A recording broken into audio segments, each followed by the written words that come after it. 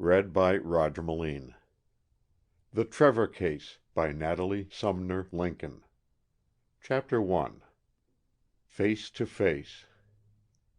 A faint, very faint scratching noise broke the stillness. Then a hand was thrust through the hole in the window pane. Deftly the burglar alarm was disconnected, and the fingers fumbled with the catch of the window. The sash was pushed gently up, and a man's figure was outlined for a second against the starlit sky as he dropped noiselessly through the window to the stair landing. For a few moments he crouched behind the heavy curtains, but his entry had been too noiseless to awaken the sleeping household. Gathering courage from the stillness around him, the intruder stole down the steps, through the broad hall, and stopped before a door on his left. Cautiously he turned the knob and entered the room. He could hear his own breathing in the heavy silence as he pushed to the door and then flashed the light of his electric torch on his surroundings. The room, save for the massive office furniture, was empty. Satisfied on that point, the intruder wasted no time, but with noiseless tread and cat-like quickness he darted across the room to the door of what was apparently a closet. It was not locked, and as it swung back at his touch, the front of a large safe was revealed. Placing his light where it would do the most good, the intruder tried the lock of the safe. Backwards and forwards the wards fell under the skillful fingers of the cracksman. His keen ear, attuned to the work, at last solved the combination.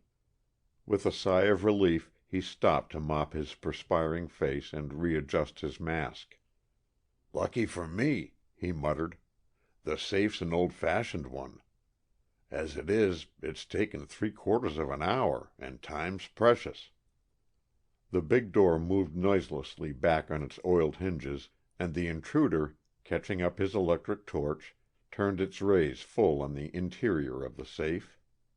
For 1 second it burned brilliantly, then went dark in his nerveless hand. God in heaven, he was mad! It was some fantasy conjured up by his excited brain. With desperate effort his strong will conquered his shrinking senses. Slowly, slowly the light was raised to that fearful thing which crouched just inside the entrance. Eye to eye they gazed at each other, the quick and the dead. The intruder's breath came in panting gasps behind his mask. Again the light went out. In his abject state of terror, instinct did for him what reason could not. His hand groped blindly for the safe door, but not until it closed did he regain his benumbed wits. Silently, mysteriously as he had come, so he vanished. End of chapter 1.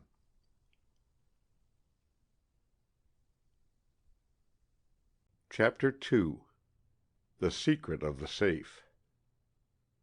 "Help! Murder! Murder!" The sinister cry rang through the house. Seated at the breakfast table, his daughter opposite him, the daily papers at his elbow, the Attorney General, hardly realizing the tragical interruption, sprang from his chair as the cry came nearer and the door burst open, admitting his confidential secretary. "In God's name, Clark, what is the matter?" he demanded, seizing the distraught man. "Father, father, give him time. He is dreadfully upset," begged Beatrice, coming around the breakfast table and laying a restraining hand on his arm. Wilkins, the impassive butler, for once shaken out of his calm, hastened to assist his master in helping Alfred Clark to a chair, and then he gave the half-fainting man a stiff drink of whiskey. "It's the safe, sir," gasped Clark, struggling to regain his self-control. "The safe?" questioned the Attorney General. "Yes, she's there, dead." "Who?" "Mrs. Trevor." "My wife? Nonsense, man. She is breakfasting in her own room." "Beg pardon, sir," Wilkins interrupted. "Mary has just brought the tray downstairs again. She says she knocked and knocked and couldn't get an answer." The Attorney General and his daughter exchanged glances. It was impossible to tell which was the paler. Without a word he turned and hastened out of the room. He hardly noticed the excited servants who, attracted by the cry, had already gathered in the spacious hall outside the door of his private office. With swift, decisive step he crossed the room and stood in front of the two open doors. A cry of unutterable horror escaped him. For one dreadful moment the room swam around him, and there was a roaring in his ears of 1,000 Niagaras. "Father?" With a violent effort he pulled himself together. "Do not enter," he said, sternly, to the shrinking girl who had remained by the hall door. "This is no sight for you. Wilkins, send at once for Dr. Davis. Clark, close that door, and see that no one comes in except the doctor. Then telephone the department that I shall not be there today." His orders were obeyed instantly. The Attorney General turned back to the safe, to that still figure which was keeping vigil over his belongings. The pitiless light of a sunny morning shone full on the beautiful face. The wonderful Titian hair, her greatest glory, was coiled around the shapely head, and her low-cut evening dress was scarcely disarranged as she crouched on one knee leaning her weight on her left arm, which was pressed against the door-jamb of the safe. Her lips were slightly parted, and her blue eyes were wide open, the pupils much dilated. No need to feel pulse or heart. To the most casual observer it was apparent that she was dead. His beautiful young wife!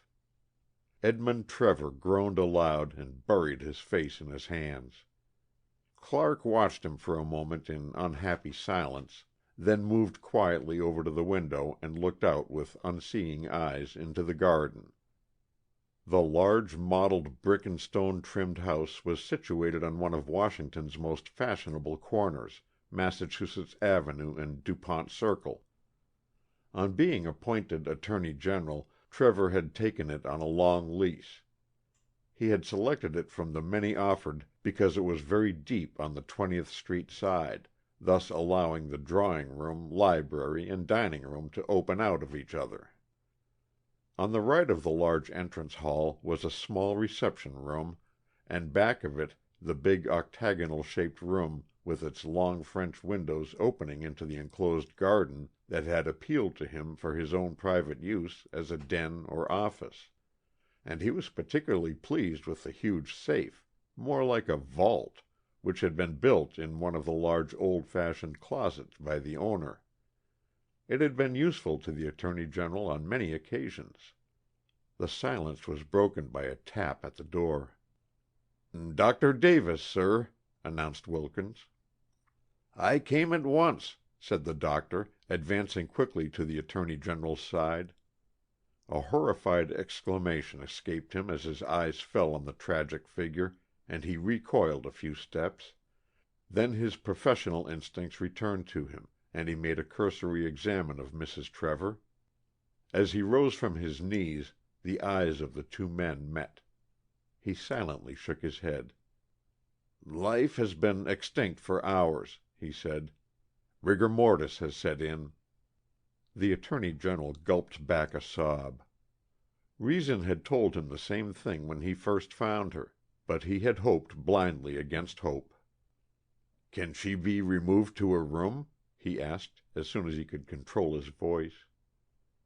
The doctor nodded his acquiescence, and with the assistance of Clark, Wilkins, and the chauffeur, they carried all that was mortal of the beautiful young wife to her chamber. Shortly afterwards, the Attorney General returned to his office, and together he and Clark went over the contents of the safe. They had just finished their task when Beatrice came into the room. Beatrice Trevor was a well-known figure in the society life of New York, Paris, and Washington. Taller than most women, with a superb figure, she carried herself with regal grace. She was not, strictly speaking, a beauty. Her features were not regular enough.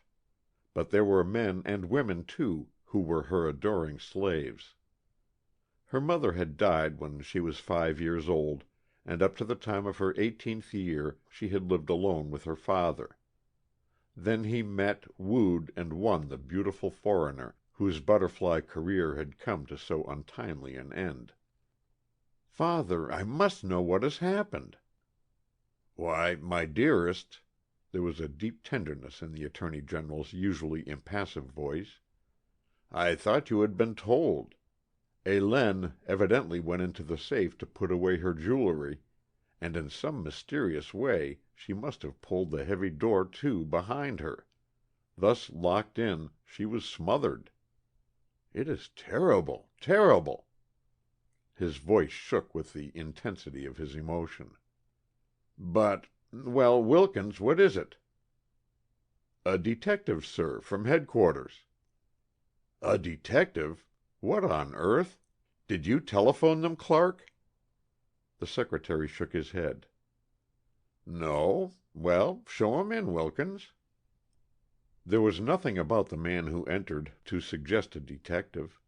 He was quietly dressed, middle-aged, and carried himself with military erectness. He had spent 5 years as a member of the Canadian Northwest Mounted Police, and that service had left its mark in his appearance. "Good morning, Mr. Attorney General." His bow included all in the room. "Sorry to disturb you, sir, but my errand won't take long." "Be seated, Mr. "Hardy, James Hardy, sir. Just before dawn this morning, O'Grady, who patrols this beat, noticed a man sneak out of your backyard. O'Grady promptly gave chase and caught his man just as he was boarding a train for New York. He took him to the station and had him locked up on suspicion. As the fellow had a full kit of burglar's tools with him, including mask and sneakers, the chief sent me around here to ask if you'd been robbed." "Oh, no," replied the Attorney General. "I have just been through my safe, and everything is intact. There's nothing missing in your quarters, Wilkins?" he added, turning to the white-faced butler. "No, sir, nothing, sir." Wilkins' voice trembled, and he looked at the detective with frightened eyes. "Perhaps he tried, and finding all the windows barred gave it up as a bad job. I am," continued the Attorney General, but his speech was cut short by the entrance of Dr. Davis. "I am told there is a detective here." The Attorney General bowed and motioned to Hardy. "You are properly accredited?" went on the physician. Hardy threw back his coat and displayed his badge. "Have you told him of Mrs. Trevor's death?" "No. Why speak of that terrible accident?" "It was no accident." The physician's voice, though low-pitched, vibrated with feeling. The Attorney General half rose from his chair, then sank back again.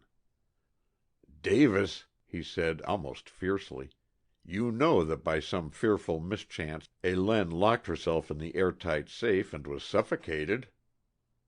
The detective glanced with quickened interest at the two men. "On closer examination upstairs," said the doctor slowly, "I found a small wound under the left breast. The wound was concealed by the lace bertha of her evening dress. The weapon penetrated to the heart, and she bled internally. Mrs. Trevor was dead before she was put in that safe." The detective broke the appalling silence with an exclamation. "Murdered!" Without one word, Beatrice Trevor fell fainting at her father's feet. End of chapter 2.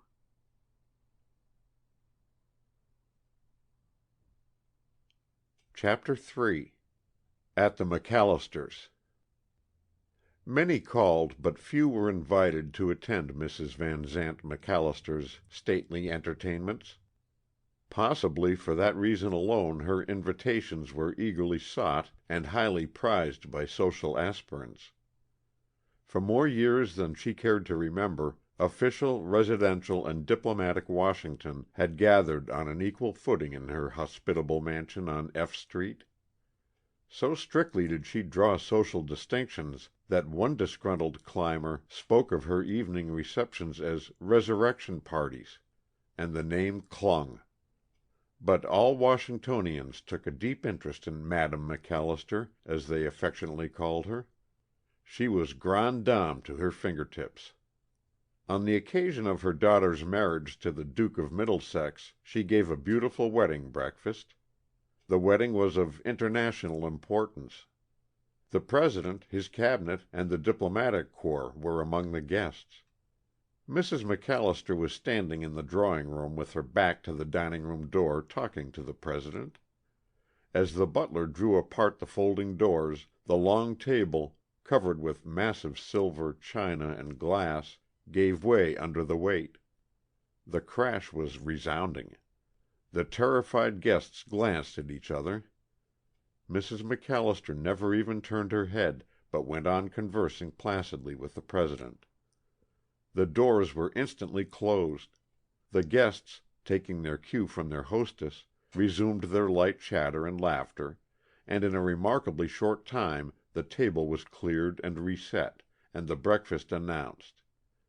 As the President, with a look of deep admiration, offered his arm to Mrs. MacAllister, he murmured in her ear, "And mistress of herself through China Fall." Washington society had never forgotten the incident. Mrs. MacAllister had rather a caustic tongue, but a warm, generous heart beat under her somewhat frosty exterior. Her charities were never aired in public. Only the clergymen knew how many families she kept supplied with coal in winter and ice in summer, and many an erring sister had cause to bless her name.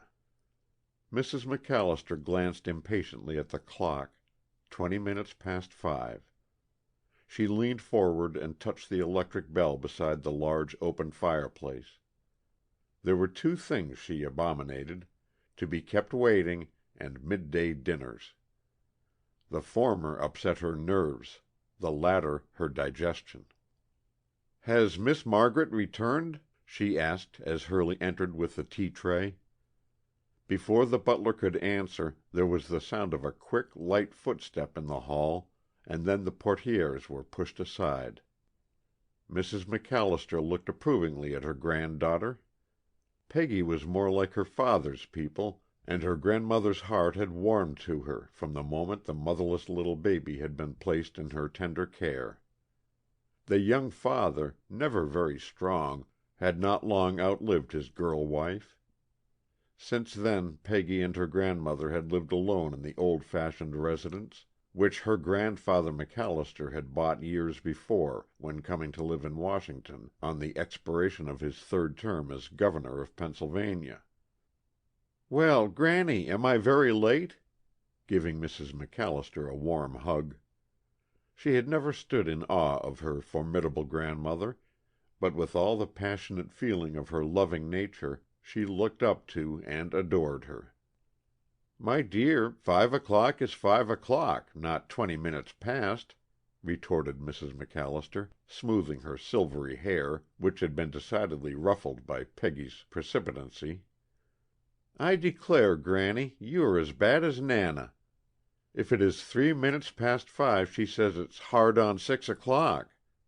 I had an awfully good time at the luncheon, and stayed to talk things over with Maud. She has asked me to be one of her bridesmaids, you know." "Did you hear news there?" "News? What news?" "Mrs. Trevor has been murdered." "Mrs. Trevor? Murdered?" Peggy nearly dropped her teacup on the floor. "I really wish, Peggy, you would stop your habit of repeating my words. It's very uncomfortable living with an echo under one's nose."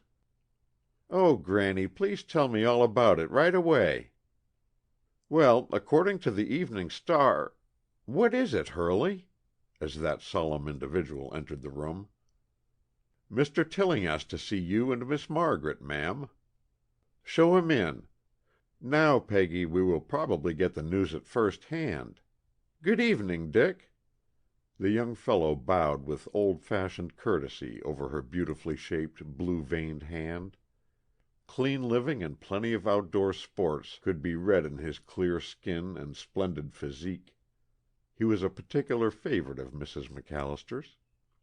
"I suppose you are discussing the all-absorbing topic," he said after greeting Peggy. "I have been reading this." Mrs. MacAllister held up the paper with its flaring headlines, "Murder Most Foul. Mrs. Trevor Killed by Burglar Criminal in the Toils." "The police acted very promptly and deserve a lot of praise," said Dick. "Well," remarked Mrs. MacAllister slowly, "they have caught the burglar, but whether he is also the murderer is yet to be proved." "That's true, but there is hardly any doubt. Nothing was stolen, therefore it is fairly easy deduction that Mrs. Trevor, disturbed by some noise, went down into the office to investigate and was killed. He had the safe already open, stabbed her, then locked her in. Probably his nerve forsook him and he fled without stopping to steal what he came for."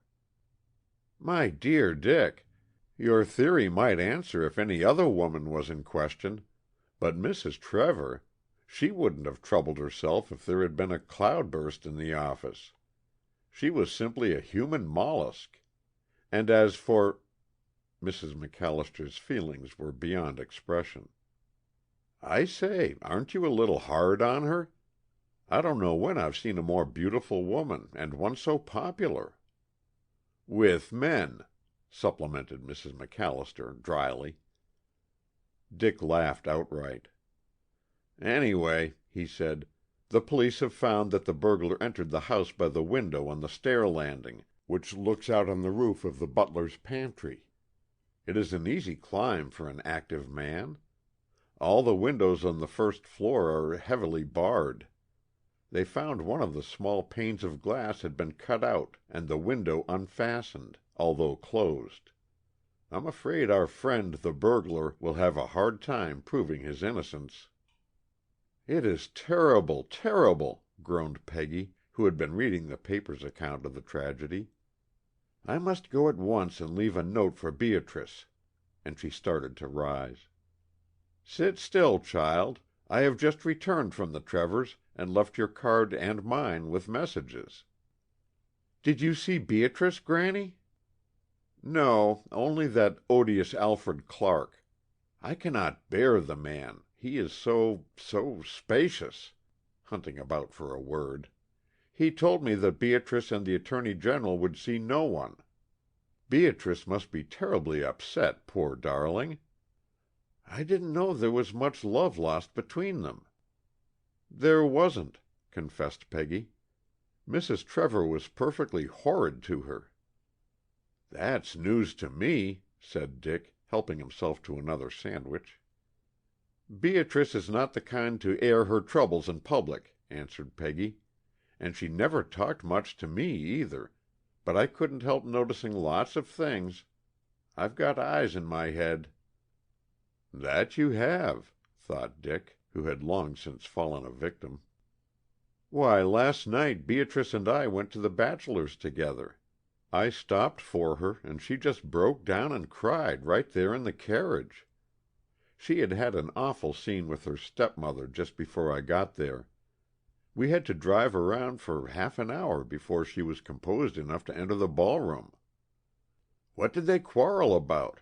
asked Mrs. MacAllister, deeply interested. "She didn't tell me." "By Jove, what actresses women are!" ejaculated Dick.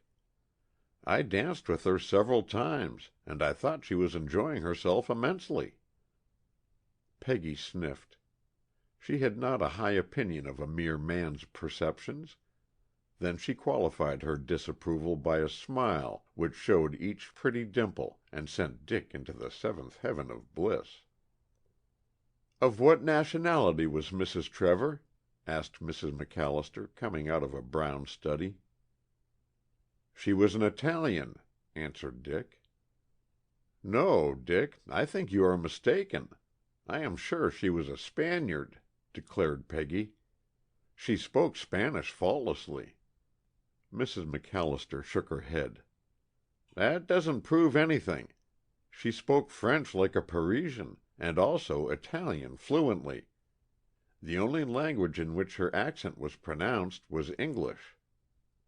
Beatrice told me her maiden name was de Beaupré, so perhaps she was of French descent," continued Peggy.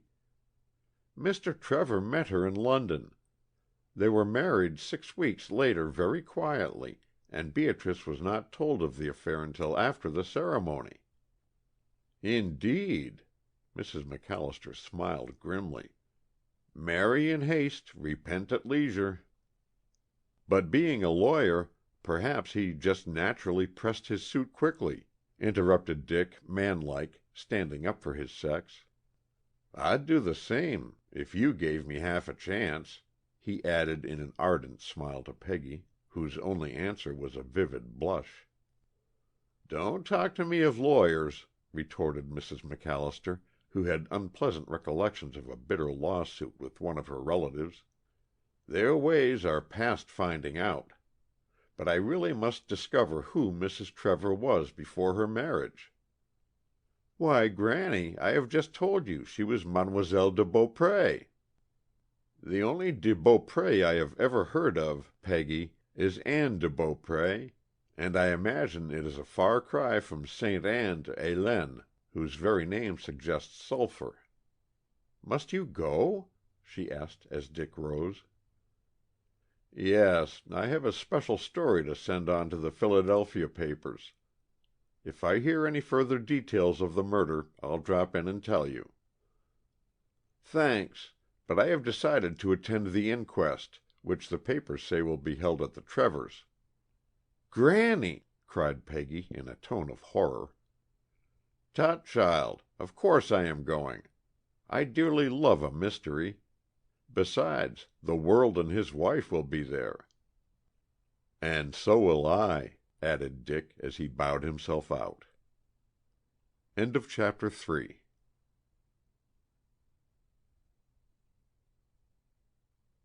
Chapter 4 The Inquest.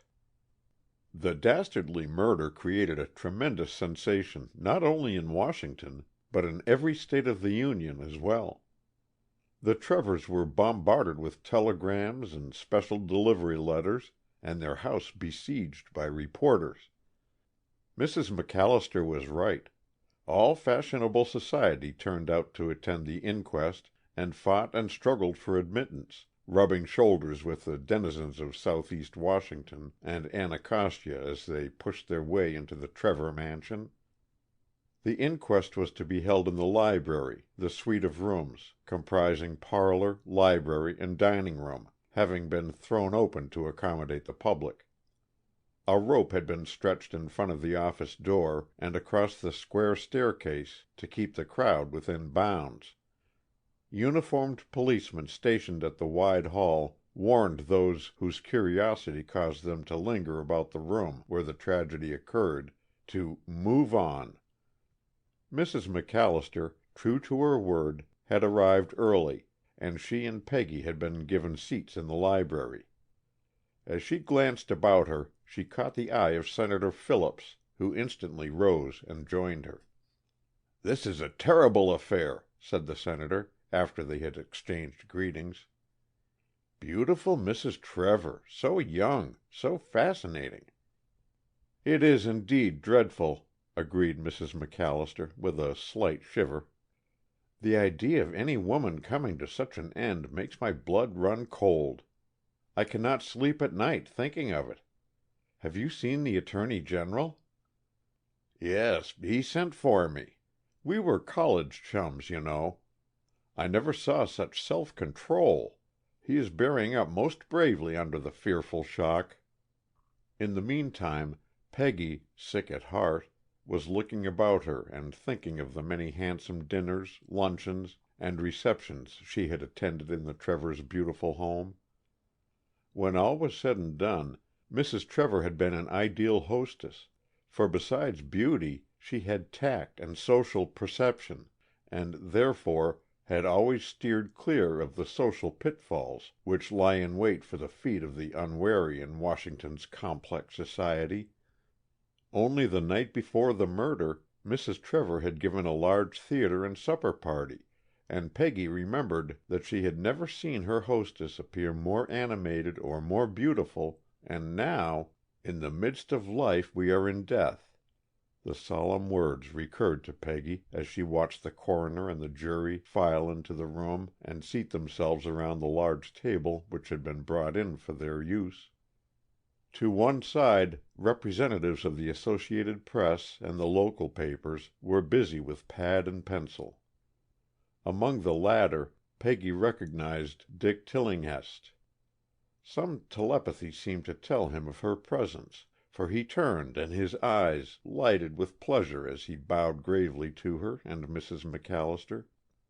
Senator Phillips and Mrs. MacAllister were intently scanning the jury. They realized how much might depend upon their intelligence and good judgment.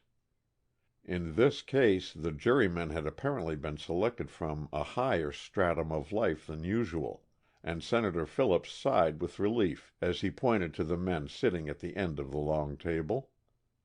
"Why did the Lord ever make 4 such ugly men?" he asked Mrs. MacAllister in a whisper. "To show his power," she answered quickly.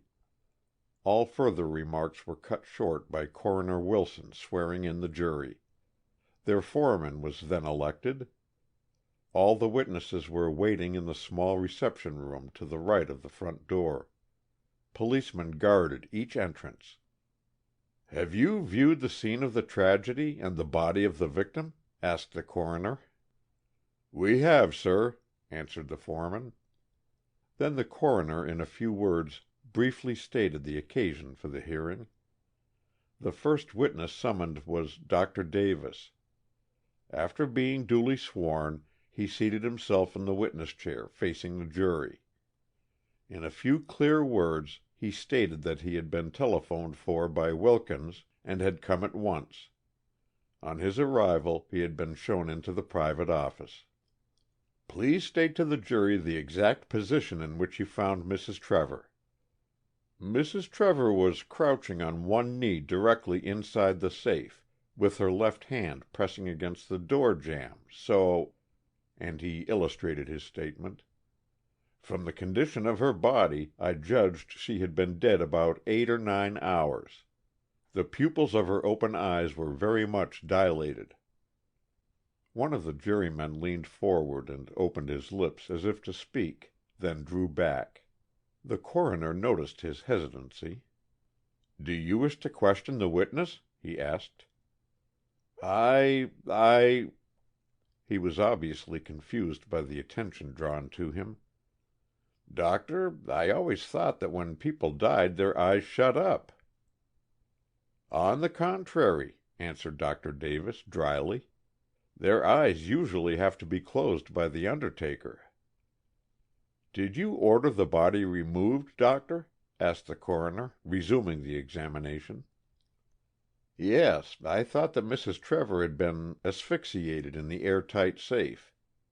It was not until her clothes had been removed that I discovered the small wound a little to one side under her left breast. At the post-mortem we found no other cause for death, Mrs. Trevor having been perfectly sound physically and mentally."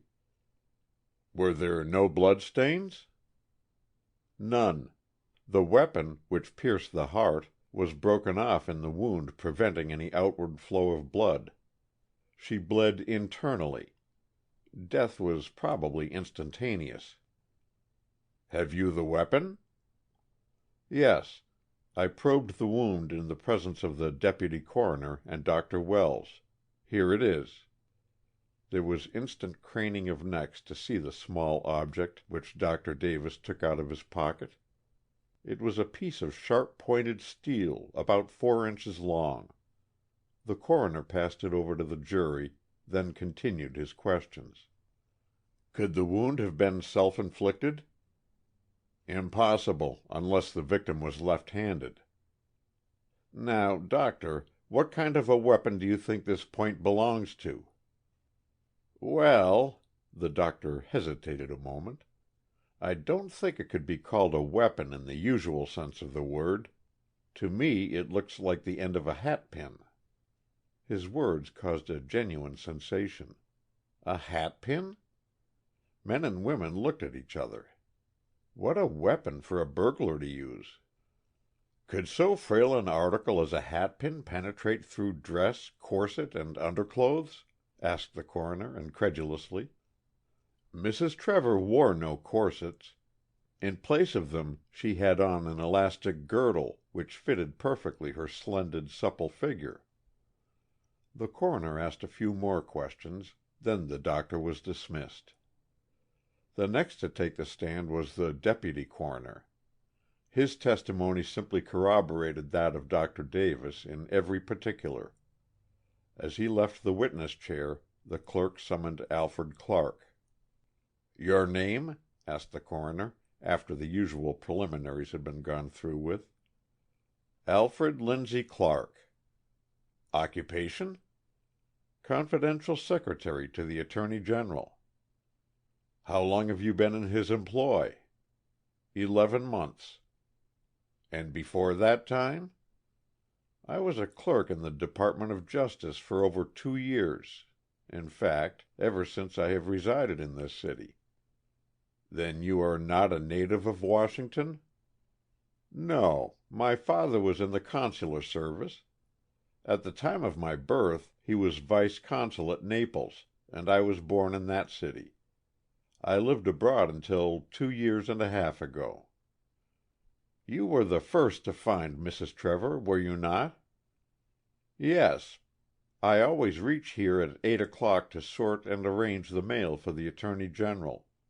He breakfasts at that time, and usually joins me in the private office 20 minutes later. At 5 minutes of 9 we leave for the department. This is the everyday routine." He hesitated. "And yesterday, Mr. Clark?" "I arrived a few minutes earlier than usual, as there were some notes which I had to transcribe before the Attorney General left for the department. I went immediately to the office." "Did you notice any signs of confusion or unusual disturbance in the room?" "No. Everything was apparently just as I had left it the night before. I started to typewrite my notes, but had not proceeded very far when I found I needed to refer to some papers which were in the safe. So I went—" "One moment. You know the combination?" "Certainly. It is one of my duties to open the safe every morning and lock it the last thing at night." "Did you find the safe just the same as when you left the night before?" "Exactly the same. Apparently the lock had not been tampered with." "Proceed." Clark spoke with a visible effort. "I unlocked the safe and pulled open the door and found—" His voice broke. "At first I could not believe the evidence of my senses. I put out my hand and touched Mrs. Trevor. Then and then only did I appreciate that she was dead. In unspeakable horror I ran out of the room to summon aid." "What led you to think she was murdered? Dr. Davis did not know it until much later." "I beg your pardon. I had no idea Mrs. Trevor was murdered." "Then why did you cry 'Murder' as you ran along?" "I have no recollection of raising such a cry, but I was half out of my senses with the shock, and did not know what I was doing." Clark's handsome face had turned a shade paler, and he moistened his lips nervously. Mrs. MacAllister noticed his agitation and gave vent to her feelings by pinching Peggy's arm. "Was Mrs. Trevor facing you?" "Yes, she was crouching on one knee, her left hand extended." "Could two people stand in the safe at the same time?"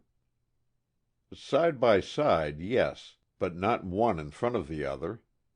The safe, which really resembles a small vault, is shallow but wide. The back of it is filled with filing cases. In fact, Mrs. Trevor's body was wedged in between the cases and the narrow door jamb. It was probably owing to this that she remained in such a peculiar position. Was her head sunk forward on her breast? No, on the contrary, it was thrown back and she was looking up, so that I, standing, looked directly down into her eyes. Did you touch or move anything in the vault before summoning aid? There was a barely perceptible pause before the secretary answered. No, sir, nothing. Did you see much of Mrs. Trevor? No. She came but seldom to the office during the day. Do you mean that it was her habit to go there often at night? As to that, I cannot say, because I am not with the Attorney General at night unless some special work has to be done. At that moment a note was handed to the coroner. He read it twice, then addressed the secretary, saying, "I think that is all just now." Clark bowed and retired. Coroner Wilson turned and addressed the jury. "I have just received a note from the chief of police. He says that his prisoner, the burglar who was captured after leaving these premises, has asked to be allowed to make a statement before this jury. Therefore, he has been sent here under guard. Up to the present time, he has stubbornly refused to answer any questions, although every influence has been brought to here to make him speak. I expected to call him later anyway." The coroner's remarks were interrupted by the entrance of the guard with their prisoner. He was of medium height, and insignificant enough in appearance, save for his small piercing blue eyes. His abundant red hair was plastered down on his round bullet-shaped head, and his numerous freckles showed up plainly against the pallor of his face. "Swear the prisoner," ordered the coroner. The clerk rose and stepped up to the man. "Place your hand on this book and say after me, 'I, John Smith—' Hold on, my name's William Nelson. T'other one I just used to blind the cops, see? 'I, William Nelson, do solemnly swear—'" The sing-song voice of the clerk and the heavier bass of the prisoner seemed interminable to Peggy, whose nerves were getting beyond her control.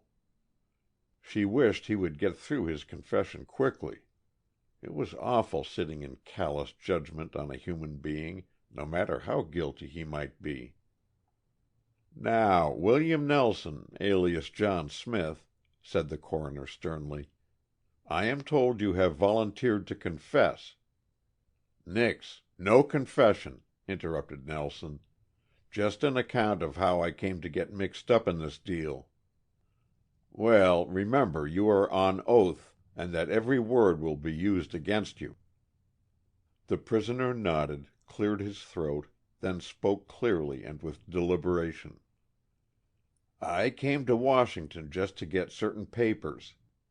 We knew those papers were kept in the Attorney General's private safe. I used to be a messenger at the Department of Justice and knew this house well, as I often brought papers to the Attorney General in his private office here. I had my kit with me, and broke in by way of the window over the pantry. The safe is an old one, and I found the combination easy. But, though I crack safes, by God, I am no murderer.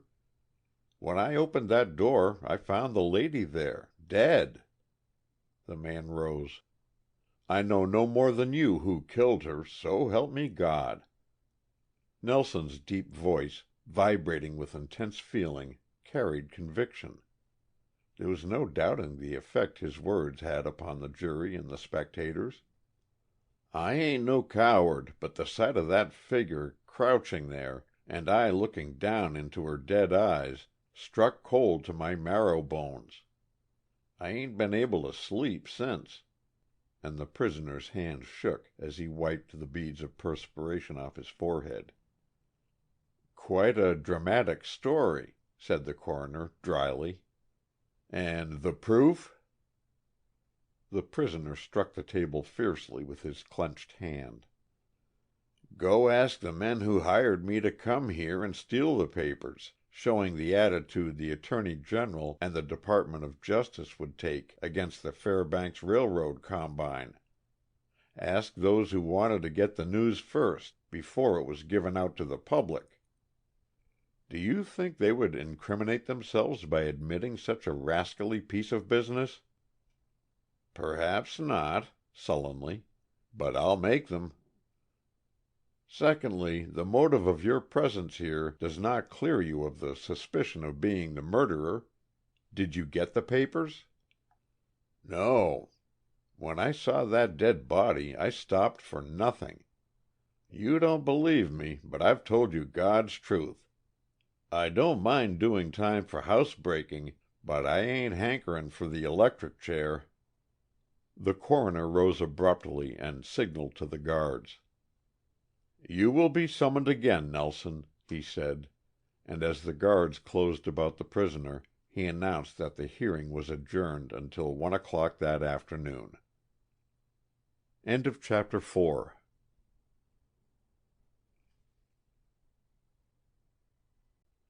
5. The Signet Ring.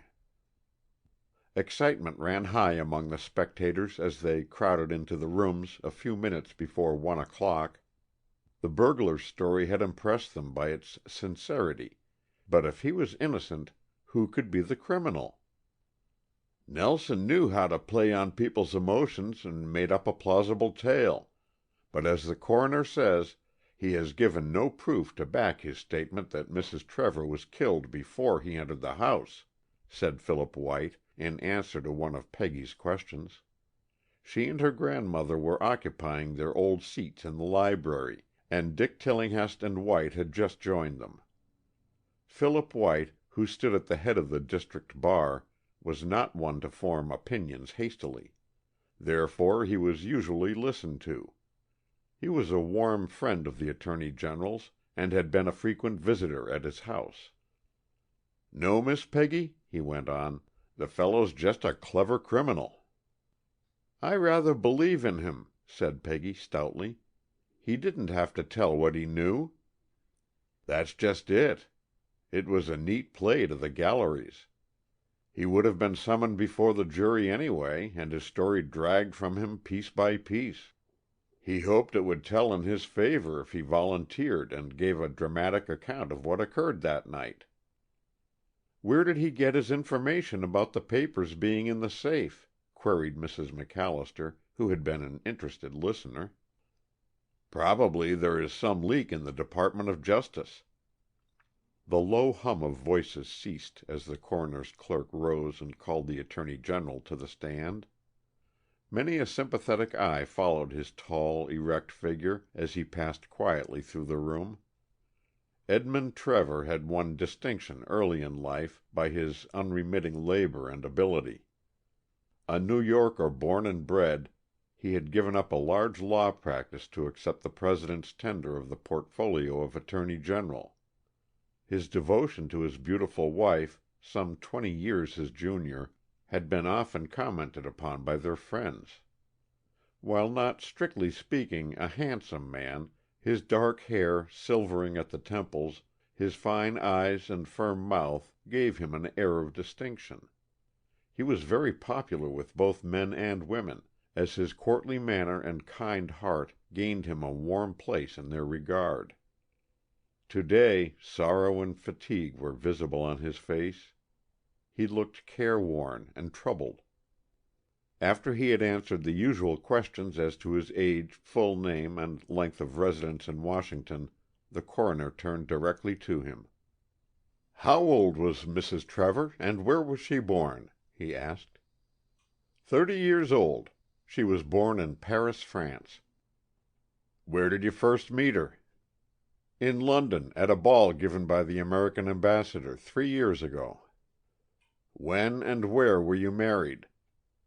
"We were married on the 11th of June of the same year, at St. George's, Hanover Square." The coroner's manner was very sympathetic as he said, "Now, Mr. Attorney General, will you kindly tell the jury of your movements on Wednesday night last?" "Certainly. I did not dine at home, as I had to attend the annual banquet given by the Yale alumni, at which I was to be one of the speakers. Just before leaving the house, I joined my wife and daughter in the dining room. Mrs. Trevor told me that, as she had a bad nervous headache, she had decided not to go to the bachelor's cotillion, but instead she was going to retire early. My daughter Beatrice had, therefore, arranged to go to the ball with her friend, Miss MacAllister, who was to call for her at 10 o'clock. My motor was announced, and as I kissed my wife, she asked me not to disturb her on my return, as she wanted to get a good night's sleep. That was the last time I saw her alive." His voice quivered with emotion, but in a few seconds he resumed. "On my return, about midnight, I went directly upstairs. Seeing no light in my wife's room, which is separated from mine by a large dressing room, I retired." "Did you hear no noises during the night, no cries, no person moving about?" "No, I am always a heavy sleeper, besides which I had had a very fatiguing day. A cabinet meeting in the morning, and I had also been detained at the department by pressure of business until 6 o'clock that evening." "Were your doors and windows securely fastened?" "Wilkins attends to that.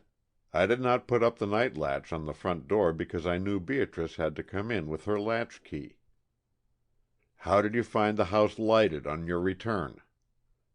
"Why, as is usual at that time of night when we are not entertaining. All the rooms were in darkness, the only lights being in the front and upper halls. They were turned down low." "In regard to Wilkins—" "I would trust him as I would myself," interrupted the Attorney General. "He has lived first with my father and then with me for over 20 years." "And your other servants?" "I have every confidence in them. The cook, second man, and chambermaids have been in my employ for at least 5 years." "And Mrs. Trevor's personal maid?" "Came with her from England 3 years ago." "Were you not surprised when Mrs. Trevor did not breakfast with you the next morning?" "No. My wife was not an early riser. She always had a French breakfast served in her room. Unless she called to me to enter as I went downstairs, I often did not see her until luncheon." "Was Mrs. Trevor left-handed?" The Attorney General looked at the coroner in surprise. "She was, sir," he answered. "Have you formed any theory as to who perpetrated this foul murder?" "I think the burglar Nelson guilty." "Was Mrs. Trevor on good terms with everyone of your household?" The witness's face changed ever so slightly. "To the best of my knowledge she was," was the quiet reply. "Then that is all. Just stay a moment," as the Attorney General rose. "Will you kindly describe what took place on the discovery of Mrs. Trevor's body?" In a concise manner the Attorney General gave the details of that trying scene. He was then excused. His place was taken by Wilkins, who in a few words confirmed the Attorney General's statement that he had served the Trevor family as butler for nearly 21 years. "Did you securely close the house for the night on Wednesday, Wilkins?" "Yes, sir, I did, sir. I bolted every door and window, sir." "Are you positive, Wilkins?" "Absolutely positive, sir." "Did anyone call at the house after dinner that night to see either of the ladies?" "No, sir, no one, except Miss MacAllister came in her carriage to take Miss Beatrice to the ball." "At what time did they finish dinner?" "About 20 minutes past 8, sir. The hall clock was striking the half hour as I carried the coffee into the library. Mrs. Trevor was there, and she told me that Miss Beatrice had gone upstairs to dress, so I left her cup on the table, sir." "At what time did you go to bed?" "I went up a few minutes after 10 o'clock, sir. All the other servants had gone upstairs before me." "Was that their usual hour for retiring?" "No, sir. You see, sir, Mrs. Trevor gave a very large supper party for Madame Bernhardt on Tuesday night. The guests didn't leave till nearly 4 o'clock Wednesday morning. We were all dead tired from the extra work and no sleep, so Mrs. Trevor told me in the library that night, sir, that I was to tell the others to go to bed as soon as their work was done, and that I needn't wait up, nor her maid either, as she would undress herself." "Was that the last time you saw Mrs. Trevor alive?" "Yes, sir, the last time I saw her." There was a peculiar inflection on Wilkins's usually quiet monotone that caught the coroner's attention. "What do you mean, Wilkins?" "I didn't see her again, sir." "Well, I'll change my question. Did you hear her afterwards?" "Yes, sir," reluctantly. "When?" "Why, sir, the doorbell rang about 9:45. It was a messenger boy with a telegram for the Attorney General. I signed for it and walked over towards the library intending to hand it to Mrs. Trevor. The door was partly open, and I heard the ladies—" "Ladies? What ladies?" "Mrs. Trevor and Miss Beatrice, sir. I recognized their voices." "Could you hear what they were saying?" "Perfectly, sir. But indeed I didn't listen intentionally, sir, the carpet deadening my footsteps. Besides, they were too excited to hear me." "Were they quarreling?" I Remember, Wilkins, you are on oath to tell the truth, the whole truth." "Yes, sir." The unhappy man glanced appealingly at the jury, but found no help there. They were all waiting expectantly for what was to follow. "I only caught a few words, sir. Miss Beatrice said, 'And your price?' 'You know it,' answered Mrs. Trevor. She said it in a voice that seemed to infuriate Miss Beatrice, who cried out, 'You devil, get out of my way, or I may forget myself and strike you.'" Every one in the overcrowded rooms felt the shock of the testimony. "What happened next?" "Just then the front door bell rang loudly. Putting the telegram on the hall table, I went to answer it, and found Mrs. MacAllister's footman waiting in the vestibule. I started to tell Miss Beatrice, but at that moment she walked out of the library, with her cloak over her arm. When I helped her on with it, she was trembling from head to foot." "What became of Mrs. Trevor?" "I don't know, sir. After the carriage drove off, I went first into the private office to fasten the windows, and from there into the other rooms. I think Mrs. Trevor must have gone upstairs when I was in the parlor. I went to bed very soon after." "Were you disturbed in the night?" "No, sir. The servants' quarters are all on the 4th floor. The house is well built and the walls are very thick. We couldn't hear any sound up there except the bells in the corridor, and they did not ring at all." "How did you find everything when you came down the next morning?" "Every window was locked on the ground floor, and the night latch was up on the front door, sir. The window on the stairway by which the burglar entered is covered by heavy curtains, and as it was closed, I never noticed it was unfastened until after the detective's arrival." "Did you enter the private office?" "Yes, sir. Nothing had been disturbed." "No sign of a struggle?" "No, sir. Every chair and rug was in its place." "That's all. You can go now," said the coroner, after a moment's silence. Wilkins heaved a sigh of relief as he hastened out of the room. Interest was at fever heat among the spectators. For once Mrs. MacAllister was too shocked by the trend of suspicion to voice her feelings to Peggy. Apparently the least concerned person in the room was Beatrice Trevor, who had entered in answer to the clerk's summons. Lack of sleep and anxiety had left their mark on the girl's finely cut features, but there was no trace of fear in her large, candid eyes, which were turned inquiringly on the coroner. Peggy's heart was hot within her. How dare these people insinuate that Beatrice, her dear, dear friend, was guilty of murder? The idea was too preposterous. Even the coroner was struck by the young girl's poise and dignity, and his manner was very gentle as he said, "Miss Trevor, I have just a few questions to ask you. At what hour did you return from the ball?" "We left the New Willard at 2:45 and reached here about 15 minutes later." "Did you encounter anyone as you entered?" "No." "Was the house dark?" "Yes, except for the light in the hall." "Did you go directly to your room?" "Yes. I put up the night latch, turned out the light, and went to my room at once." "When did you last see your stepmother?" "In the library, before the carriage came for me." "Miss Trevor," the coroner fumbled with his watch chain, "what did you and Mrs. Trevor quarrel about that night?" The question struck home.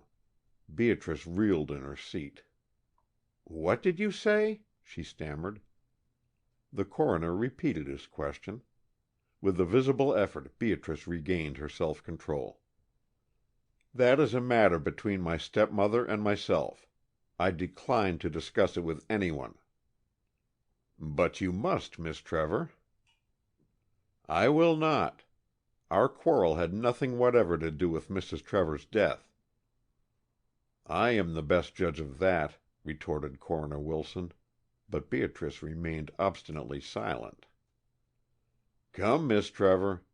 Can you not see that you are injuring yourself by this refusal? People will jump to but one conclusion. For your own sake, I beg you to tell us what your quarrel was about." "I decline to answer." The coroner shrugged his shoulders. He had warned her. He could do no more. "Very well, Miss Trevor. You may retire." With pale, set lips and flashing eyes, Beatrice swept from the room. For a few minutes the coroner looked over his papers, then he beckoned to his clerk. The next instant Lieutenant Commander Donald Gordon had been called to the stand.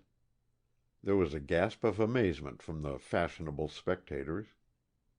How came Donald Gordon to be mixed up in this affair? But none was more surprised than Donald Gordon himself. He had been subpoenaed as a witness that morning, to his great disgust, as he had orders to accompany the President to New York on the afternoon train.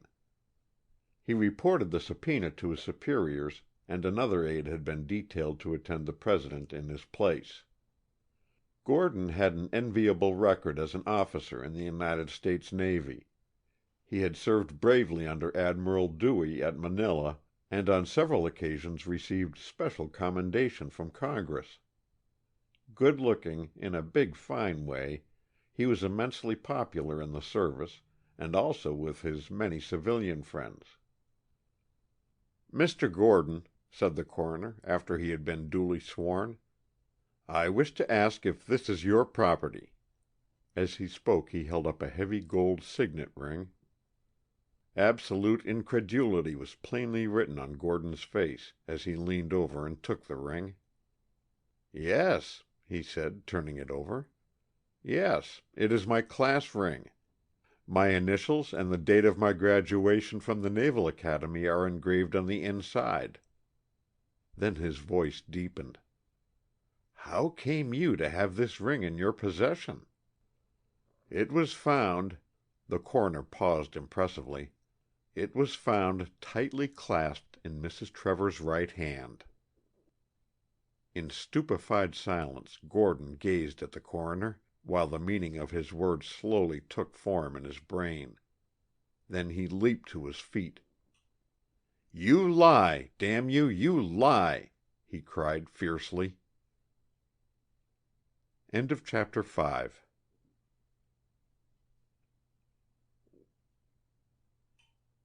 Chapter 6. The Verdict. So totally unexpected had been the denouement that for a few seconds the spectators sat stunned. Then pandemonium broke loose.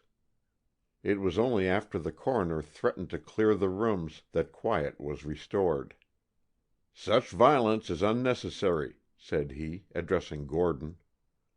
I beg pardon," the young officer spoke with an effort. "Your statement was so utterly unbelievable, so astounding, that I forgot myself. It is absolutely true, and can be proved by Dr. Davis and Detective Hardy, who was present when the doctor found the ring. Mrs. Trevor's hand was so tightly clenched that he had to exert his strength to force it open. Can you explain its presence there?" He gazed intently at Gordon, but the latter had his emotions under control, and his face was expressionless as he answered with perfect composure, "I cannot, sir." "Where were you on Wednesday night last?"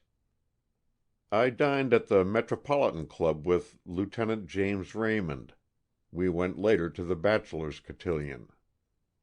The coroner held a whispered conversation with his clerk, then turned to the witness. "Will you kindly withdraw to the waiting room, Mr. Gordon? But don't leave the house, as I wish to call you again to the stand." Gordon nodded silently to Dick Tillinghast and several other friends as he left the room. The next witness was Lieutenant Raymond. His testimony was very brief. Yes, he and Lieutenant Commander Gordon had dined together on Wednesday night. They had left the club about 9:30, as he, Raymond, was a member of the committee and had to go early to the New Willard. No, Mr. Gordon did not accompany him to the hotel, but had left him at the corner of 17th and H Streets, saying he had to return to his rooms at the Benedict, but would go to the dance later on. Gordon did not enter the ballroom until just after supper, which was served at midnight. "Are you positive of that?" asked the coroner. "Absolutely positive, because I had to get a temporary partner from Miss Underhill, who was to have danced the cotillion with Mr. Gordon." "How long a time would it take for Mr. Gordon to go from 17th and H Streets to his apartment?" "About 5 minutes." "And how long would it take him to get from his apartment at the Benedict to the New Willard?" 7 minutes if he went in the cars, and 15 minutes if he walked." Lieutenant Raymond was then excused, and after his departure Detective Hardy was called to the witness chair. He gave a brief résumé of all that took place after the murder was discovered. "Did you find any trace of the end of the weapon?" asked the coroner. "No, sir.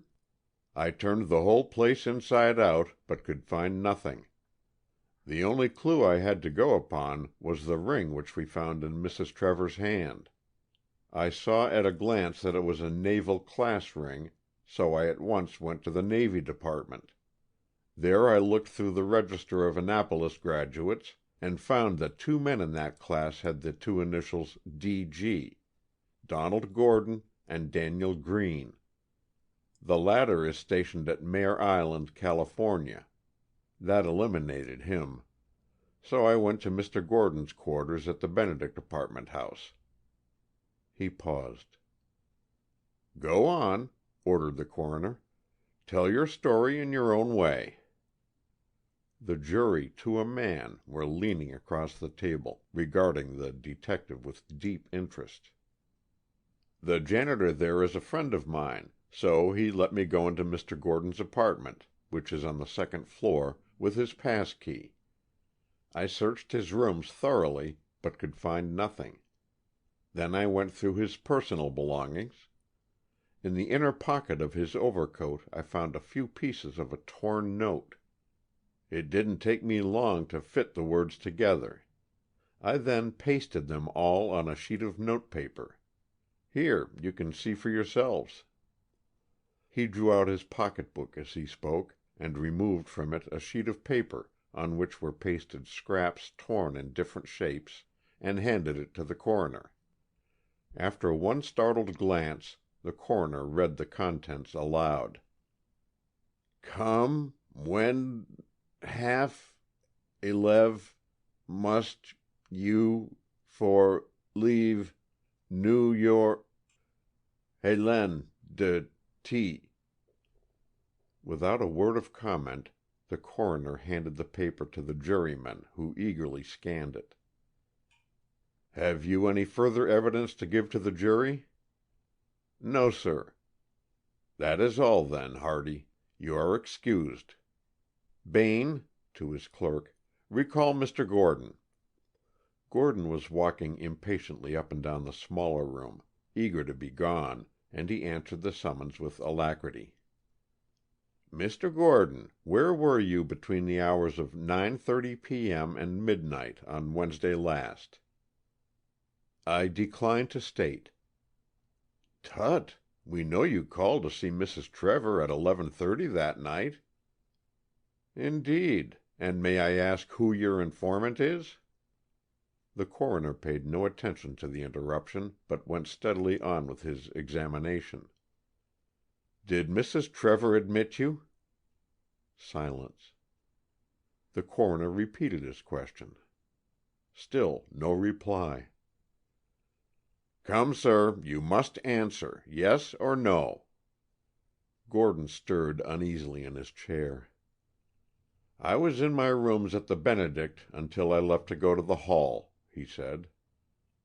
"Was anyone with you?" "No." "Did anyone see you leave the Benedict?" "Not to my knowledge."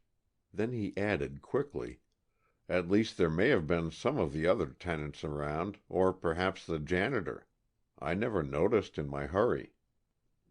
"Mr. Gordon," the coroner's manner was abrupt and stern, "do you see these pieces?" He took up the sheet from the table. "They are apparently torn from a letter of Mrs. Trevor's to you, making an appointment to see you here on Wednesday night at 11:30. These scraps were found in your overcoat pocket. Again I ask, did Mrs. Trevor admit you?" Gordon glanced at the sheet and recognized the handwriting. His mouth closed in a hard line, and he grew perceptibly paler.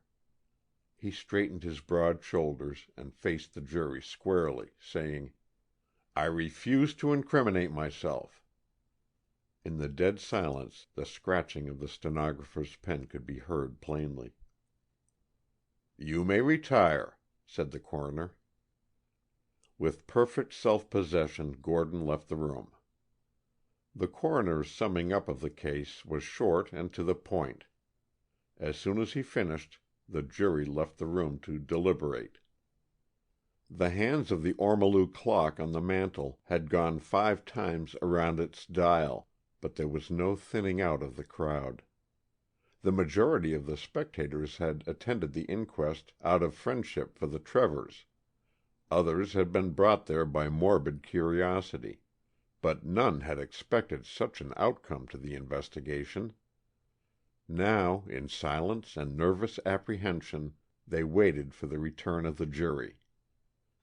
The tension was snapped by their reappearance. The coroner rose and addressed them. "Gentlemen of the jury, have you reached a verdict?" "The jury find," answered the foreman, "that Mrs. Hélène de Beaupré Trevor came to her death on the night of Wednesday, February 3rd, 19X, in the city of Washington, District of Columbia, from a wound inflicted by Lieutenant Commander Donald Gordon." End of chapter 6.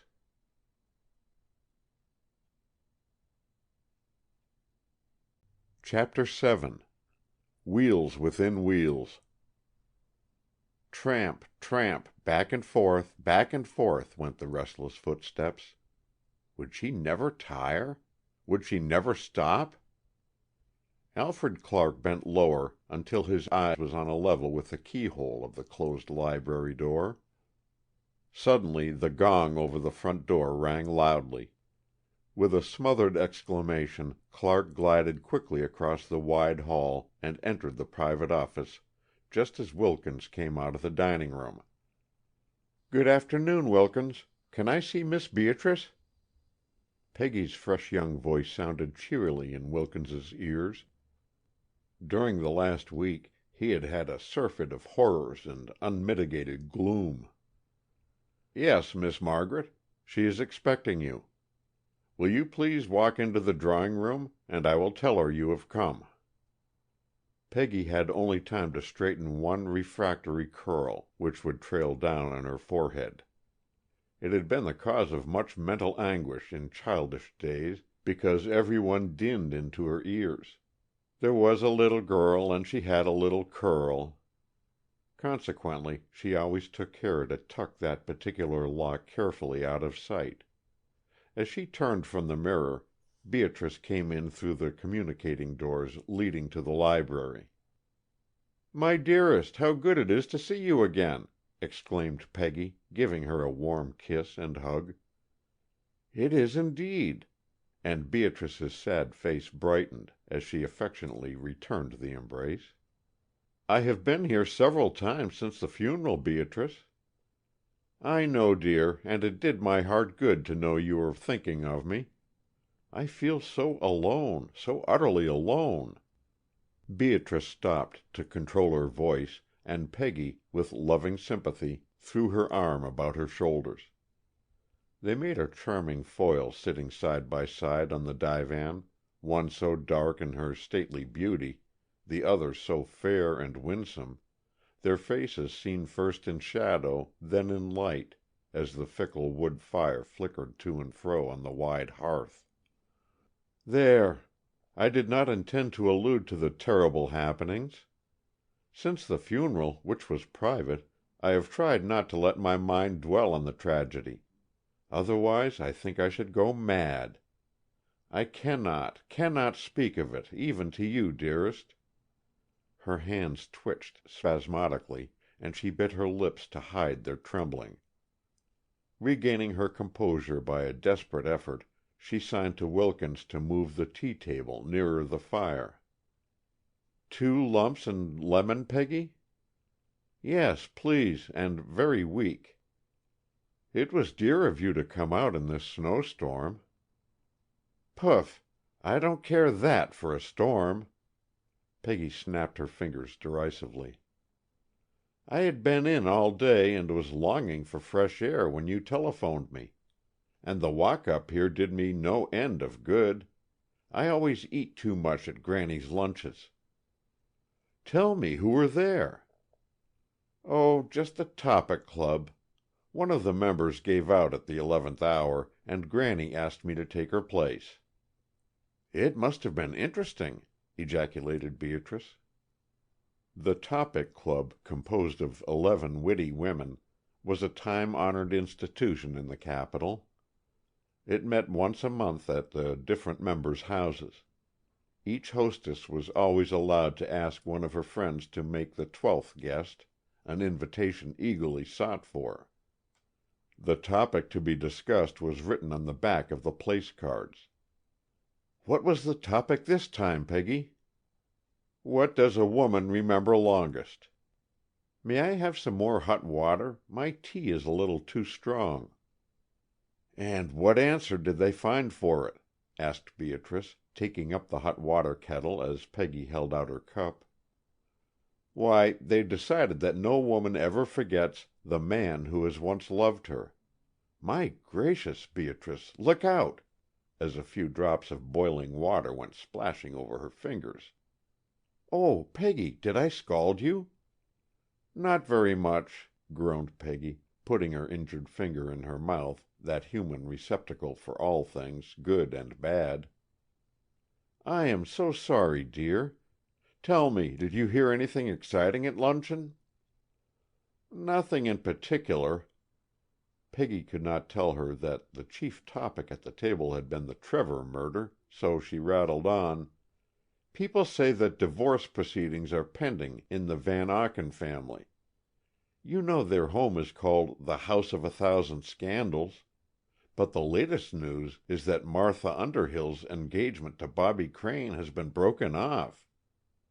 "Why?" asked Beatrice, her curiosity excited. "Well, they quarreled about Donald Gordon." Beatrice's convulsive start brought Peggy up short. As usual, her thoughtless tongue had gotten her into hot water. To hesitate would be but to make a bad matter worse, so she went bravely on. "Bobby is desperately jealous, and simply hates to have Martha even look at any other man. So he was simply raging when she told him she intended dancing the last bachelors with Mr. Gordon, who was an old friend of hers. Bobby was very nasty about it. Yesterday, when we were walking up Connecticut Avenue from St. John's, Martha remarked how mortified she had been at being left without a partner during the first part of the cotillion."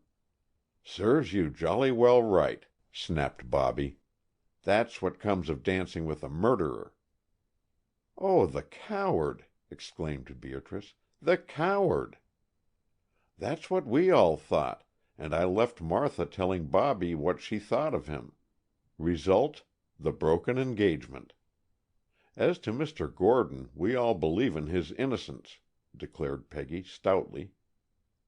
"It is not the first time a court of justice has blundered," agreed Beatrice wearily, and she brushed her soft hair off her hot forehead. "The idea of suspecting Mr. Gordon," went on Peggy, heatedly. "He is so chivalrous, so tender in his manner to all women. What matter if he is a bit of a flirt?" Beatrice moved uneasily in her chair. "How is Mrs. MacAllister?" she asked, abruptly. "Very well, and enjoying herself immensely at present. She is having an out-and-out row with the commissioners of the district. Major Stone applied to them for permission to cut an entrance to the alley through Granny's rose garden. My, she was mad!" And Peggy smiled broadly at the recollection. "I don't wonder!" exclaimed Beatrice. "Why, Peggy, it would be a perfect shame. Mrs. MacAllister's garden is one of the beauties of Washington." "It would be beastly. You see, Granny owns nearly half the square between 19th and 20th on F Street. To prevent apartment houses going up, she wanted to buy the whole block. But the owners, finding she wanted the real estate, asked her an exorbitant price, which Granny naturally refused to pay. Now, I suppose to get back at her, old Major Stone insists that the alley, which already has 2 entrances, must have a third.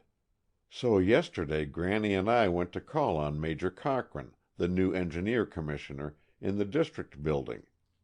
He didn't know us from Adam, and didn't seem able to get a clear idea of our errand. Finally he asked Granny, 'Do I understand you came here to get an alley put through?' 'No,' replied Granny with her blandest smile. 'I came to get an alley.' And she did, too," laughed Peggy. "Before we left, she had won him, body and soul, over to her cause. I prophesy Mrs. MacAllister wins. Must you go, dear?" as Peggy started gathering her wraps together. "It's getting late, and I am far, far from home, besides which I am dining with the Van Winkles, and afterwards going to the charity ball. So I have a busy night ahead of me. But I hate to leave you, dearie, all by yourself. Won't you come down and visit us? We'd love to have you. Indeed, it is not good for you to stay shut up here by yourself." Peggy came to a breathless pause. There were tears in Beatrice's eyes as she bent and kissed the soft, rosy cheek. What it cost her to stay in that house none would ever know. She shook her head. "It is like you to ask me, Peggy darling, but I cannot leave Father. He needs me now." The slight emphasis was lost on Peggy, who was busy adjusting her furs. With a searching glance around the dimly lighted room, Beatrice drew a small, flat box from her dainty work bag, and going close to Peggy, whispered, "I am surrounded by prying eyes. You, and only you, can I trust. In the name of our long friendship, and for the sake of the old school days, I beg, I entreat you, Peggy, to take this box and keep it for me." "Indeed I will." Peggy's whisper was reassuring in its vehemence. "No one shall ever see or know of it." As she spoke, she thrust it in her large muff. "Remember, Beatrice, Granny and I are always your devoted, loyal friends. Do not hesitate to let us help you." Beatrice's only answer was to fold Peggy in a passionate embrace. Then, as the latter left the room, she threw herself on the divan, her slender form racked with sobs. As Peggy crossed the square hall on her way to the front door, she came face to face with the Attorney General's secretary. Alfred Clark, who was putting on his overcoat, greeted her effusively. "Oh, good afternoon," she replied, a trifle coldly, for his obsequious manner always grated on her. "Can I see you home?" asked Clark, eagerly, opening the front door as he spoke. "You are very kind, but I am going to catch the car at the corner, and I wouldn't think of taking you so far out of your way." "On the contrary, it is right in the direction I am going," rejoined Clark, helping Peggy down the slippery steps. "I was so sorry not to see you when I called last Sunday," he continued, as they turned to walk in the direction of Connecticut Avenue. "I thought you always stayed at home that day." "I usually do, but last Sunday I went down to the station to see a friend off, so I missed all my callers. Gracious, there's our car! Do stop it." Obediently, Clark ran ahead and signaled the motorman to wait until Peggy could get there. But once inside the car, they had no further chance for conversation, for Clark, jostled by the crowd, was obliged to stand some distance from Peggy, who had been given a seat further up. On the transferring to the G Street herdic, they found they had that antiquated vehicle entirely to themselves. "How do you think Miss Trevor is looking?" inquired Clark, after he had stuffed the transfers into the change box by the driver's seat. "She seems utterly used up, poor dear," answered Peggy, soberly. "I am afraid the strain is telling on her more than she will admit." "You are right, Miss MacAllister, and something should be done about it." Clark spoke with so much feeling that she glanced at him with deepened interest. "Her father is so absorbed in his grief that he never notices his daughter's condition." "It is a shame," agreed Peggy, "and yet not surprising. He was perfectly devoted to Mrs. Trevor, and Senator Phillips says he is heartbroken by her tragic death. That is no excuse for neglecting the living. Mr. Trevor owes much to his daughter's affection." Peggy did not see the quickly suppressed sneer that distorted Clark's handsome features. "Miss Trevor acts as if she had something preying on her mind, don't you think so?" Peggy clutched the box secreted so carefully inside her muff in sudden panic. What did the man's insinuation mean? "No," she answered tartly. "I think her nervous, overwrought condition is simply due to the tragedy and its attending mystery." "Mystery?" echoed Clark. "Why, all that has been cleared up by Gordon's arrest." "Indeed, it has not," indignantly declared Peggy. "I don't for a moment believe him guilty. I think he is the victim of circumstantial evidence." Her rapid speech was interrupted by their arrival at her street corner, and she did not finish her sentence until they stood in the vestibule of the MacAllister mansion. "In the first place, Mr. Clark," she continued, "where would you find a motive for such a crime?" "In Gordon's past, Miss MacAllister." And as Hurley opened the front door, "Good night. Thanks so much for allowing me to escort you home." He ran down the steps and walked rapidly up the street before the astonished girl could frame another sentence. Chapter 8.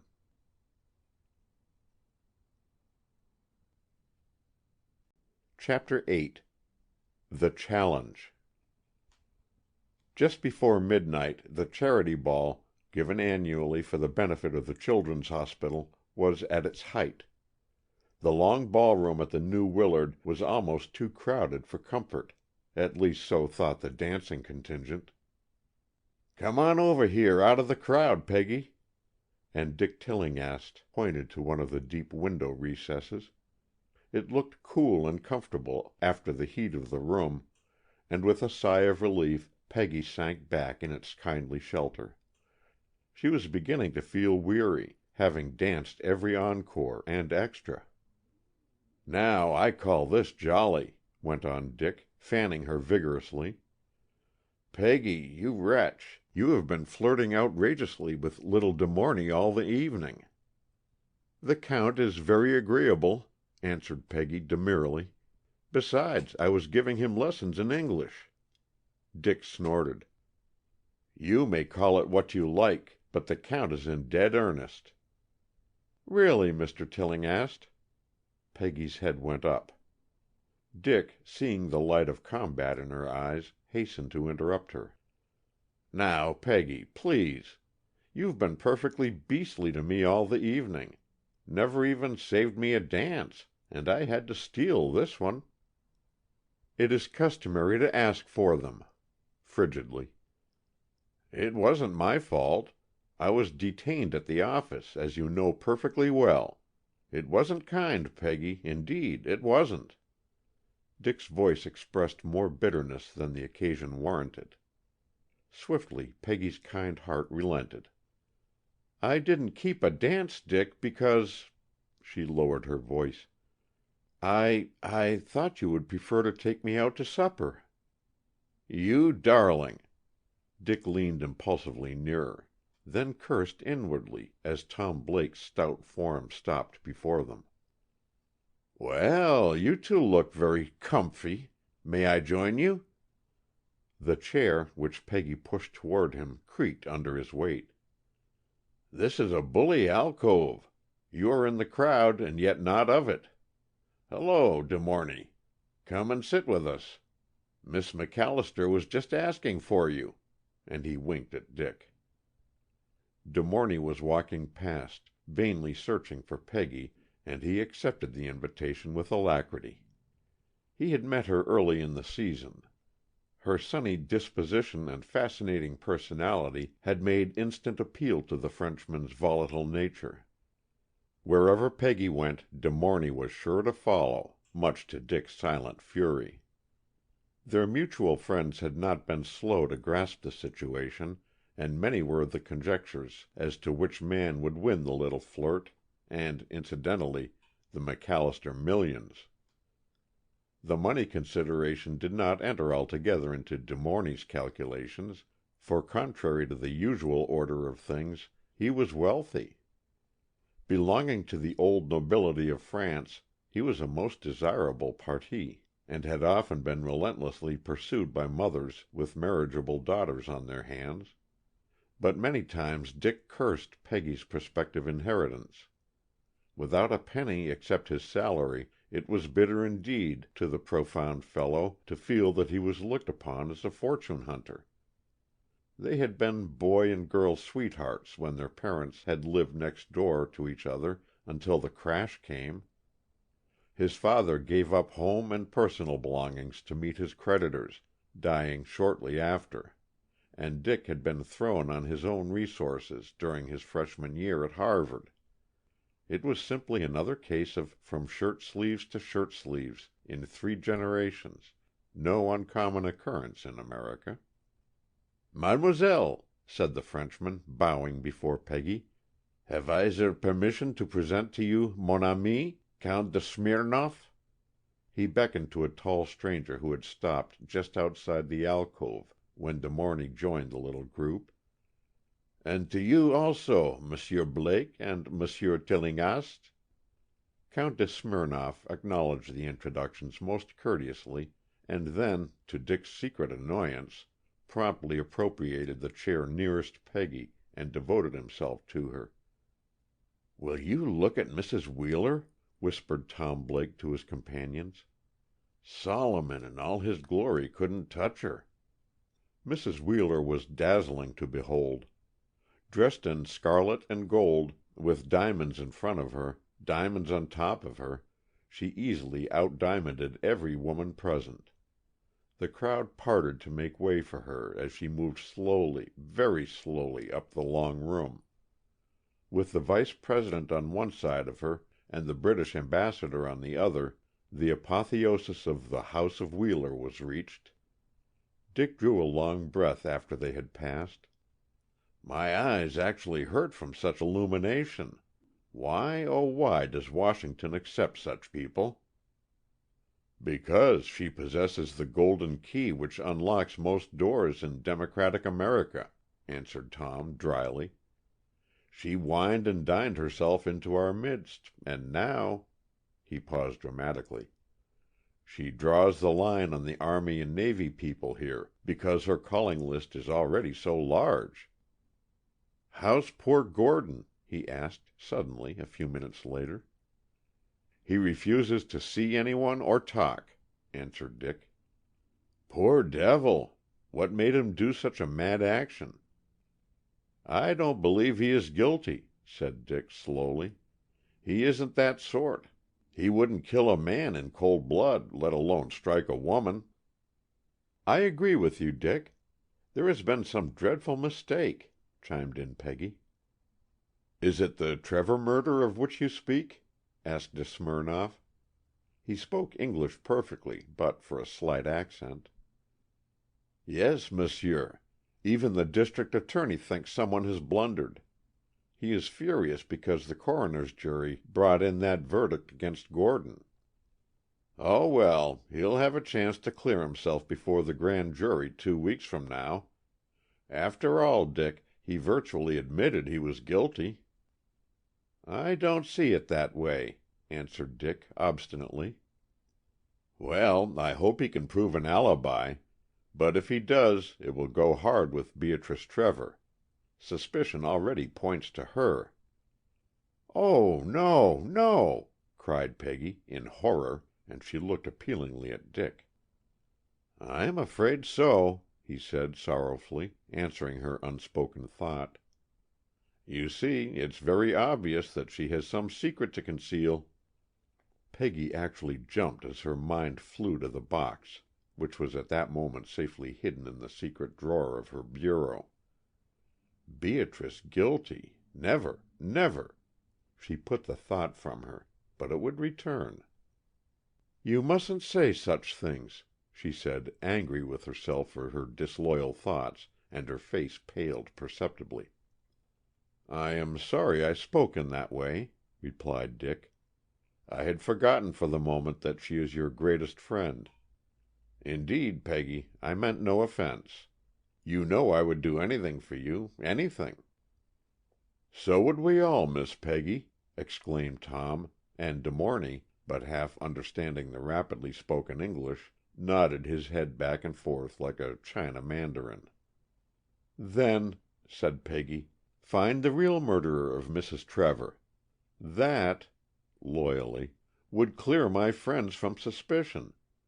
And I will give you, unconsciously her eyes sought Dick's, and the look in them made his heart throb with hope. Then she glanced quickly at Count de Morney, and his heart sank with sickening dread. Unto the half of my kingdom. I accept the challenge, he said, gravely, and he raised her hand to his lips, while Tom, in a few sentences, explained the wager to the two foreigners. To find the murderer? But the police have done that, mademoiselle, De Morney ejaculated. No, no, they have only arrested a man on suspicion. Miss Peggy thinks the murderer is still at large. As mademoiselle thinks, so thinks I, answered the Count gallantly. It appears to me that the police acted with great discretion, said de Smirnoff, who had been an interested listener.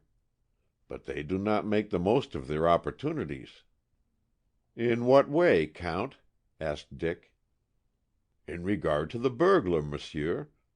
Since my arrival here I have read with deep interest all the newspaper accounts of the tragedy. Frankly, I had not expected to find such a cause célèbre in the capital of this great country. It occurs to me that the burglar has not told all he knows. Since telling his story at the inquest he refuses to talk." De Smirnoff shrugged his shoulders. "In my country he would be made to talk. The secret police of Russia, monsieur, can extract information from the most unwilling of witnesses." "You really think Nelson is keeping something back?" asked Tom incredulously. "Why, the poor devil is only too anxious to clear himself. Surely, if he knew he would not hesitate to tell the whole truth." "It is difficult to say, monsieur. He may have been bribed to hold his tongue. Money can do much these days. Again, fear of the murderer may force him to silence." "That's true, too. Yet fear of the gallows would make most people talk." "Ah, but he does not stand in very much danger there, for has not another man already been arrested, charged with the crime? No, no, depend upon it, he is holding something back." "What, for instance?" inquired Dick eagerly. "The weapon," suggested De Smirnoff. "It is quite within the possible that he found it. According to his testimony, he was the first to find the body. Now he may be keeping back this information so as to be able to blackmail the murderer when his sentence for housebreaking is over. Apparently he is a clever crook, and undoubtedly knows how best to look after his own interests."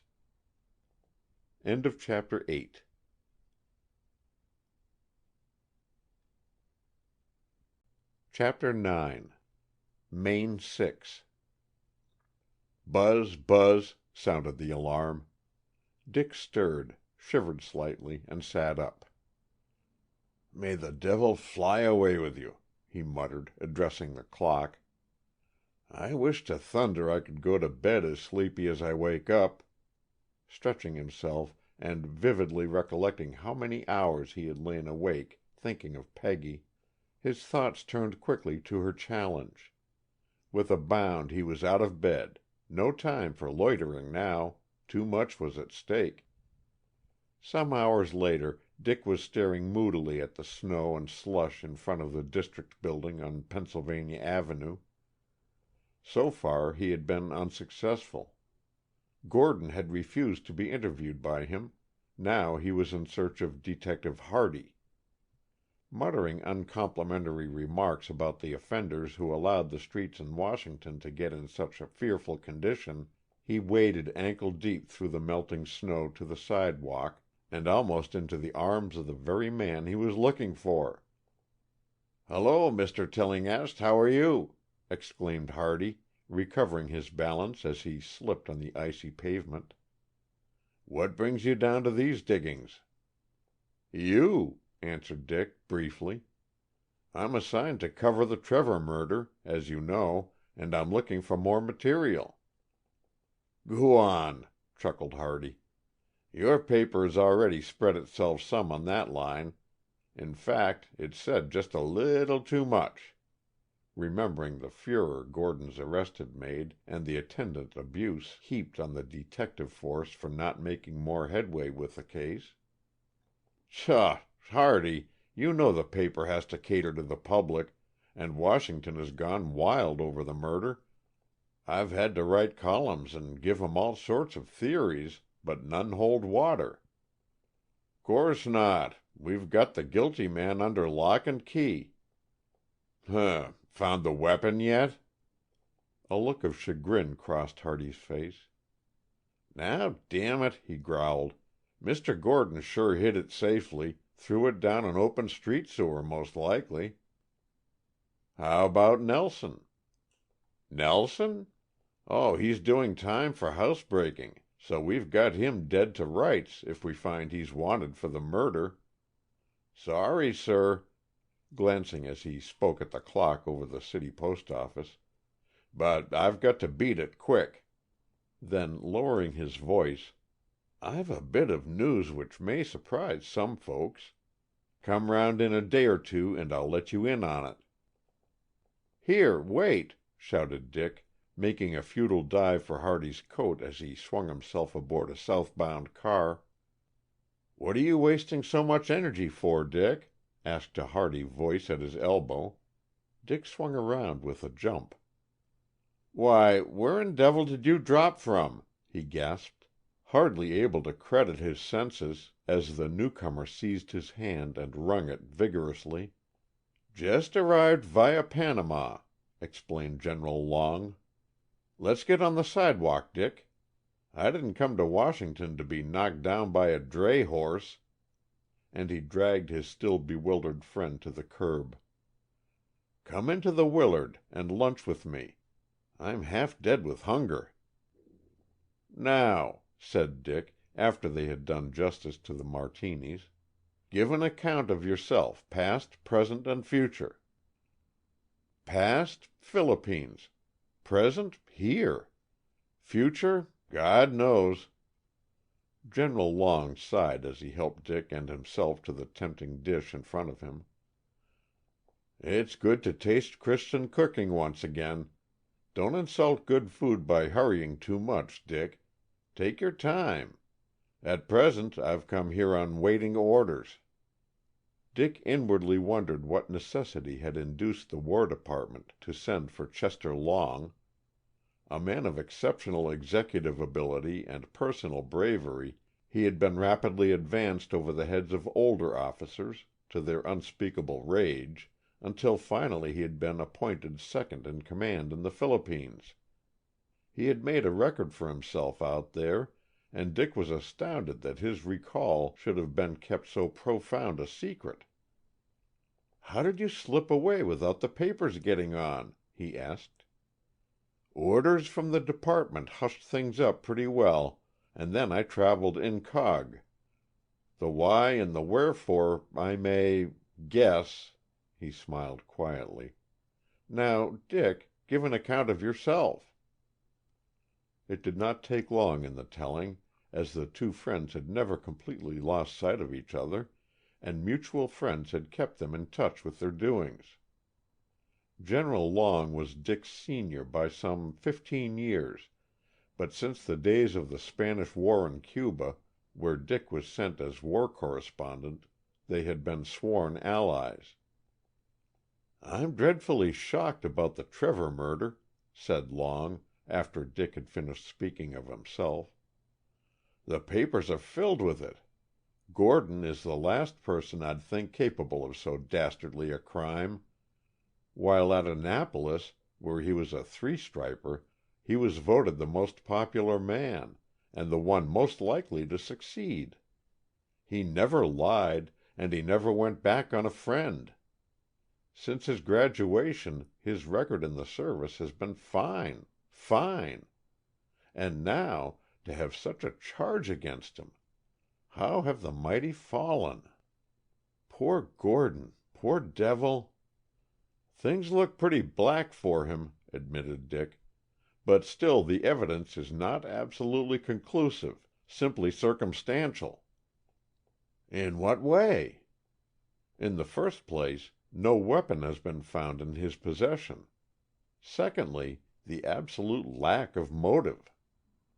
Long twirled his wine-glass about his fingers. "Is there none?" he asked finally. "Apparently none.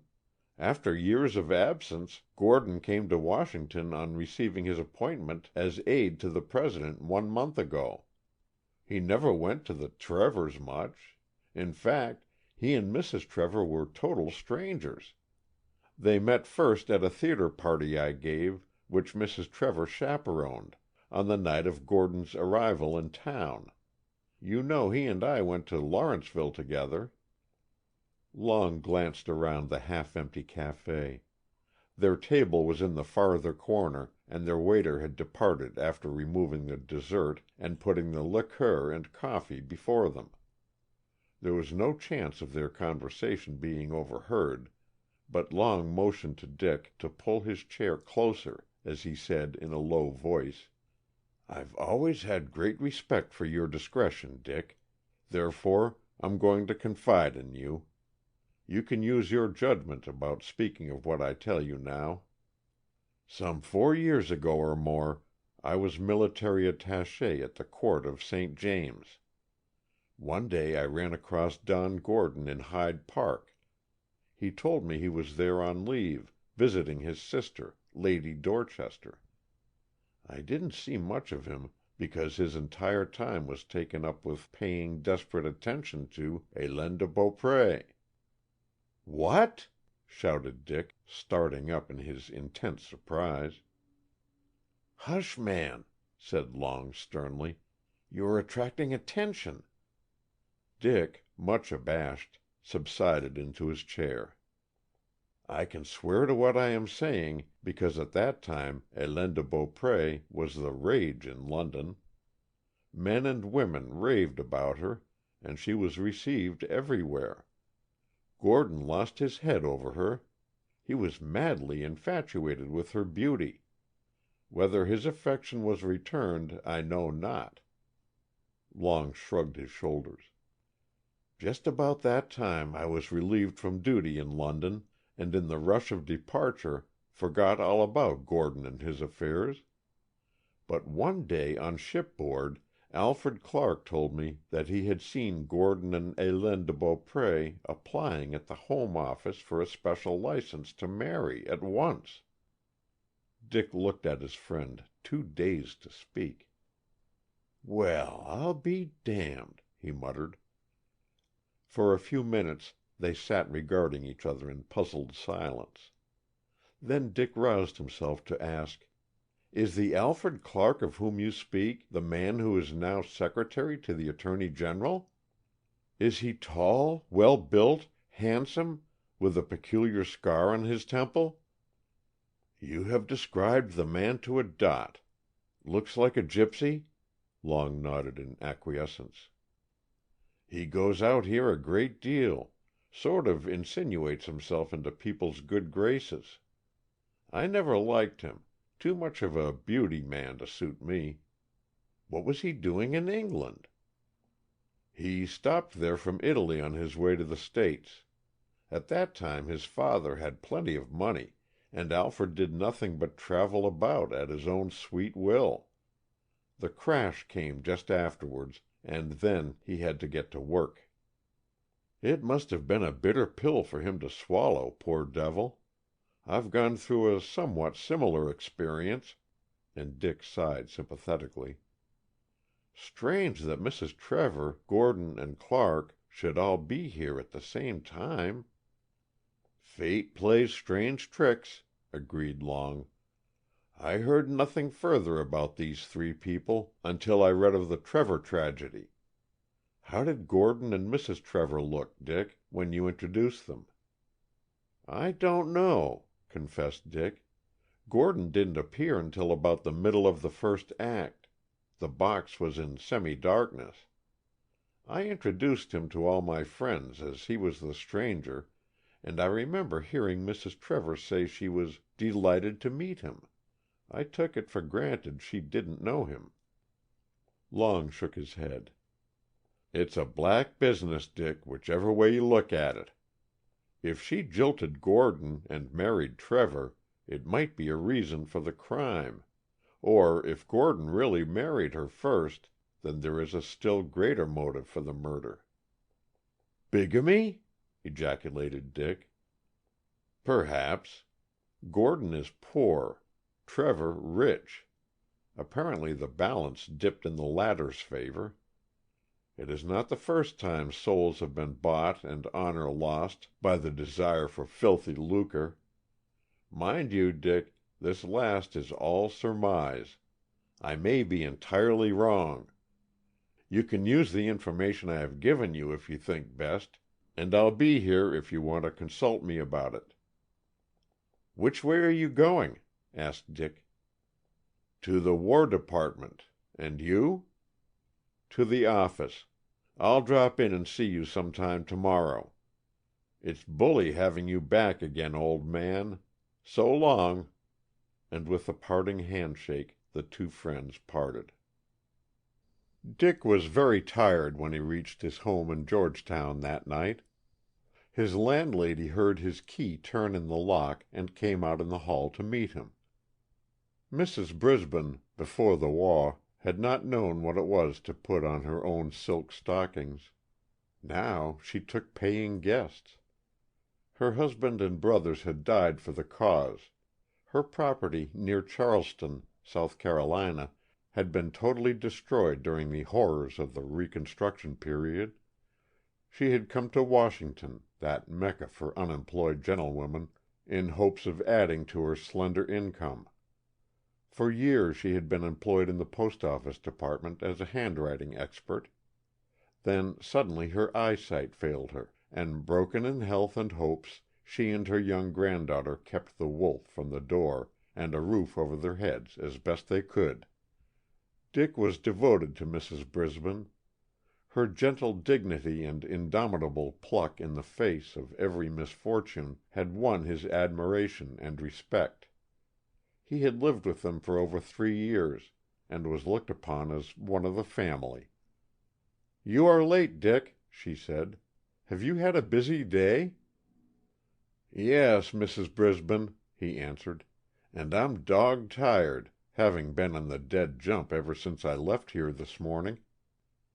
"Not too tired to come into the dining room and help us celebrate my 70th birthday, I hope?"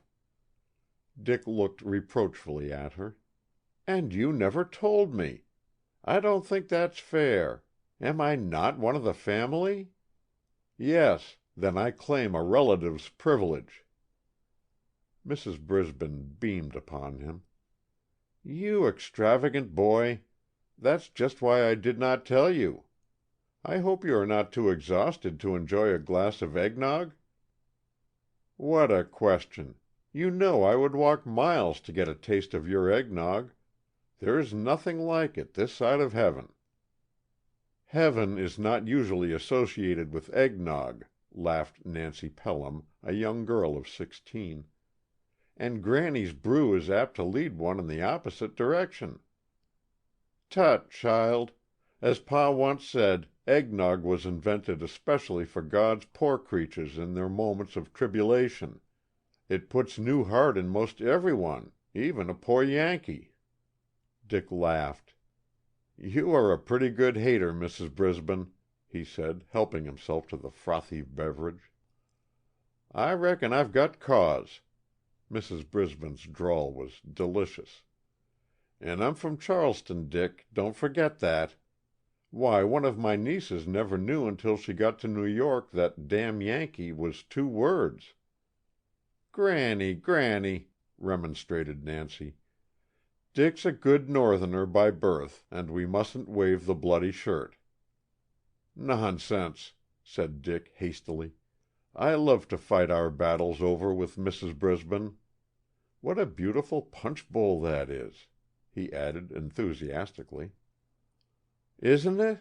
It was given to Granny's father, General Pinckney, by Mr. Calhoun." "It is the only piece of silver saved from the wreck," said Mrs. Brisbane sadly. "I could not part with it for old association's sake. Everything else of value, silver and jewelry, was sold long ago. How many distinguished men have drunk out of that bowl!" She sighed involuntarily. "Hi-ho, it is not good to reminisce.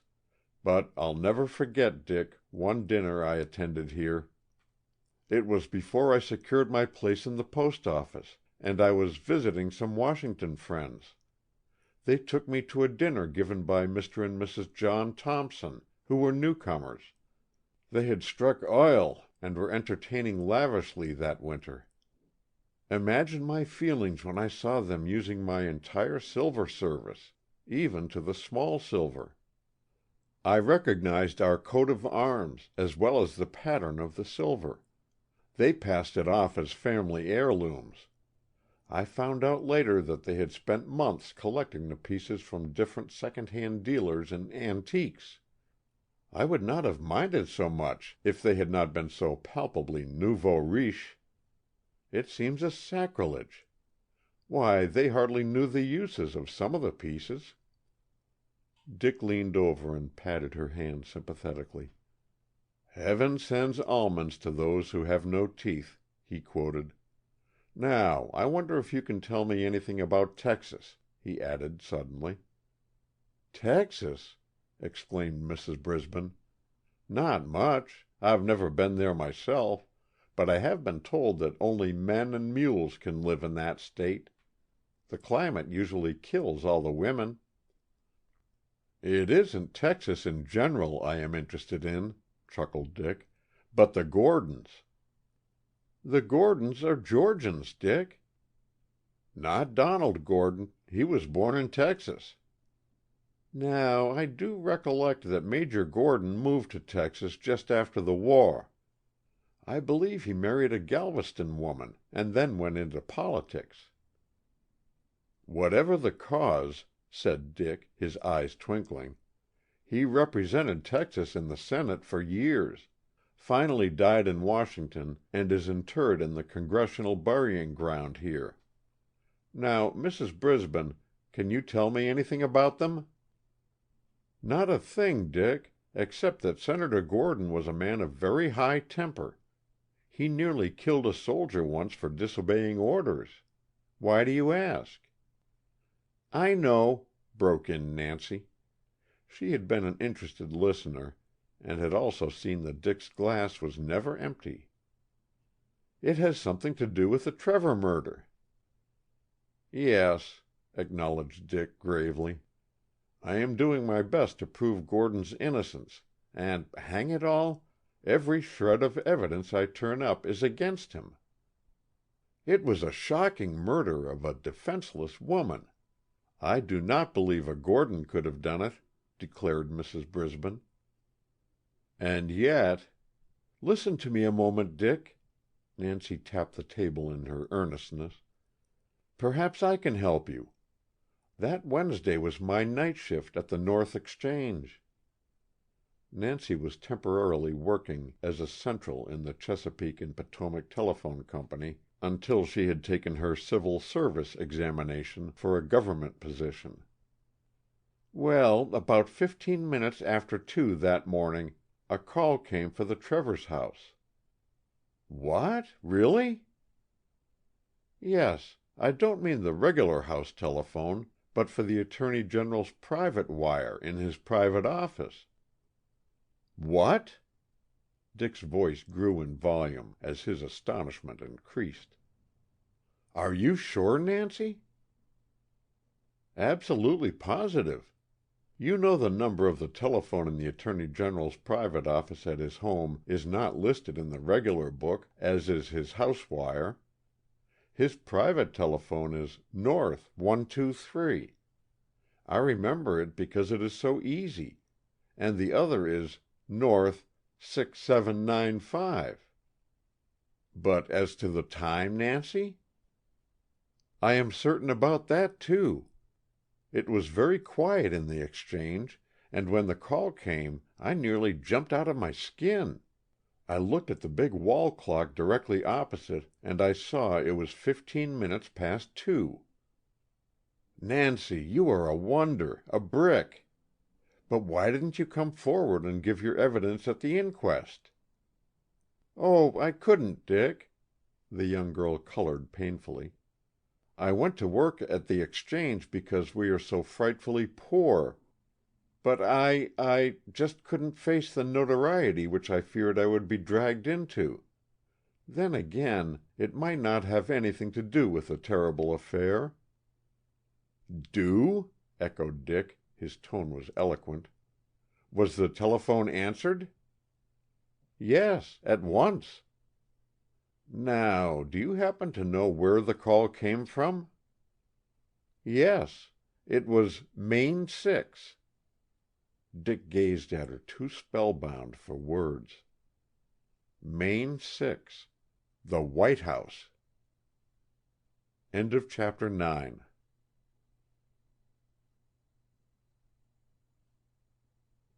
Chapter 10. Caught on the Wires. Dick was up betimes the next morning, stopping only long enough to swallow a cup of coffee and a plate of oatmeal.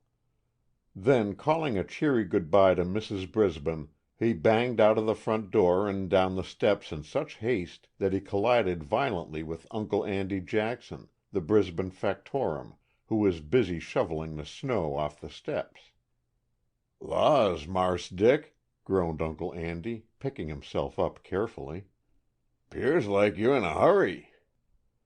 "Awfully sorry, Uncle," said Dick, helping the old man to his feet.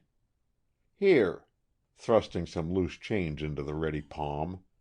"Buy some liniment for the bruises. Whew! I didn't realize it snowed so much last night." As far as the eye could see, the large old-fashioned gardens which surrounded the old houses in Georgetown were covered with banks of snow, an unusual sight in the capital city. In some places the drifts were waist-high. "Plenty more snow for old Andy to shovel," grumbled the old man, who dearly loved the sound of his own voice, and seized every opportunity to talk to Dick, whom he especially admired because he belonged to the quality. "'Pears like the sky am a-tryin' to whitewash dis here wicked city. Last night, sir, I went to hear the Reverend Jedediah Hamilton. He sure am a powerful preacher. He says Satan am a-knockin' at the gates of Washington, dat it am a whitened sepulchre, and dat we all am a-goin' to perdition. Hadn't you better get religion, Marse Dick?" "Oh, I'm not worrying just now, Uncle. You see, my brother John is a minister of the gospel, and I guess he'll intercede for me." "'Twon't do, Marse Dick. The good book, it say, every man shall hear his own burden, and every tongue shall stand on its own bottom." Dick waved his hand in farewell as he plunged through the drifts to cross the street. Uncle Andy watched the tall, athletic figure out of sight, then shook his head solemnly. "'Pears like Marse Dick am past prayin' for," he muttered. Then, hearing Mrs. Brisbane's frantic calls for him, he shouted, "Comin', old miss, comin'." The street cars were blocked by the heavy fall of snow, so Dick had to walk from Georgetown to the Star Building, a distance of nearly 2 miles. Consequently, he was late. But after the first rush of work was over, he stole a moment to call up the White House and ask the names of the night watchmen who were on duty at the executive offices on that fatal Wednesday. "Wait a moment," answered the White House Central, "and I'll find out. Hello. The men were Charlie Flynn and Tom Murray." "Much obliged," called Dick, as he rang off. Luck was certainly with him at last. He had greatly feared that he would not get any information in regard to the mysterious telephone call without a great deal of difficulty and delay, for mum was the word with all the White House employees. But Tom Murray had been General Long's orderly during the campaign in Cuba, and, in fact, owed his present position to the General's influence. Dick knew where he lived, as Tom had married Peggy MacAllister's maid, Betty, and once when Betty was ill with typhoid fever, Peggy had asked Dick to go with her to Tom's modest home on Capitol Hill. Dick hurriedly covered his first assignment, rushed back to the office in time to get his story in the afternoon paper, then tore out again and jumped aboard a Navy Yard car. 20 minutes later he was beating a hasty tattoo on the Murray's front door. Tom himself admitted him. "Why, Mr. Tillinghast, sir. I'm mighty glad to see you. Won't you come in?" Dick stepped into the tiny parlor. "I've just stopped by for a moment, Tom. Thought you'd like to know that General Long is in town." Tom fell back a step in his astonishment. "Glory be!" he shouted. "Where is he stopping, sir? That is, if he cares to see me." "At the New Willard. He wants to see you tonight." Tom's face fell. "I can't go, at least not tonight, sir. You see, I'm on night duty at the White House now, sir. I get off at 6 every morning and sleep until noon. I'm just up now, sir. Do you think the General could see me in the afternoon?" Sure, I'll ask him. By the way, Tom, who answers the White House telephones at night? I do, sir. Leastways, I attend to the switchboard in the executive offices. Do you happen to recollect what person in the White House called up North 123 on February 3rd, or rather February 4th, at 2:15 in the morning? Tom looked searchingly at his questioner. Ought I to answer that question, sir? I think you should. General Long sent me here to ask you. May the good Lord forgive me, thought Dick. I know Chester will back me up. Tom's face cleared. Then it's all right, sir. I hesitated to answer you, sir, because the call came from the President himself. For a moment Dick was too aghast to speak. The President? Truly his investigations were leading him into deep water. Are you quite sure, Tom? He asked soberly. Quite, sir, with military precision. I remember the night perfectly, sir.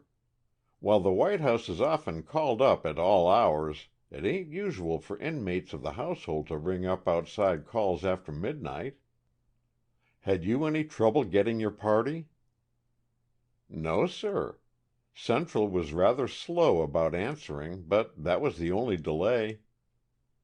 Thanks, Tom. You've helped General Long a lot by telling me all this. Go and see him about 6 tonight on your way to the White House. You will probably catch him then. Is your wife well? Yes, sir, thank you. Please tell the General I will be at the hotel without fail. Good-bye, sir. When Dick had departed, Tom walked into his kitchen with a grave face. I'm afraid, Betty, I talked too freely with Mr. Tillinghast. Nonsense, snapped Betty, whose temper was apt to get peppery when she worked over a hot fire. Master Dick isn't the sort to get us into trouble. And that ended the discussion. Dick plodded along the streets, too absorbed in thought to notice the snow and ice. Should he or should he not? Well, he would try anyway, so, quickening his steps, he hastened over to the Congressional Library and entered one of the pay-station telephone booths in the building. "What number, please?" asked Central. "Main 6. A few minutes' wait. "Drop in your nickel. There's your party." "Hello, White House. I want to speak to Secretary Burton." "Hello, Burton, that you? This is Dick Tillinghast talking." "Well, Dick, how are you?" "Oh, so-so. Say, Burton, do you think the President would see me alone for a few minutes?" Dick heard Burton whistle. "I know he is fairly busy with the arrival of the Grand Duke Sergius, but I swear it's important. A matter of life and death." Burton detected the earnest note in Dick's voice, and was convinced. "Hold the wire, old man." Dick waited impatiently. So much depended on the answer. "Hello, Central, don't cut me off. Burton, that you?" "Yes. The President says he will see you at 10 minutes of 5, sharp." "Burton, you are a trump. Bye-bye." Prompt to the minute, Dick appeared in the waiting room of the executive offices. Burton came to the door and beckoned to him. "In with you," he whispered. "I sincerely hope your news is of sufficient importance to excuse my sending you in ahead of 2 irate senators," and he gave Dick's broad shoulders an encouraging pat as the door swung open to admit him to the private office. Dick had been frequently thrown with the President, having been one of the reporters detailed to accompany him when he toured the country before his election, but he never entered his presence without feeling the force and personality of the great American who, with unerring hand, was steering the ship of state through such turbulent waters. The President straightened his tall, wiry form as Dick advanced to greet him. His large dark eyes, set deep under shaggy eyebrows, gazed rather blankly at Dick for a moment, then lighted with recognition as they shook hands. "How are you, Mr. Tillinghast? Sit down here." The President pointed to a large armchair close beside his desk, then he glanced at the clock. "Burton said you wished to see me alone about a matter of life and death." "Well, yes, Mr. President. I put it that way to attract Burton's attention." Then, seeing a frown gathering on the rugged, heavily lined face, he hastened to add, "I came to see you about the Trevor murder." There was no mistaking the President's genuine start of surprise. "To see me? Why?" "I wanted to ask you, sir, who it was answered the telephone when you called up the Attorney General's private office on Thursday morning at 2:15 o'clock." The President leaned thoughtfully back in his chair and regarded Dick intently. Apparently what he saw in his appearance pleased him, for after a prolonged scrutiny, which Dick bore with what equanimity he could, he reached over and touched his desk bell. "Is Secretary Bowers still in the White House?" he asked the attendant who answered his summons. "Yes, Mr. President." "My compliments, and ask him to step here." Dick waited in silence, a good deal perturbed in spirit. What was to pay? The President had but time to gather up some loose papers and put them in his desk when the door opened and admitted his Secretary of State, James Bowers, a man known throughout the length and breadth of the land as representing all that was best in America and Americans.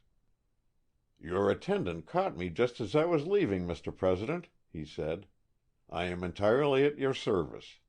And he bowed gravely to Dick, who had risen on his entrance. "I won't detain you long. You know Mr. Tillinghast?" "Yes," smiled the secretary. "He has interviewed me on many occasions." "Then sit here by me." The President pushed a chair toward him. "Mr. Tillinghast has come to me about the Trevor murder." The secretary raised his eyebrows in surprise. "I leave this matter entirely in your hands, Bowers. Use your judgment in the affair. Now, Mr. Tillinghast, tell us how you found out a telephone call from this office at that particular hour for the Trevor house." Quickly Dick told them, and the two men followed each word with deep attention.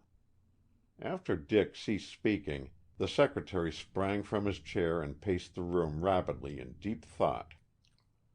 "Tillinghast," he said, stopping abruptly, "what I tell you now is strictly confidential. I am not speaking for publication." "Mr. Secretary," replied Dick quietly, "I give you my word of honor that I shall never make use of what you tell me." "Good. On the whole, I am glad you came, because I was just debating whether or not to send for the chief of police about this very affair. Have I your permission to speak freely to Tillinghast, Mr. President?" "You have." Secretary Bowers settled himself more comfortably in his chair, cleared his throat, and began, "On that Wednesday night I came here to have a secret conference about a matter of national importance. The President and I talked until long after midnight. During our discussion, we found it necessary to get the Attorney General's advice on a vital law point. Knowing that Trevor often stays until daylight in his private office, as I do," a ghost of a smile lighted his lips, "I took the chance on finding him, and rang him up there first, intending, if that failed, to call his house phone. The President's voice and mine are much alike, and it is not surprising that Murray thought it was he calling up Mr. Trevor at that hour." "And did he answer you?" asked Dick breathlessly. "No, a woman did." Dick sat back in his chair and gazed hopelessly at the President and then at the secretary. Instantly his thoughts flew to Beatrice. Great heavens! He was almost afraid to ask the next question. Did you by chance recognize her voice?"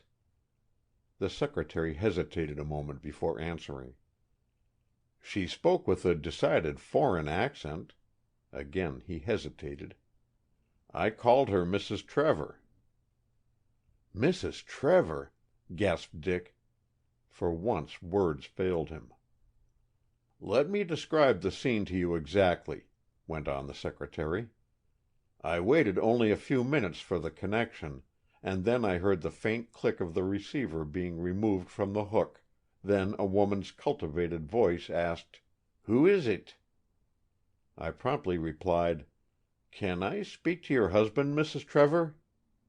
She made no answer, but in a second the Attorney General came to the telephone, gave me the desired information, and I rang off." In absolute silence the three men faced each other, with bewilderment and doubt written on their countenances. The long pause was broken by the secretary. "When I first heard of the tragedy, I, like the rest of the world, thought poor Mrs. Trevor had been murdered by the burglar, Nelson. On the day the inquest was held, I received a telegram saying that my wife was dangerously ill with typhoid fever in Cambridge. She had gone there 2 weeks before to be with our son, who is at Harvard. I dropped everything and hastened at once to her bedside. Until the crisis was over, I never left her. And so deep was my anxiety, for the doctors held out little hope that she would recover, that I neglected everything outside the sick room.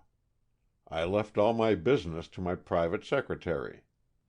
My wife rallied wonderfully after the crisis was past, and I returned to Washington on last night's Federal.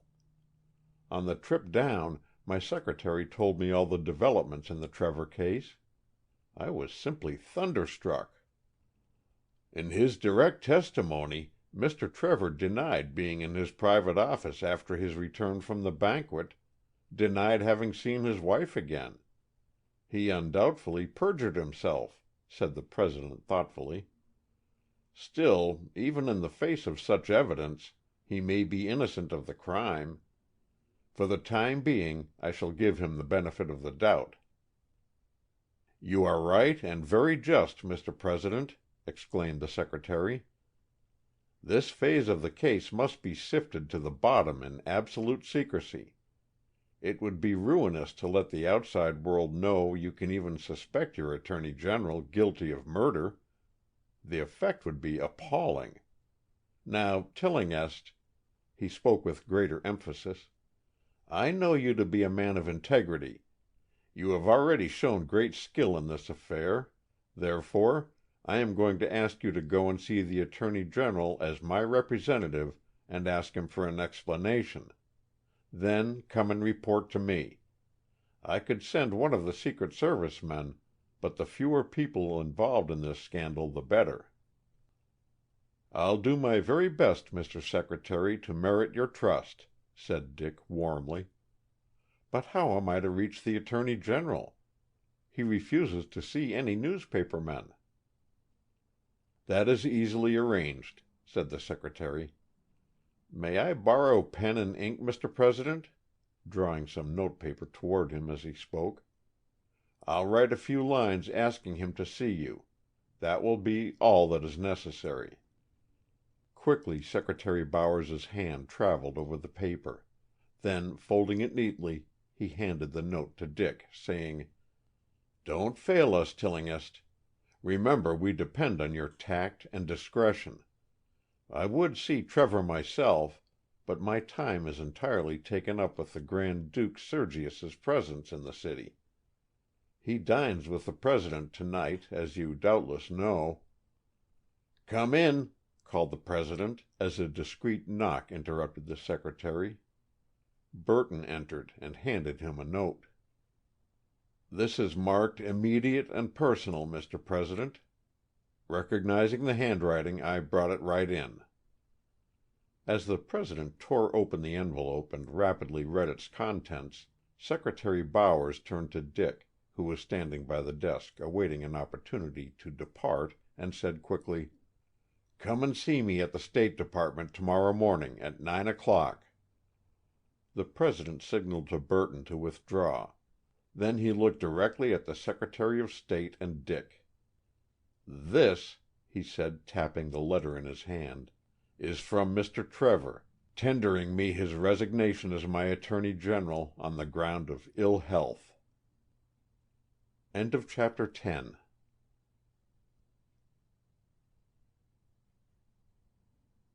Chapter 11. Behind Closed Doors. A loud rat-a-tat-tat startled Dick as he dressed in his room that night. On opening the door, he was much surprised to find General Long standing on the threshold. "Didn't expect to see me, did you?" asked Long, smiling at Dick's amazement. "Your very charming landlady told me I might come right up. By Jove, she has fixed you up in comfort." And he looked enviously around Dick's pleasant, homelike room. "This is something like," sinking luxuriously into a huge lounging chair. "It's mighty good of you to look me up so soon, Chester. Sorry I can't spend the evening with you, but I must hurry along as soon as I am fully dressed," struggling to tie his cravat as he spoke. "Don't mind me. I only dropped in to ask what you did to Tom Murray. He's in the devil of a flutter for fear he betrayed official secrets." "Tom need not worry. He won't get into trouble.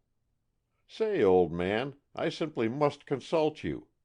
But first, promise by all that you hold sacred you won't breathe a word of what I'm telling you." "I swear." Long's mouth closed like a steel trap. When he spoke in that tone, Dick knew he meant what he said. "The Secretary of State asked me to keep these facts from becoming public, but I know you can be relied on to be mum." Dick spoke slowly, weighing each word. "I must have your advice, Chester. Since I saw you last, I have received incontestable proof that Trevor did see his wife on his return from the banquet that night, although he testified to the contrary." Long whistled. "You think, then, that he had a hand in the murder?" he asked doubtfully. "I cannot reach any other conclusion." Dick stopped a moment to check off his deductions on his fingers. "First, there is the possibility of Gordon's being Mrs. Trevor's first husband. Anyway, an old lover. Secondly, he certainly was there that night. Probably Trevor returned in time to catch them together."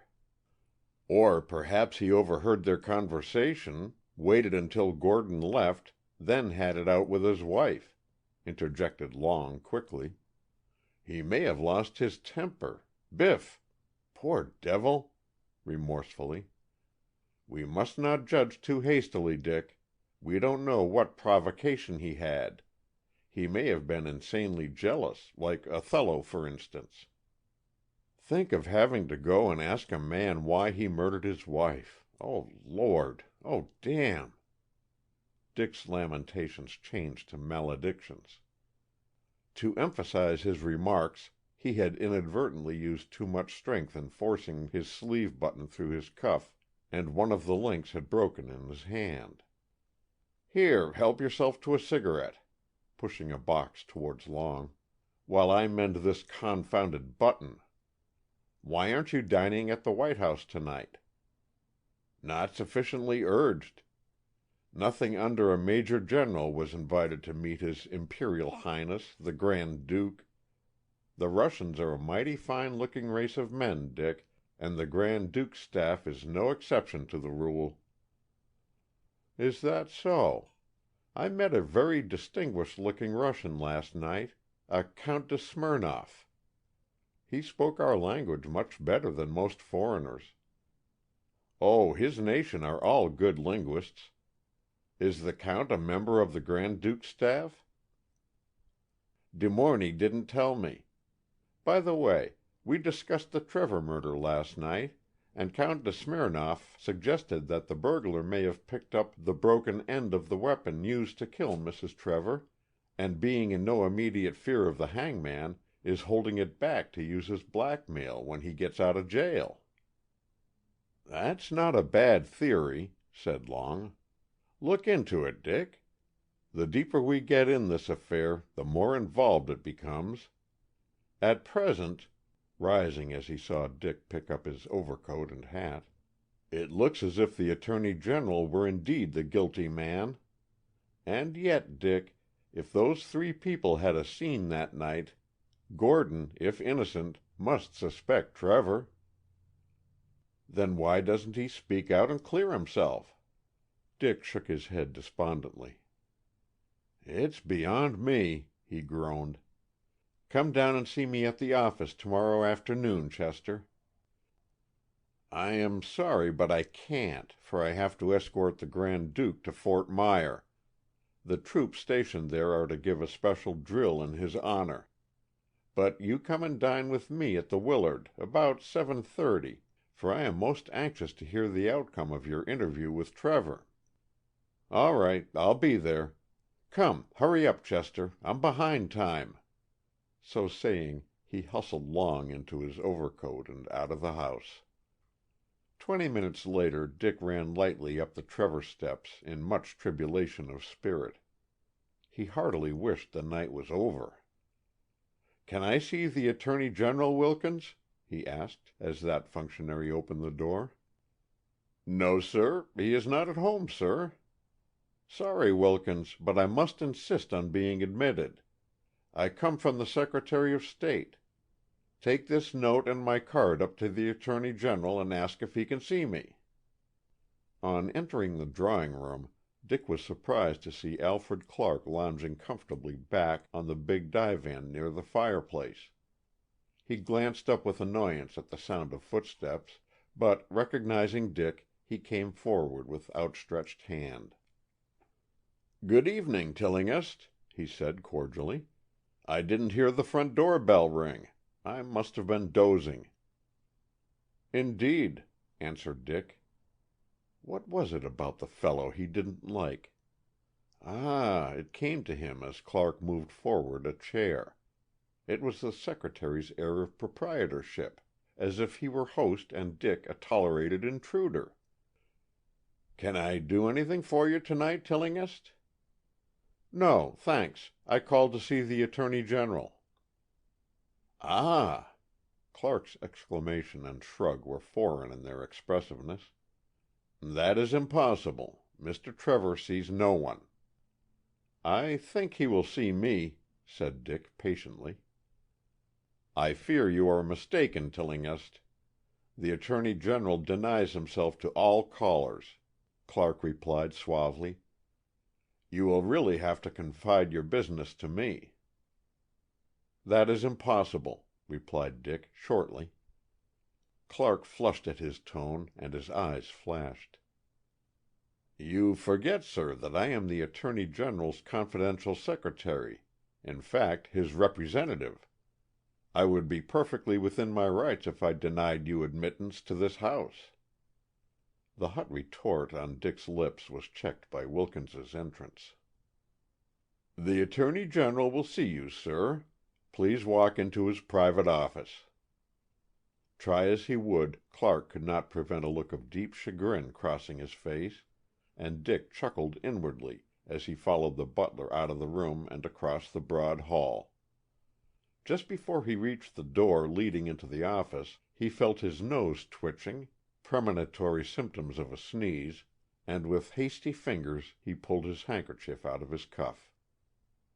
The mended cuff link broke and made a tinkling noise as it struck on the hearth of the open fireplace, and then, with the evil ingenuity which sometimes possesses inanimate objects, it rolled far out of sight under a suit of chain armor which hung to the left of the chimney.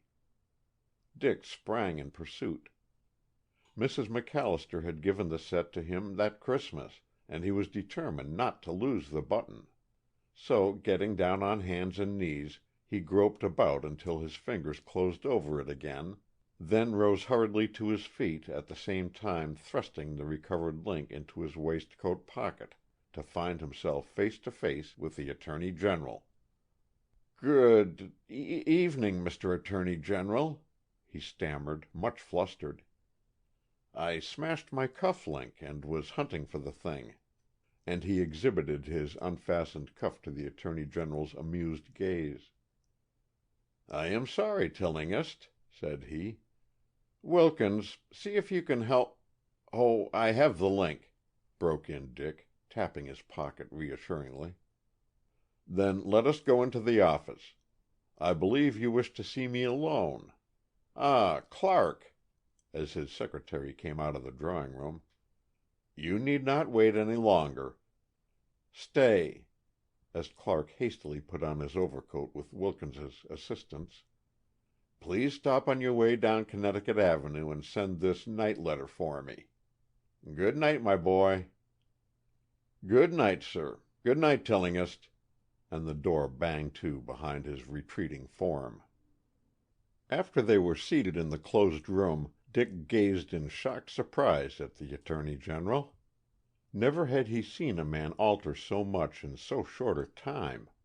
His hair and mustache were white, deep lines had formed about his mouth and eyes, and the latter had a feverish light in them which worried Dick extremely. For a moment he was at a loss how to explain his errand, but the Attorney General solved the difficulty for him. "Secretary Bowers in his note tells me that I can trust you absolutely, and that you have confidential news of importance for my ear alone. Is it in regard to my resignation?" "Well, partly, sir. I was with the President and the Secretary when your letter was delivered. They both wish you to reconsider your decision." A shade of annoyance crossed Trevor's face. "I am afraid that is impossible, Tillinghast. I am an ill man, as you can see. It is physically impossible for me to carry on my work at the Department of Justice." "Very true, sir. But could you not take a vacation only? That would set you up wonderfully." "My mind is made up," said Trevor stubbornly. "I intend to resign." "The President told me, Mr. Attorney General, that he could not accept your resignation until—" "Until what?" questioned Trevor in growing surprise. Dick, taking his courage in both hands, continued, "Until you explain your presence here with your wife shortly before she was killed." "Are you mad?" shouted Trevor.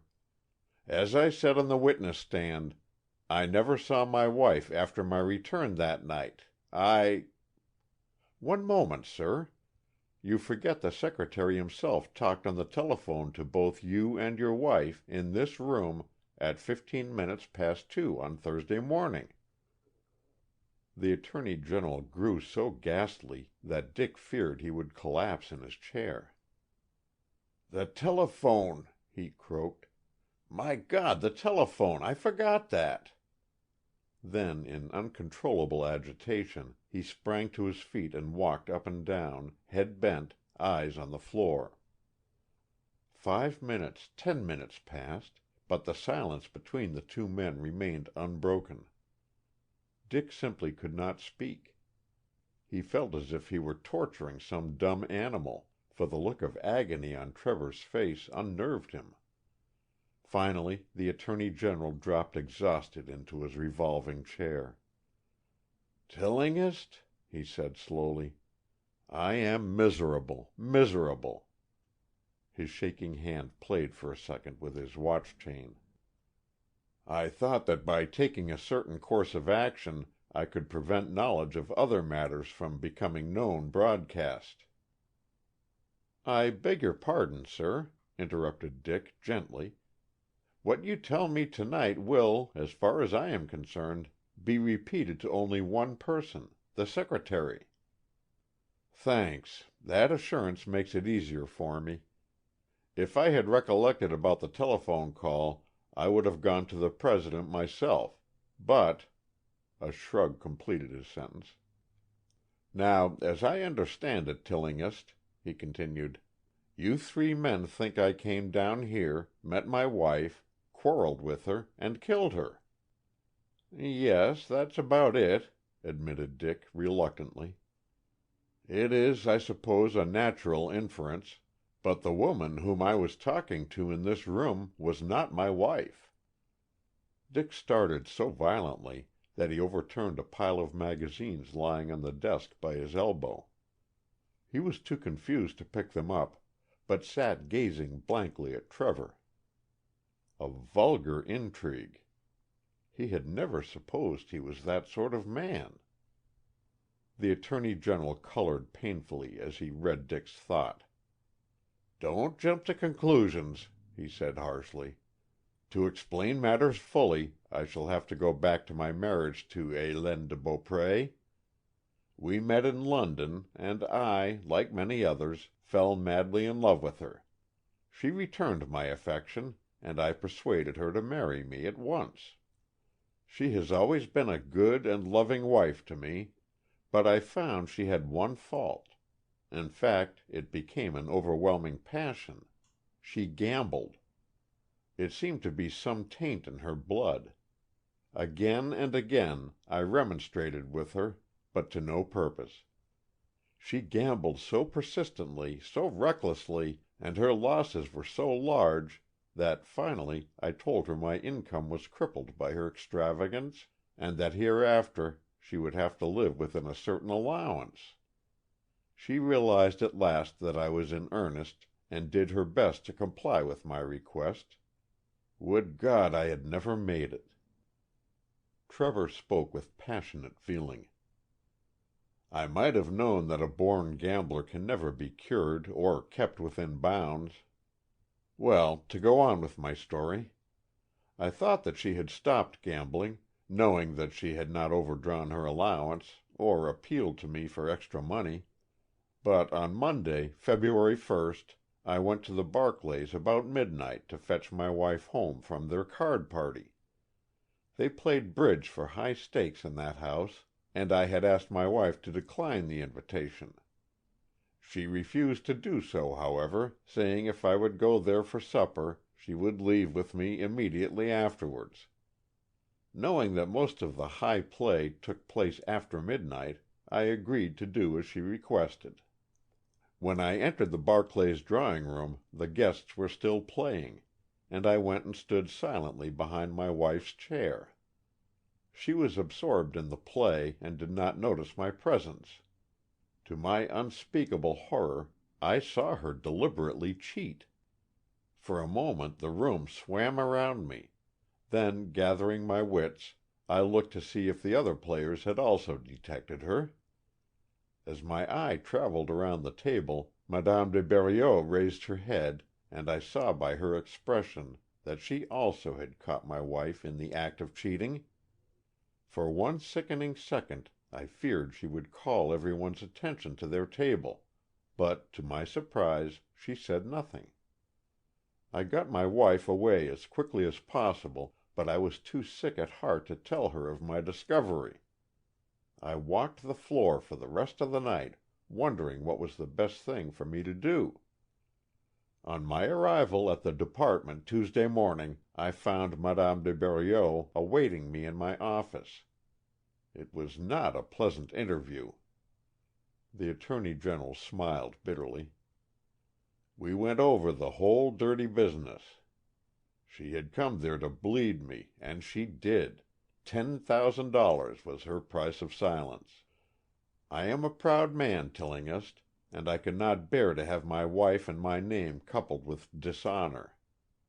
I could not face the scandal that would follow the exposé. Therefore, I bought the woman off. It was a large sum, and I could not give it to her at a moment's notice. She was then on her way to Baltimore, but intended to return to Washington late on Wednesday afternoon to get her traps together, as she was leaving here for good Thursday morning on the Colonial Express. She did not wish me to call at the embassy where she was stopping, as it might cause comment. She would not accept a certified check for the same reason. My engagements on Wednesday were such that I had no time free. Therefore, in desperation, I suggested she should stop here for the money. I knew my wife and Beatrice intended to go to the bachelors, and that they never left a dance until the very end. So it was arranged that she should come here on her way from the ball about 2 o'clock. It was sheer madness to yield to a blackmailer, I know, but, Tillinghast, I was half wild by that time, and lost my head, and bitterly have I rued it since." Trevor sighed drearily. "I came home that night, as I testified at the inquest, and went directly to my room, tiptoeing past my wife's door, for I was desperately afraid of awakening her. I threw myself down on the lounge, and, overcome by weariness, fell into a troubled sleep. Some time later I awoke with a start, struck a match, and glanced at the clock. It was just 5 minutes of 2.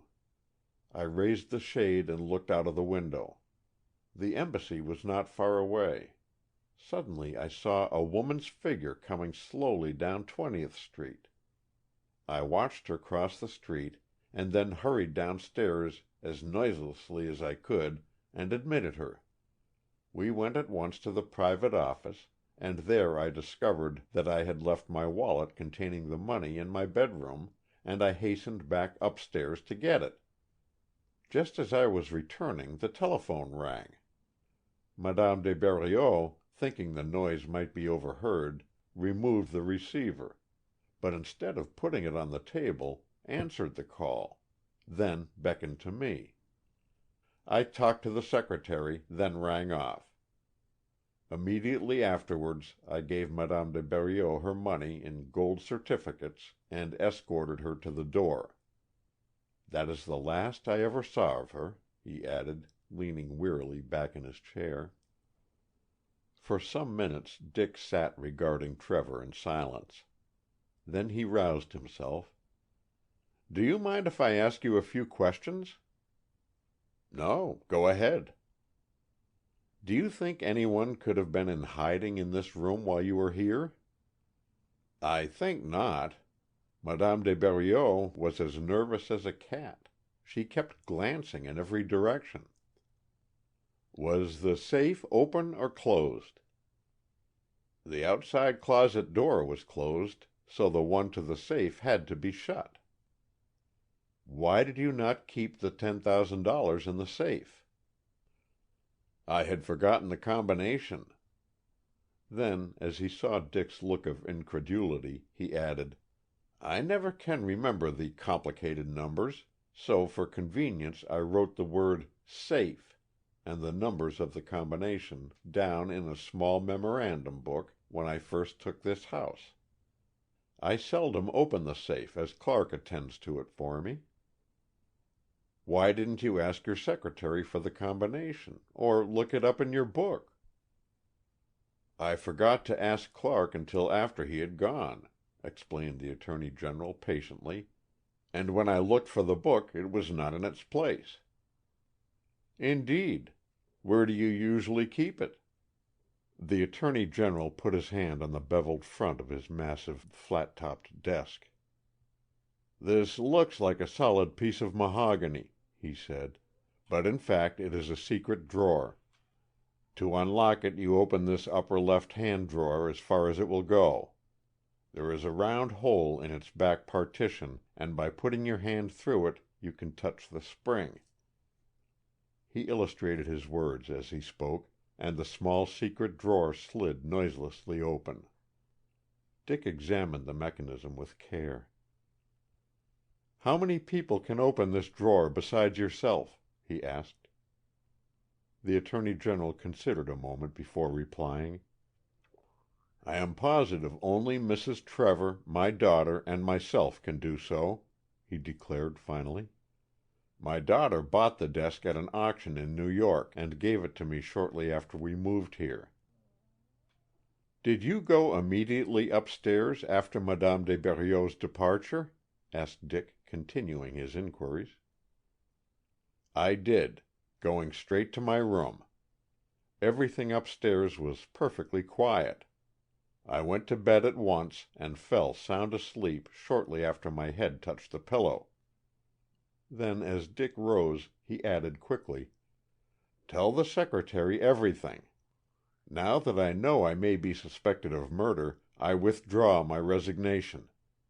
I will stay here and fight it out. Tell him also," his voice rang out clearly, impressively, "that as God is my witness, I know nothing of my wife's murder." End of chapter 11.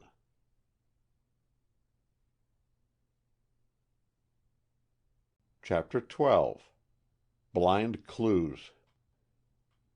"And what is your opinion, Tillinghast?" asked the secretary. They were sitting alone the next morning in his private office. He had listened attentively to Dick's detailed account of his interview with the Attorney General. "I believe Mr. Trevor's statement," he answered, looking squarely at Secretary Bowers. "And so do I," heartily agreed the other. "Trevor had to buy Madame de Berrios's silence. If the scandal had gotten out, it would have meant social ostracism, not only for the guilty woman, but for Beatrice Trevor and her father as well. It is another case of the innocent suffering with the guilty. Now, Tillinghast, do you know any facts about Mr. Gordon's connection with this affair which have not been made public?"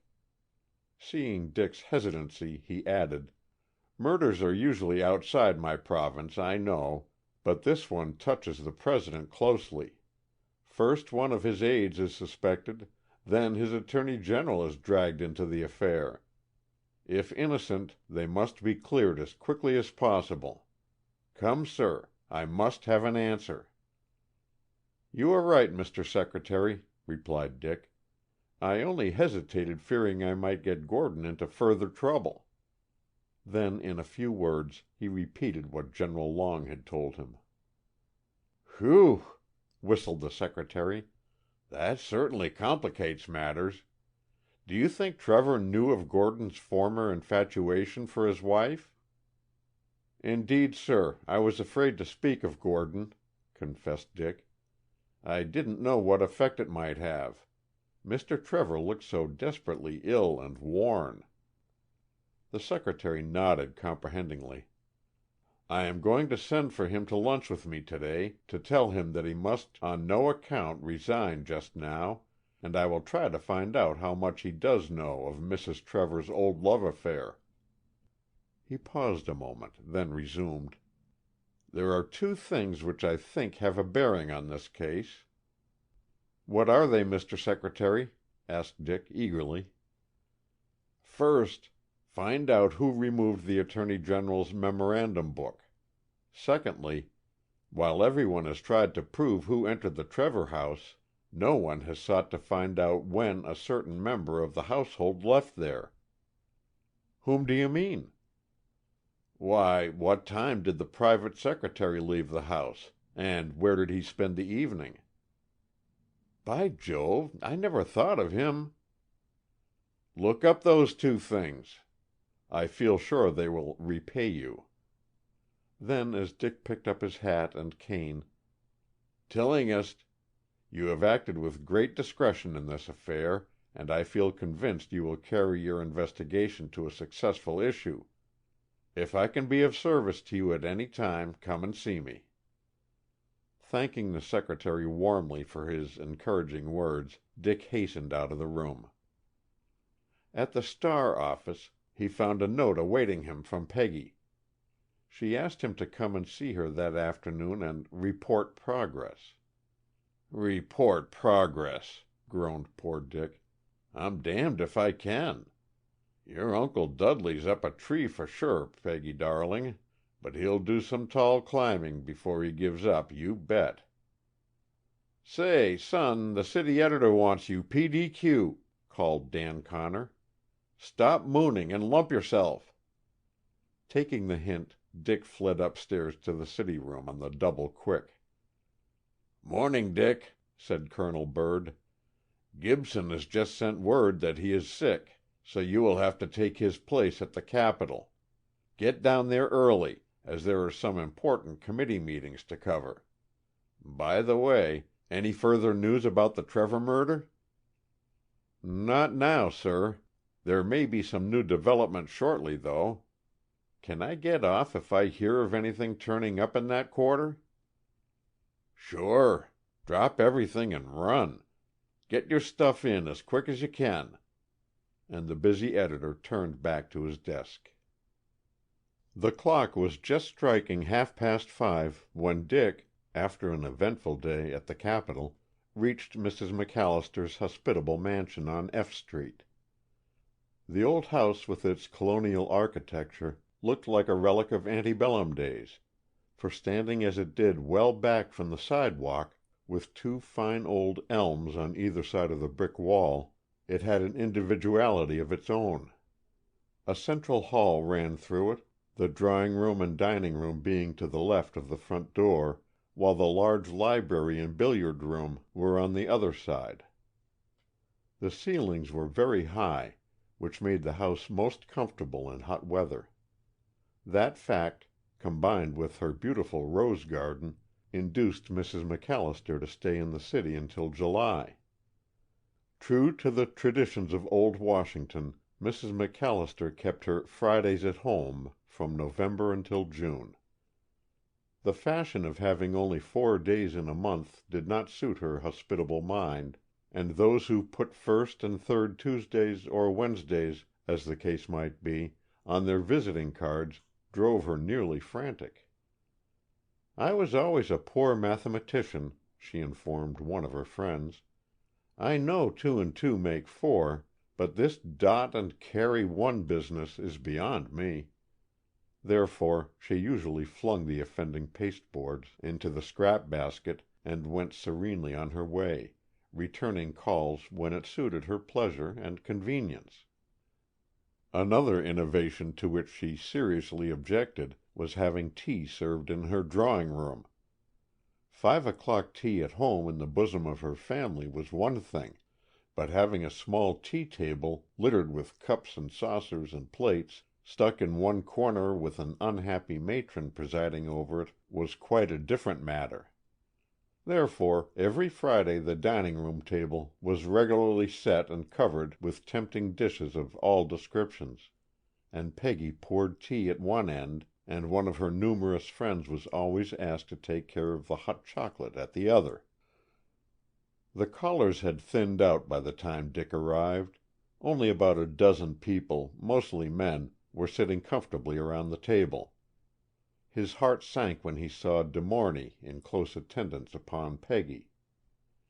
To his jealous eyes they appeared to be on very confidential terms indeed, which completed his misery. Mrs. MacAllister beckoned to him to sit by her, so, casting a lingering glance at Peggy, he obediently carried his cup and saucer to her side of the table. "Any further developments on the Trevor murder, Dick?" Mrs. MacAllister asked him after a few minutes' chat about other matters. Her words were overheard by a tall, showily dressed woman sitting across the table from them, and she leaned over and joined in the conversation.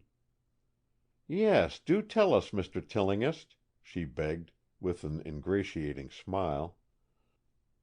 Matilda Gleason was one of 4 sisters who lived in a handsome palace on Columbia Road. It was rumored to have cost in the neighborhood of $200,000. As to the architecture, the Gleasons said it was early English, but having employed 3 architects before the house was completed, the effect was more or less startling. It had been nicknamed Gilded Misery. Where the Gleasons had come from was a mooted question, but they had taken a good many staid Washingtonians into camp by the splendor of their entertainments. Mrs. MacAllister had never called upon them, but in an unwary moment the chairman of the board of lady managers of the Children's Hospital had put Miss Gleason on the same committee with Mrs. MacAllister, and the former had seized the opportunity to call that afternoon on the pretext of discussing business pertaining to the hospital. "Why, no news at all," answered Dick cautiously. He knew Miss Gleason's love of scandal, and that the sisters had been nicknamed Envy, Hatred, Malice, and All Uncharitableness by one long-suffering matron who had been their victim on several occasions. "When does the case go to the grand jury, Dick?" called Peggy from her end of the table. "In about 10 days, I think." "I hope Mr. Gordon's sentence will be all that the law allows," said Miss Gleason. It was apparent to everyone where the shoe pinched. All Washington, which in some ways is like an overgrown village, knew of her relentless and unsuccessful pursuit of Gordon during the month that he had been stationed at the White House, and several of the men present, who had suffered from the same cause, smiled to themselves. "It is not at all certain he committed the crime," said Mrs. MacAllister freezingly. "He virtually admitted it," retorted Miss Gleason. "We look on a man as innocent until proven guilty, you know, Miss Gleason," answered Dick quietly. "Well, if he isn't guilty, who is?" asked Miss Gleason. "The burglar," promptly chimed in Peggy. "Nonsense, my dear. Why should such a person use a hatpin when he had his revolver? And where would he get such a thing?" For a moment Peggy was at a loss for a reply. She had the same doubt herself, but she was determined not to give it to Miss Gleason. "Horrid old cat!" Count de Morny, all unconsciously, came to her rescue. The other guests were silently listening to the discussion. "I think Madame Trevor have stuck herself with the pin," he volunteered, struggling with the langue terrible, which he had never been able to master. "But yes, monsieur," catching Dick's incredulous stare, "did not the doctor say it was possible for one who was left-handed to strike herself the blow?" "How do you know Mrs. Trevor was left-handed?" demanded Miss Gleason loudly. "I have played the cards with her most often," answered de Morny simply. "But why should Mrs. Trevor commit suicide?" asked Dick unbelievingly. De Morny shrugged his shoulders, and answered his question with another. "Why should Monsieur Gordon kill her?" "That's right," declared Captain McLean of the U.S. Marine Corps. "Why should he? I served 3 years on board the same cruiser with Donald Gordon, and there isn't a more honorable, lovable fellow in the service. It is absolutely unbelievable that he could perpetrate so ghastly a crime." As Dick looked across at Peggy, he caught Count de Smirnoff's eye. The Russian was sitting between his hostess and Miss Gleason. For the first time he joined in the conversation. "Your theory is weak, Henri," he said mildly. "Why should a young and beautiful woman, who enjoys health, wealth, and a happy home, kill herself?" "You never can tell about the ladies," retorted de Morny obstinately. "They are, what you say, a law unto themselves, and easily wrought over and deviled up. They make trifles into mountains." "Granting that Mrs. Trevor might have had a motive for suicide," said Dick, smiling at the excited Frenchman, "it was utterly impossible for a dead woman to lock herself in the safe." "Could she not have killed herself in the safe after shutting the door?" inquired de Smirnoff. Dick shook his head. "Possibly you do not recollect that witnesses testified at the inquest that her left arm was pressed tightly against the door jamb, supporting her weight." "She might have fallen forward into that position." "I hardly think it likely. Mr. Clark, who was the first inmate of the household to find Mrs. Trevor, testified that her body was literally wedged into the safe." "You have but his word for it." A peculiar tone in the speaker's voice caused Dick to glance sharply at him, but he learned nothing from the Russian's face. It was expressionless. Before Dick could pursue his questions, Miss Gleason threw herself into the conversation.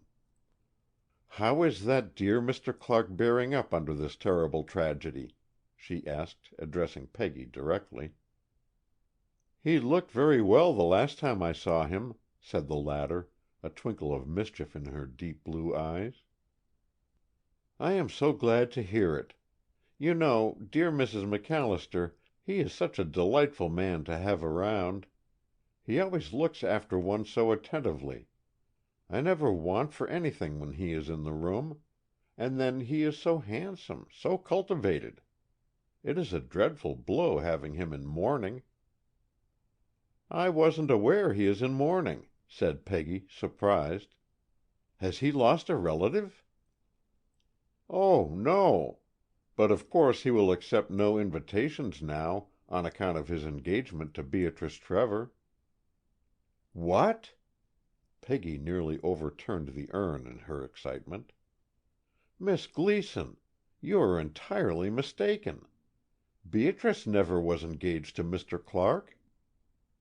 "Indeed? Mrs. Trevor led me to suppose otherwise. From what she said, I gathered the engagement was to be announced shortly. It is not surprising I thought it a love match," she continued, catching a glimpse of Peggy's indignant expression. "He is desperately attentive to her, and I see them together all the time."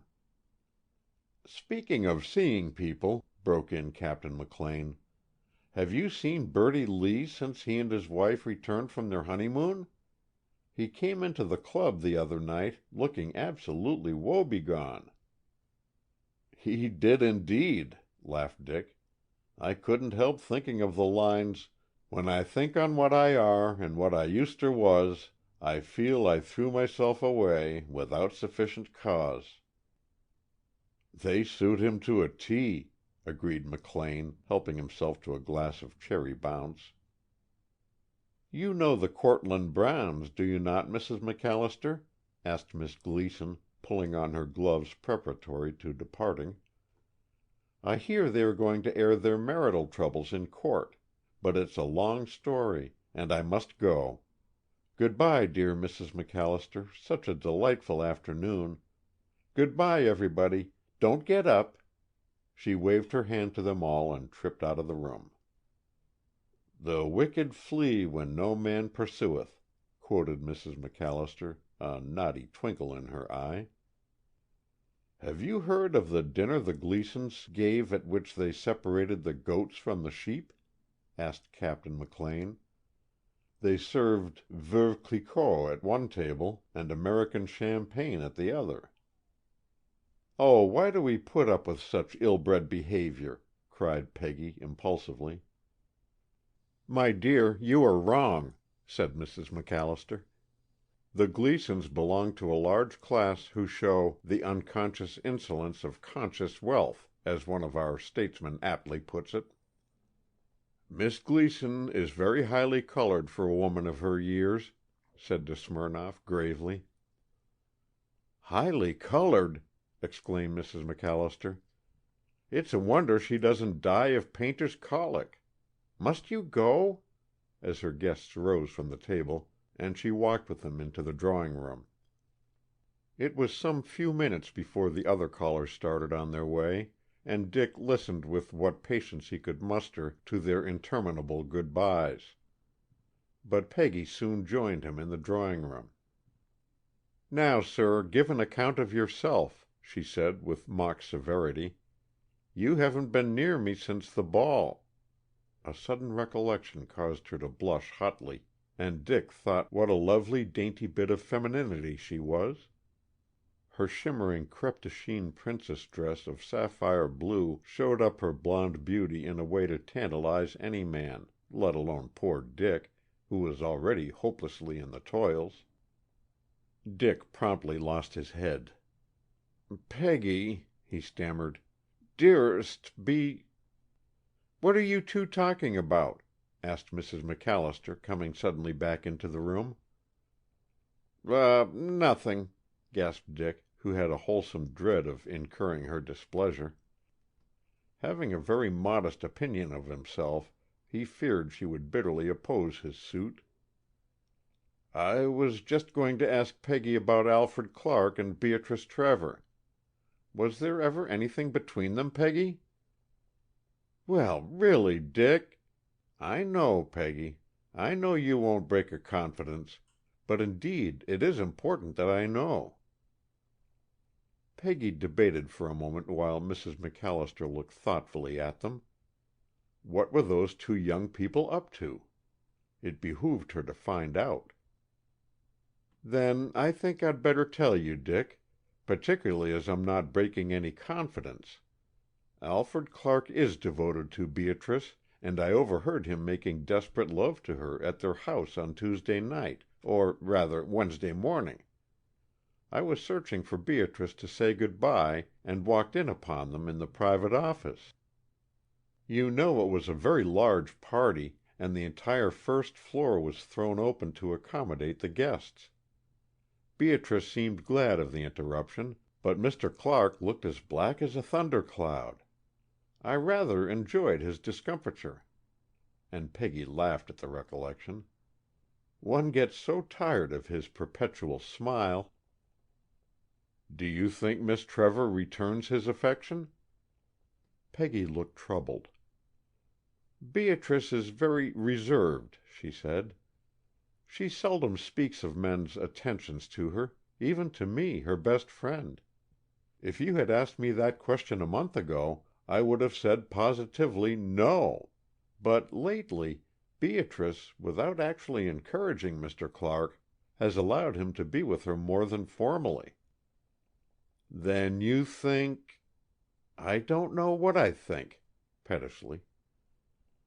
"Was this supper given the night before the murder?" "Yes. Madame Bernhardt was the guest of honor." "Was Gordon there by chance?"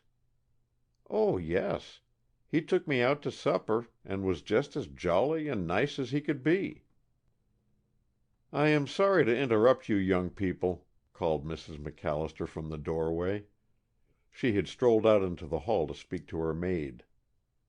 "But I must remind Peggy that she has to dress for a dinner at the Pattersons." "Gracious!" exclaimed Dick in dismay, glancing at his watch. "I had no idea it was so late. Do forgive me, Mrs. MacAllister, for staying so long." "I will, provided you promise to come and dine with us on Wednesday next, at 8 o'clock." Peggy's eyes seconded the invitation, and Dick accepted so joyfully that Mrs. MacAllister's eyes danced wickedly. "Count de Smirnoff is very agreeable," she said, as Peggy left the room, "and I am indebted to Count de Morny for bringing him to see me." They had been to the drill at Fort Myer, and the Russian gave a most entertaining account of it. It is a relief to talk to him after struggling with Count de Morny's broken English. "It is, indeed," agreed Dick, heartily. "Poor de Morny certainly murders the King's English." "I asked Count de Smirnoff to call again," pursued Mrs. MacAllister. "I like him, and we have many mutual friends." "How long is he going to be here?" "Until the Grand Duke returns to New York. Good night, Dick. Come and see us soon again."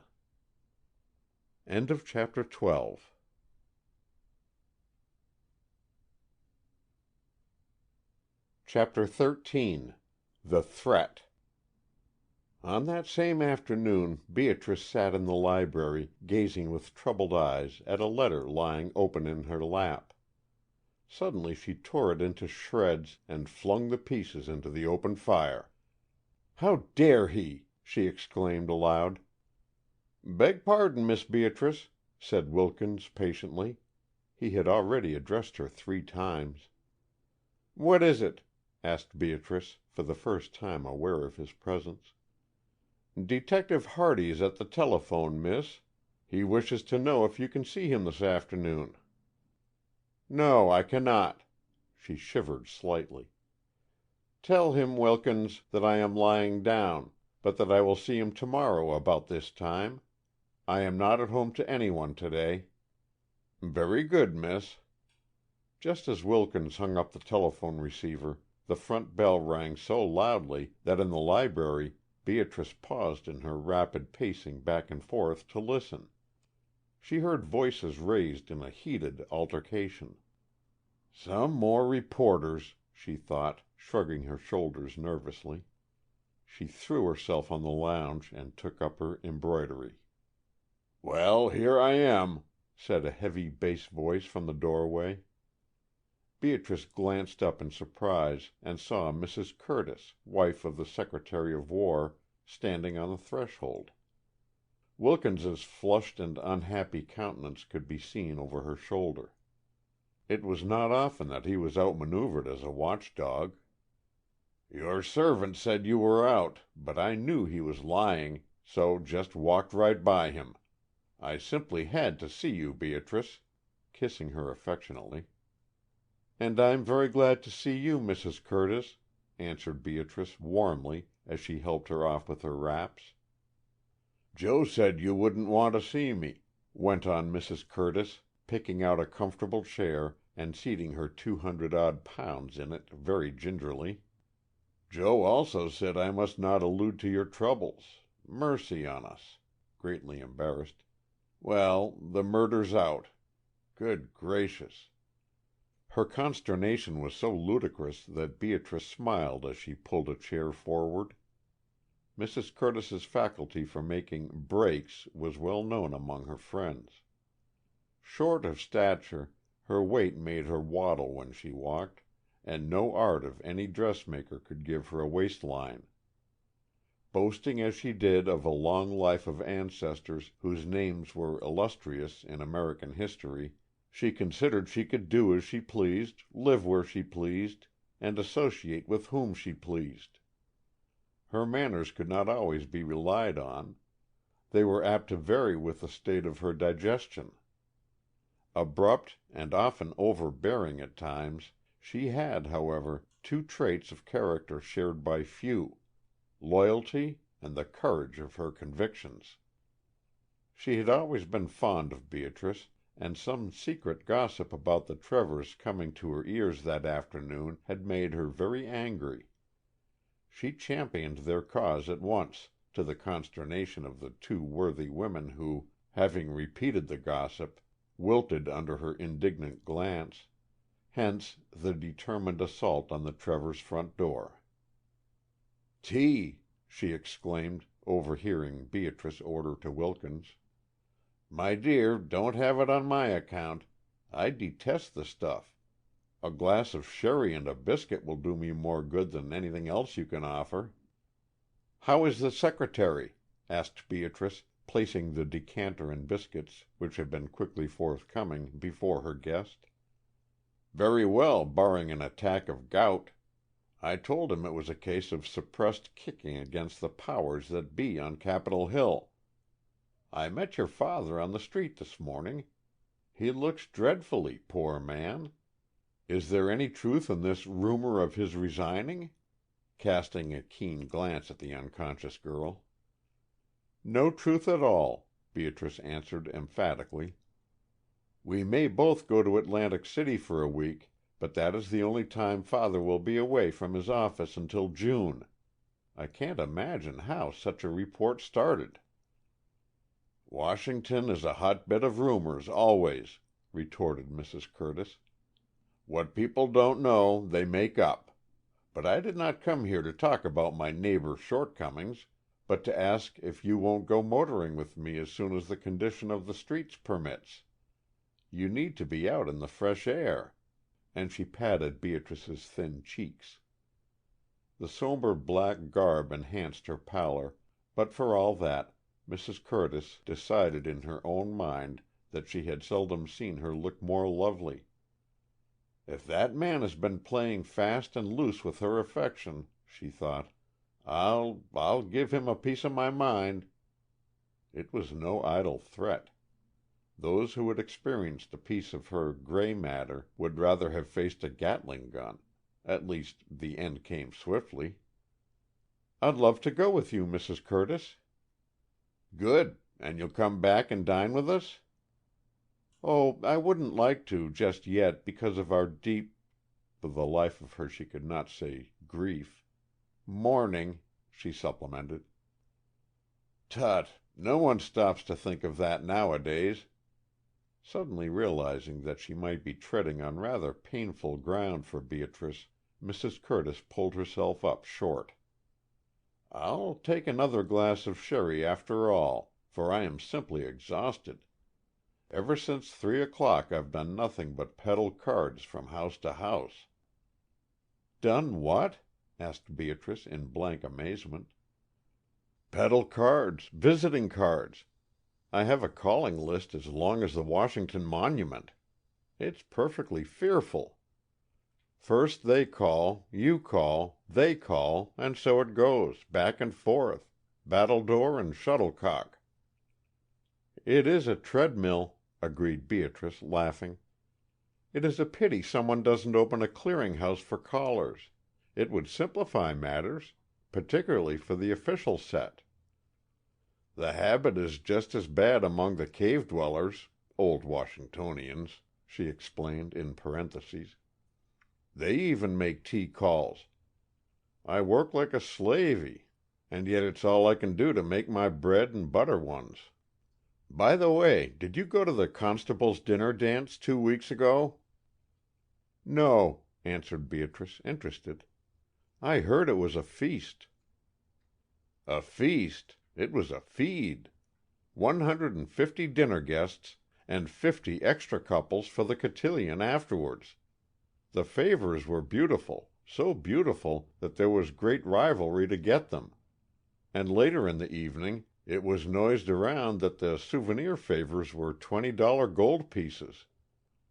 Anyway, that particular favor was given out in cardboard boxes, and none of the men would give them away to a girl until they investigated them first, for fear they wouldn't get one in return." "What were they?" asked Beatrice, greatly diverted. "Oh, pieces of handsome jewelry. By the way, I saw Margaret MacAllister there flirting outrageously. That nice Mr. Tillinghast is very attentive to her. He has been in love with her for years, but Peggy flouts him, as she does all the rest."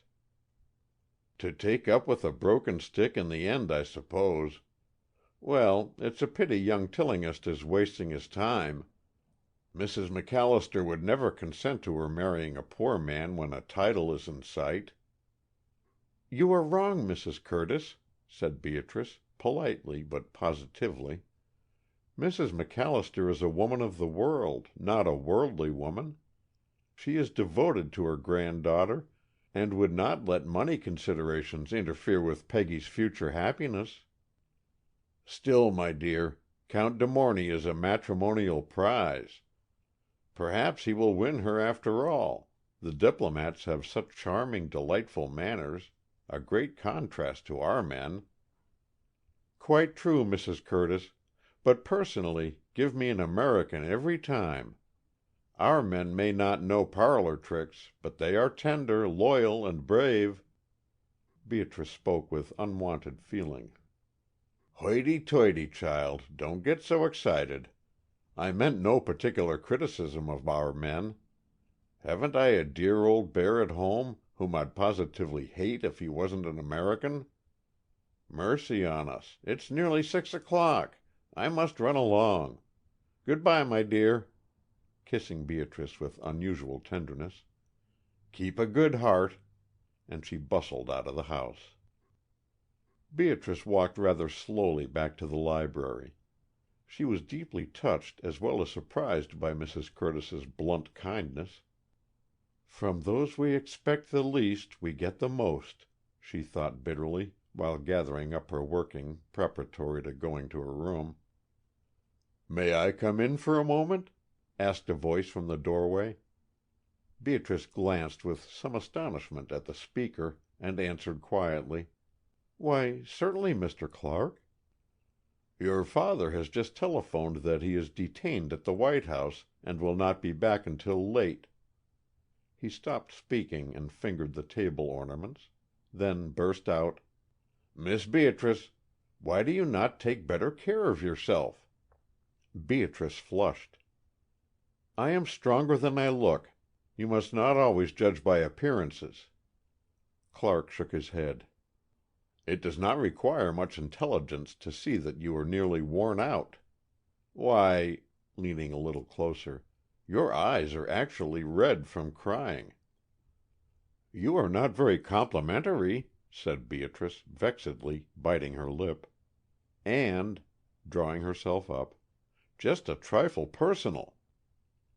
"You mean familiar?" Beatrice made no answer. "Well, I plead guilty. Do not be angry with me. I am only personal because I cannot bear to see you ill, suffering."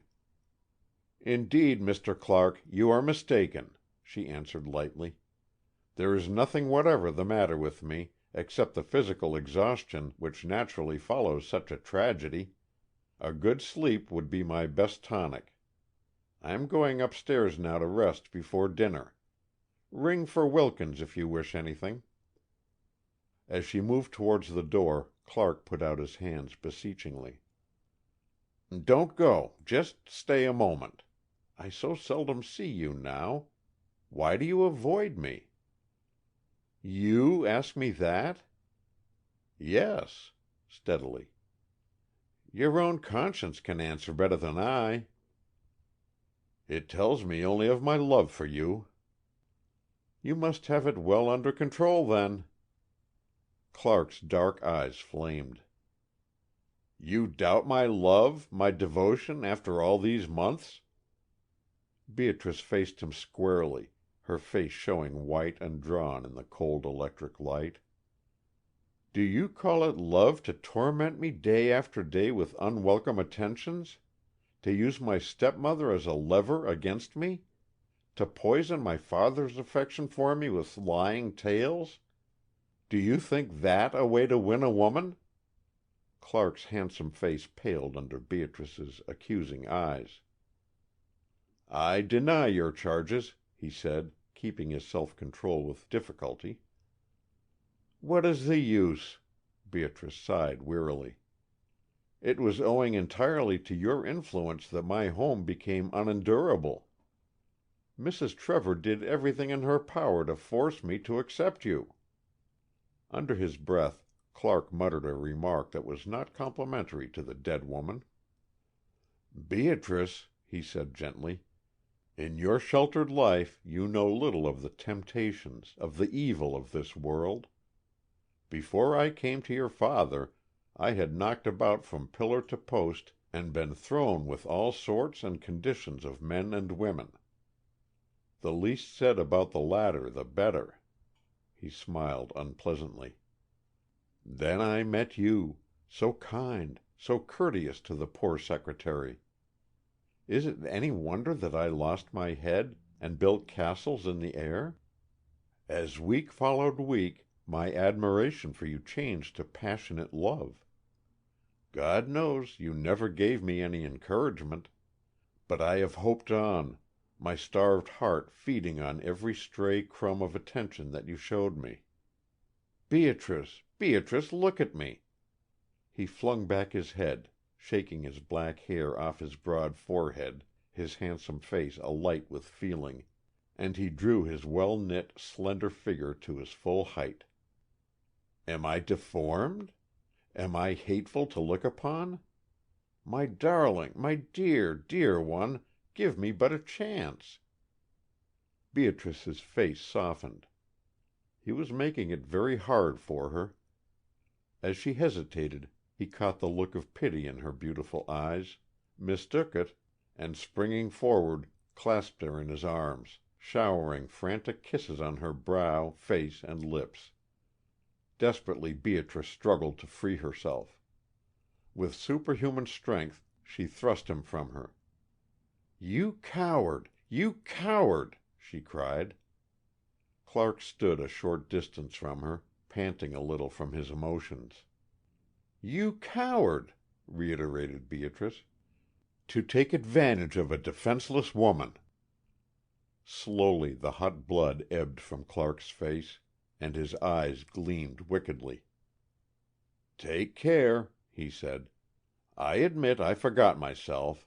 But God! You don't know how I've longed to hold you in my arms, to feel your heart beating against mine.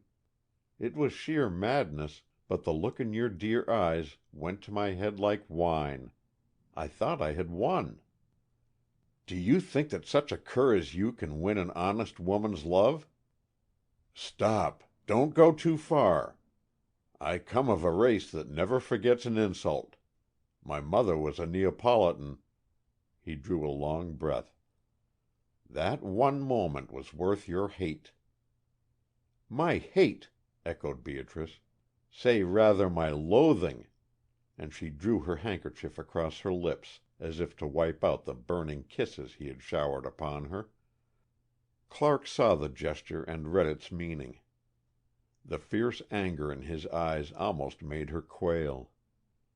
"So," he said, as soon as he could speak, "so I am not good enough to touch you." He laughed insultingly. "Bah! You are not worth my love." Shaken and outraged as she was, Beatrice faced him proudly. "This scene has gone far enough," she said. "Go." "Go? Yes, I'll go." Clark fairly shook with rage as he bent towards her. "But be sure of one thing. I'll get even, although it ruins me. Oh, I can do it, too," seeing her look of disdain, "for I know your secret." With ashen face and fast-beating heart, Beatrice stood transfixed, gazing at Clark's retreating figure. As the library door slammed to behind him, she staggered rather than walked to the lounge, and threw herself face down upon it. Chapter 13.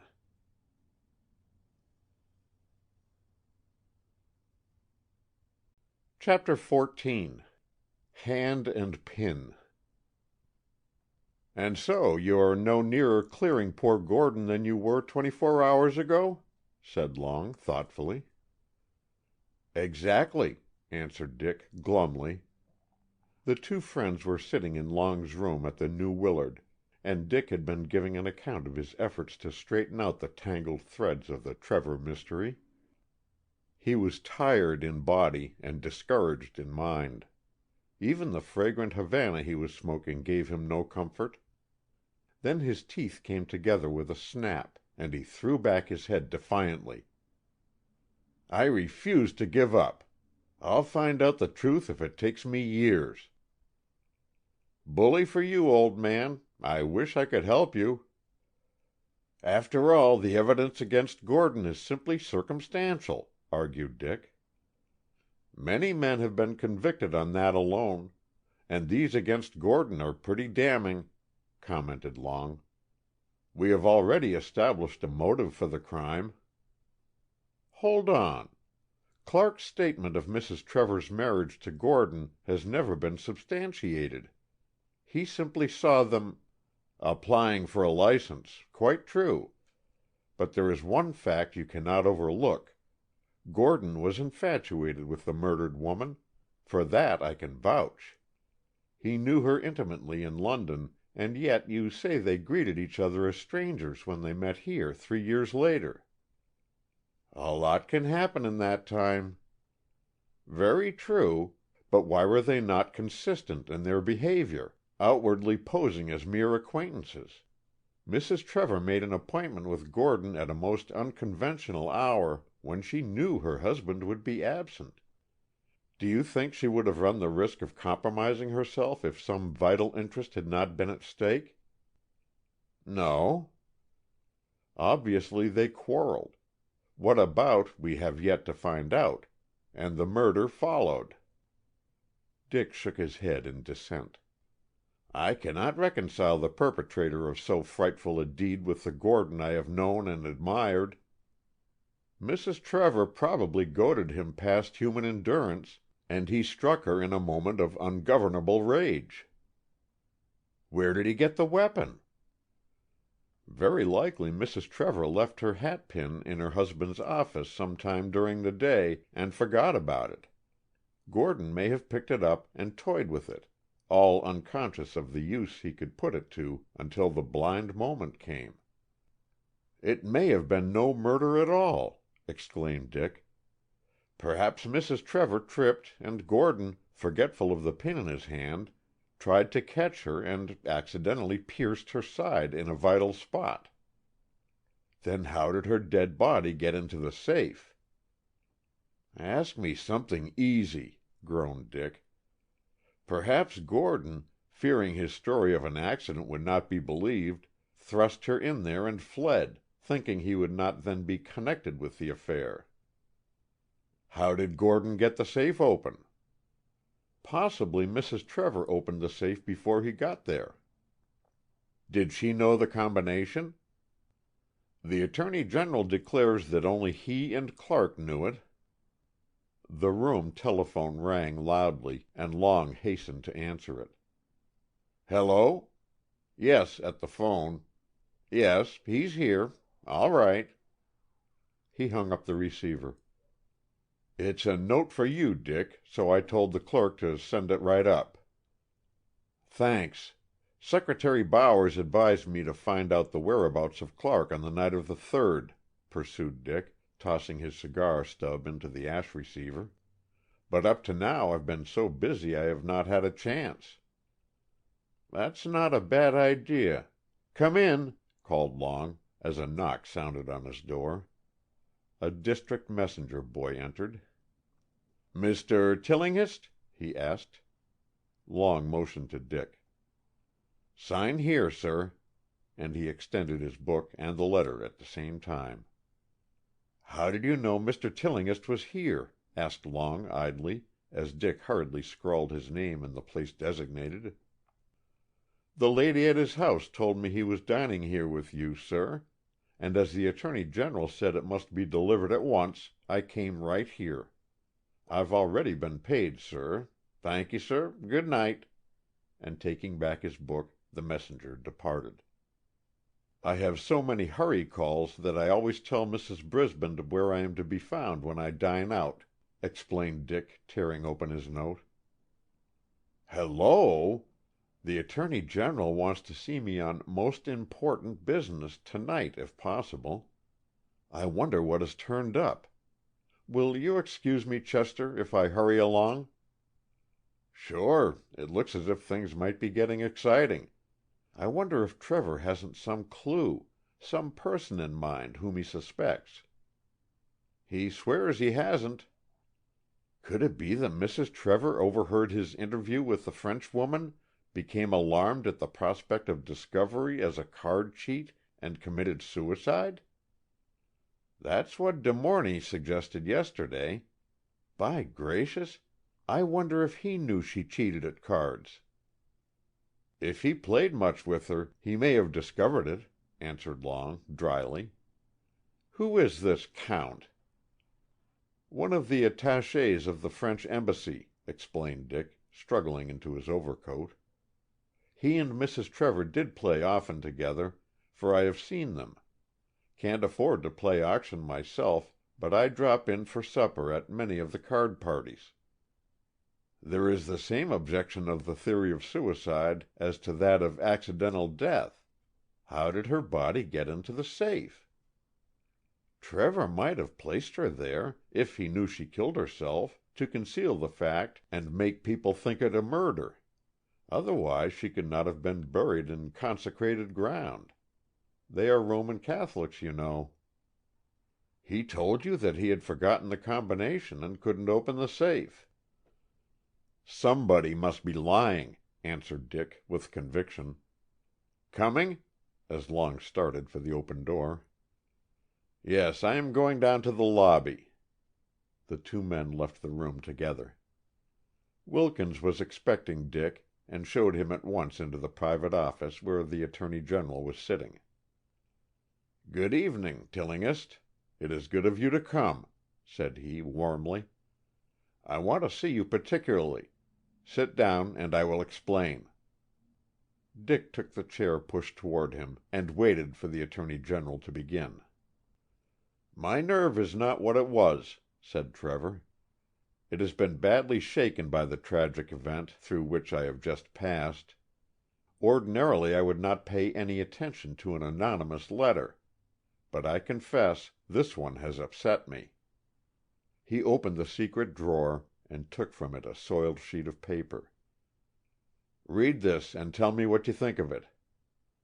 Dick's eyes opened wide with astonishment as he perused the badly written scrawl.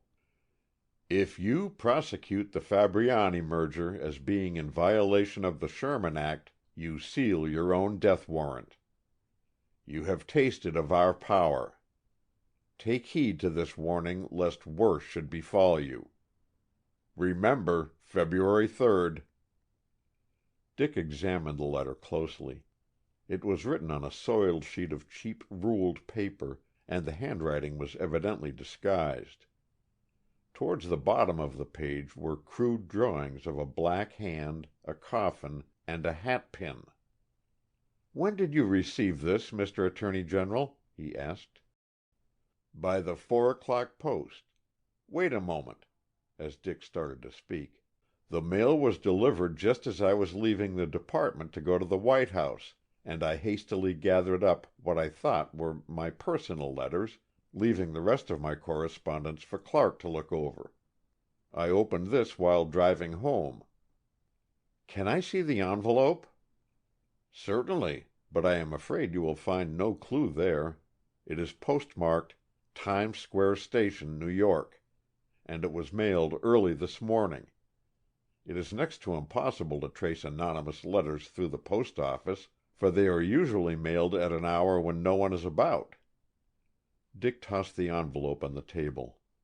There was nothing to be learned from its ordinary exterior. It was addressed in the same disguised writing as the letter. "Who is Fabriani?" "An Italian importer. He and 2 other Italian merchants have merged their business, and have crowded out the smaller importers. Fabriani has resorted to illegal measures to force his rivals out of business. They have appealed to the courts to protect them against the merger." "I see." Dick balanced the letter in his hand. "Do you think that it is Fabriani who is trying to intimidate you by making use of a Black Hand threat?" "It has that appearance. Come," glancing keenly at Dick, "what is your opinion?" "Why, that this rascal Fabriani has concocted this scheme in his own head and is using your wife's tragic death in hopes to check your actions against his merger. Of course, he may be a member of the Black Hand, but in the numerous accounts of murders attributed to that society, some token of the Black Hand has always been found by the body of the victim. Besides, I really do not think they would perpetrate so wanton a crime on so slight a provocation." "That would not stop them," declared Trevor. "They are a bloodthirsty crew, and when lust and hate lure them on will commit any crime." "But in this instance they had neither of those motives," said Dick obstinately. Trevor moved restlessly in his chair. "I would give much to believe in your theory." "What makes you doubt its truth?" asked Dick quickly, and he looked searchingly at his companion. Trevor's face flushed darkly, and he considered a moment before replying. "I have had a long talk with my friend, Secretary Bowers," he said finally. "He advised me to do all in my power to have the real murderer apprehended, and to that end thought I should offer a large reward for his detection. I cannot believe that Mr. Gordon murdered my wife, cannot believe there was he stumbled in his speech, an affair between them. Whatever her faults, my wife," proudly, "was faithful to me. Nothing will make me believe otherwise. I am convinced there is an innocent explanation of their meeting that night." "I am sure there is," exclaimed Dick heartily. "And, Mr. Attorney General, I honor you for the stand you are taking." "Thanks, Tillinghast, thanks," said Trevor, huskily. "I have been searching vainly for a clue. This letter," taking it from Dick, "puzzles me greatly. On thinking the matter over, I decided to send for you and ask your advice. Publicity is hateful to me, and I find it easier to discuss these details with you, as you already know so much about my family affairs." "I shall be delighted to be of any service, sir." "I think I told you in our last interview," began Trevor, "that my wife and I were married after a 6 weeks' acquaintance. We met through mutual friends. I know nothing of her past. I loved her devoutly, and was satisfied when she told me that my affection was returned and that she was free to become my wife. During our happy married life I never questioned her, being content to live in the present and let the dead past bury its dead. But about 8 months ago I discovered that my wife was in deadly fear of one man." He hesitated. "Do go on," urged Dick, bending forward in his eagerness. "Did you find out who he was?" "He was an Italian." "And his name?" "Giovanni Savelli." Dick sat back in his chair and stared at the Attorney General. "Giovanni Savelli," he repeated thoughtfully. "Giovanni Savelli. Why, he is said to be one of the heads of the Camorra." "Exactly," replied Trevor dryly. Chapter 14.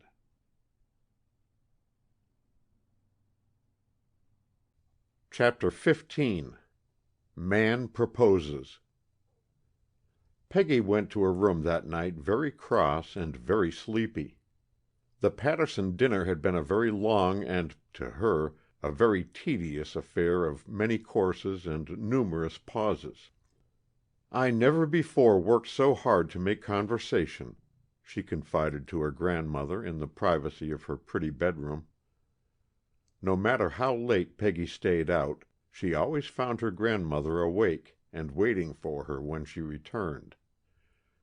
When no social engagements took her from home, Mrs. MacAllister, who required very little sleep, always retired to her own sitting room about 10 o'clock. She dressed in a warm wrapper and made herself comfortable by her reading lamp, and perused magazines and the latest novels at her leisure. "You see, Granny, it was a mixed affair," explained Peggy, sitting on the edge of her bed while she took down and shook out her lovely lint-white locks, as Dick called them. "And one man gave out at the last moment, so I sat between old Mr. Forsythe and Mrs. Wheeler." "Good heavens! What a combination!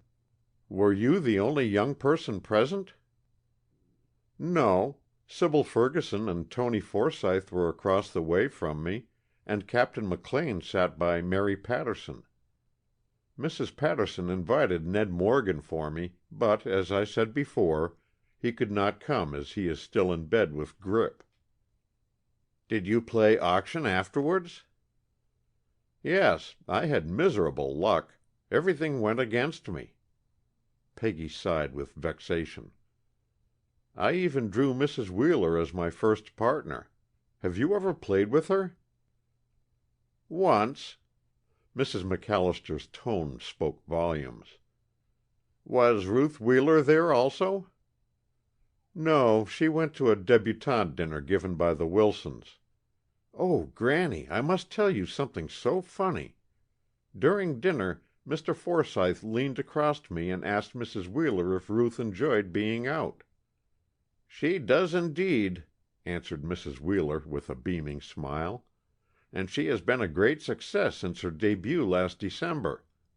Why, Mr. Forsythe, she has already had 2 proposals and 1 hint." "That is just like Maria Wheeler," laughed Mrs. MacAllister. "What did you do this evening, Granny? You read a blood-curdling mystery story as usual, I suppose." "Indeed, I did nothing of the sort. I was most agreeably entertained by a young man." "General De Peyster?" "I said a young man," with dignity. "I give it up, Granny. You have too many of the male gender anxious to call on you. It would take me an hour to go through the list." "Tut, child, I am not to be flattered." But she smiled quietly, well pleased. She had queened it too long in salon and drawing room not to know her power. "My visitor this evening was Count de Morny." "Count de Morny! Why, good gracious, Granny, he was here only this afternoon." "I know it," placidly. Why did he come a second time?" "He came to ask my permission to pay his addresses to you." Peggy dropped her slipper with a thud on the floor, while the rich warm blood mounted to her cheeks. "And you told him?" "That he could, yes." The clock ticked loudly in the quiet room. Mrs. MacAllister was the first to break the silence. "Peggy, look at me."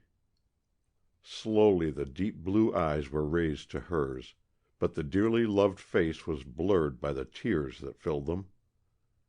"Granny, Granny, I cannot leave you. Why need we speak of marriage? We are so happy, we two." "Nonsense, child." Mrs. MacAllister's tone was husky, and she cleared her throat of a suspicious lump. "Do you think I want you to be a lonely old maid? No, dear heart, I wish you to marry a man worthy of you.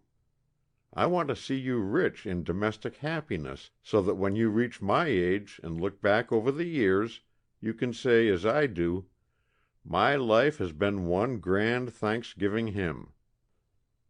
It was not often that the stately dame showed emotion, and Peggy was deeply touched. She dropped down on her knees and pressed her cheek against her grandmother's as the loving arms met around her. "Hush, dearie, do not cry." Mrs. MacAllister rocked her back and forth as she had been wont to do in her babyhood. "You do not have to accept Count de Morny if you do not care for him. I did not think it fair to either of you to forbid his proposal. He says he loves you devotedly, and he offers you a most distinguished name and a splendid social position in the old world. I know nothing against him, and I like him personally. But, Peggy, I warn you, De Morny is not a man to trifle with. He has a high temper under that debonair manner. Come, it is late. Go to bed, dear, and do not worry any more. Remember, I shall not force you into any marriage. The decision must rest with you. Now, hurry and undress," kissing her warmly. "I will come back and tuck you up in bed."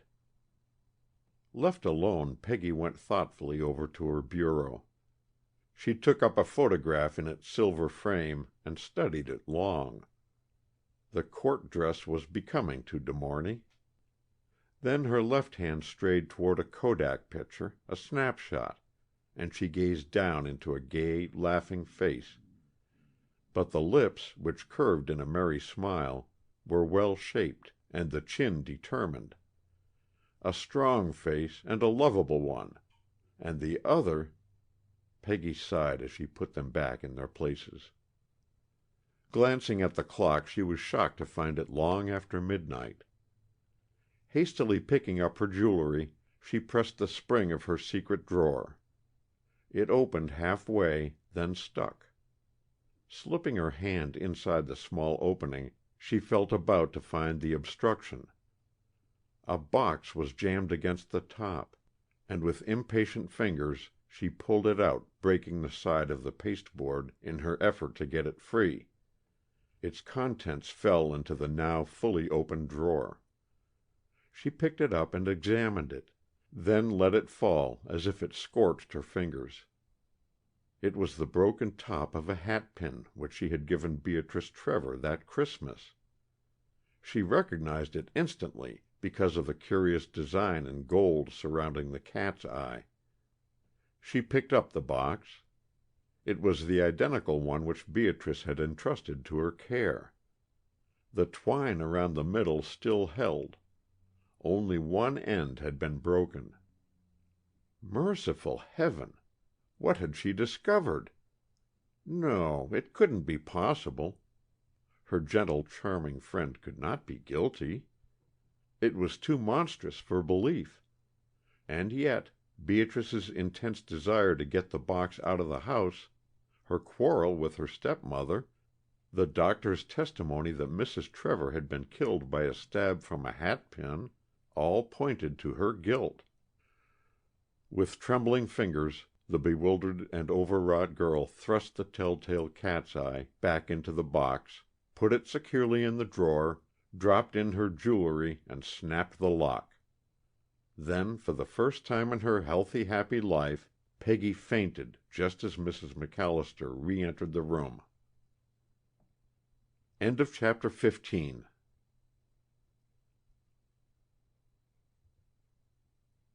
Chapter 16. Playing with Fire. It was a very woe-begone Peggy who came into the drawing-room the next afternoon, and Dick looked with consternation at her pale cheeks and heavy eyelids. "Peggy, what have you been doing with yourself?" he exclaimed, detaining her small hand in his. "Sit down here," patting the chair next her. Dick needed no second bidding. "I could not sleep. Granny was so upset," she began incoherently. "I simply had to send for you." "Is Mrs. MacAllister ill?" he demanded. "Oh, no. I gave her a dreadful fright, that was all. She found me in my room last night in a dead faint." "Great heavens!" bending toward her, much alarmed. "My dearest, what—" "I am all right now. My fainting was caused by a shock. I made a terrible discovery. But before I tell you about it, you must give me your solemn word of honor not to repeat what it was." Dick gave her the desired promise. Then he listened with growing amazement to her account of finding the broken hatpin in the box Beatrice had entrusted to her care. He drew a long breath when she finished. "Rosamond's Bower can't be mentioned in the same breath with this Trevor maze," he said. "This discovery of yours, Peggy, certainly complicates matters more than ever."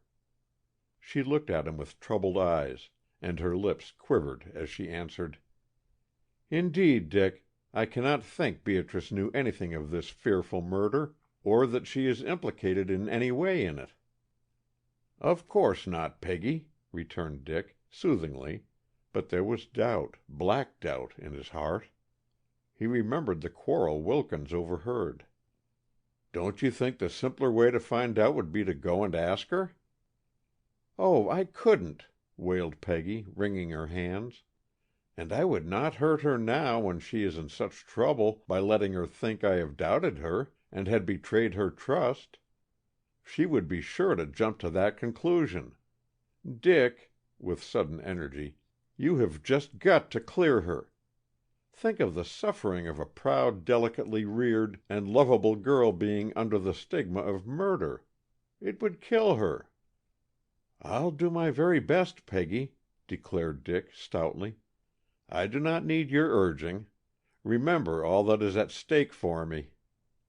A bright blush dyed Peggy's pale cheeks, and she hastened to change the subject. "Have you seen Mr. Gordon?" "No," vexedly. "Gordon still declines to see anyone, and his lawyers are equally reticent. He even refused to allow them to apply for bail." "I thought a man arrested on a charge of murder was never permitted to be bailed out." "Oh, it has been done in the district on several occasions. I am told Gordon takes the situation very calmly." "My heart aches for him. It is like him to face his troubles so bravely. What has the Navy Department done about him, Dick?" "Done? Oh, nothing. They cannot take any steps in the affair until after the civil court decides whether he is innocent or guilty. Now, Peggy," he went on, glancing at her sorrowful face, "I don't want you to make yourself ill worrying, so I am going to tell you in strict confidence that the Attorney General is convinced that Mrs. Trevor was a victim of the Camorra. But mind you," as her face brightened with relief, "he has no direct evidence, only surmise and a threat to go upon, so far, but he is sending for the head of Pinkerton's agency to investigate these clues. If necessary, he will communicate direct with the Italian government." "That is splendid!" exclaimed Peggy, her eyes shining with relief. "But then," again perplexed, "why should Beatrice secret the top of her hatpin?" "It is bewildering," acknowledged Dick. Perhaps she accidentally found the broken pin and did not dare confess that she had it, thinking it might involve her in further difficulties with the police." "Of course, that is it," agreed Peggy. "Under the same circumstances, I might have done the same myself. I am so glad I consulted you, Dick. You have taken a weight off my mind. Can't you stay and have tea with me?" "I am sorry that I cannot. I must hurry off. At present I am covering the Russian Grand Duke's visit here for an out-of-town paper, and am to have an interview with his chief of staff at 5 o'clock. If anything else turns up, let me know, and above all," his voice was very tender, "take care of your precious self." Her reply was interrupted by Hurley's quiet entrance. "Count de Morny, Miss Margaret," he announced, holding back the portière as the Frenchman appeared in the doorway. "Ah, mademoiselle!" he exclaimed, advancing with outstretched hand. "It is a great pleasure to find that you are in." Peggy was instantly conscious of the restrained antagonism between the two men as they greeted each other. "Monsieur Tillinghast and I, like the great minds, think alike," smiled de Morny. "We each decide to come here. We shall wear out the chairs." "Today it is just howdy-do and good-bye, Count," said Dick briefly. "Unfortunately, I must hurry away. Good-bye again, Peggy." De Morny's eyes sparkled with anger as he watched their cordial leave-taking. As Dick disappeared, he drew his chair closer to Peggy and proceeded to improve his opportunity. "You look fatigued, mademoiselle," glancing keenly at her. "I have been doing too much," confessed Peggy. "Fortunately, Lent will be here soon, and I can then take a much-needed rest." "It is hard to go every night, and in the daytime, too, yes," sympathized de Morny. "I never have known so fast a season. But I like it. I feel as keen as a mink." "As a what?" questioned Peggy, puzzled. "As a mink," complacently. "I am very happy today, mademoiselle, for madame, your grande mère, has given me permission to tell you how much I love you." Peggy's heart beat fast, and she crumpled her handkerchief into a little ball. De Morny stopped to glare at Hurley as that solemn individual came in with the tea-tray. "Will you not give me some hope?" he pleaded, as soon as Hurley went out of the room. "Mon cœur, I adore you. I cannot live without you." The excited Frenchman bent forward, caught Peggy's little hand, and impulsively kissed it before she could snatch it away. "Monsieur, you go too fast," she remonstrated. "You forget that at the charity ball I said I would listen to you and," hesitating, "my other friends only on one condition." "And that condition, mademoiselle?" "Is that you find the murderer of Mrs. Trevor." The pupils of De Morny's eyes contracted suddenly. An involuntary shiver ran down Peggy's spine as they met hers. "And then what, mademoiselle?" he asked slowly. "Come and have a cup of tea." Peggy held the tongs poised over the sugar bowl. "1 lump or 2, Count. Oh, Granny," as Mrs. MacAllister walked in, "you are just in time to have some hot toast and tea." Chapter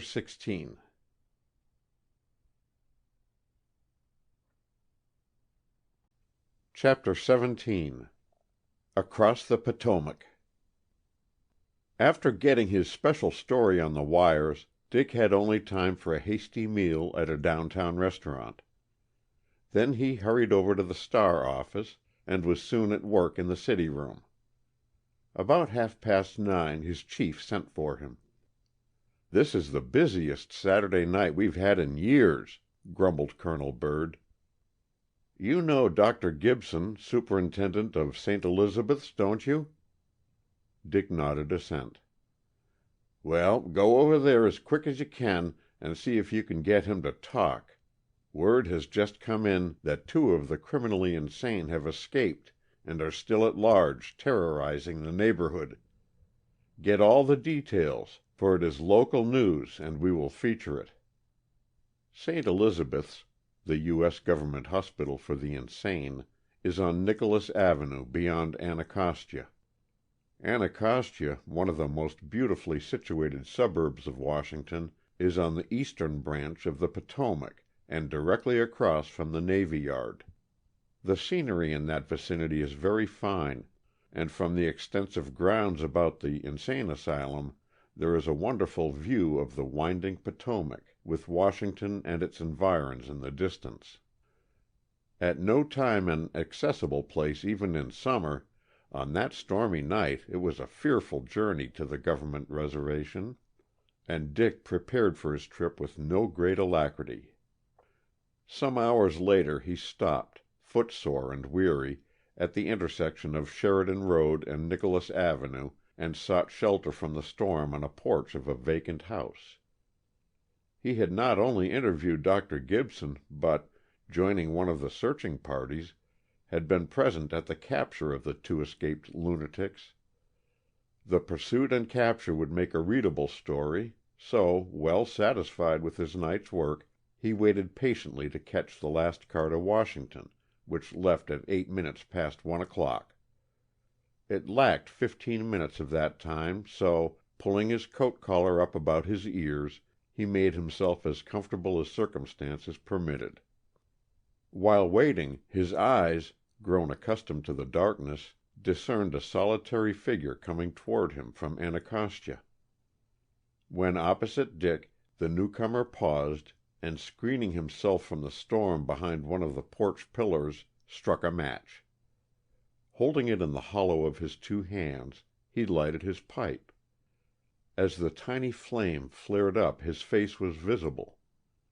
Dick, too amazed to speak, drew back deeper in the shadow of the friendly porch.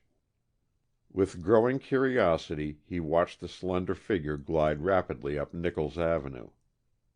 What was Alfred Clark doing in that neighborhood after midnight? Dick hesitated.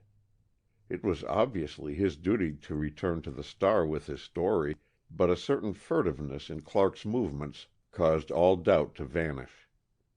Throwing his duty to the winds, he pulled his soft hat low on his head, scrambled down the steps, and turned up Nichols Avenue.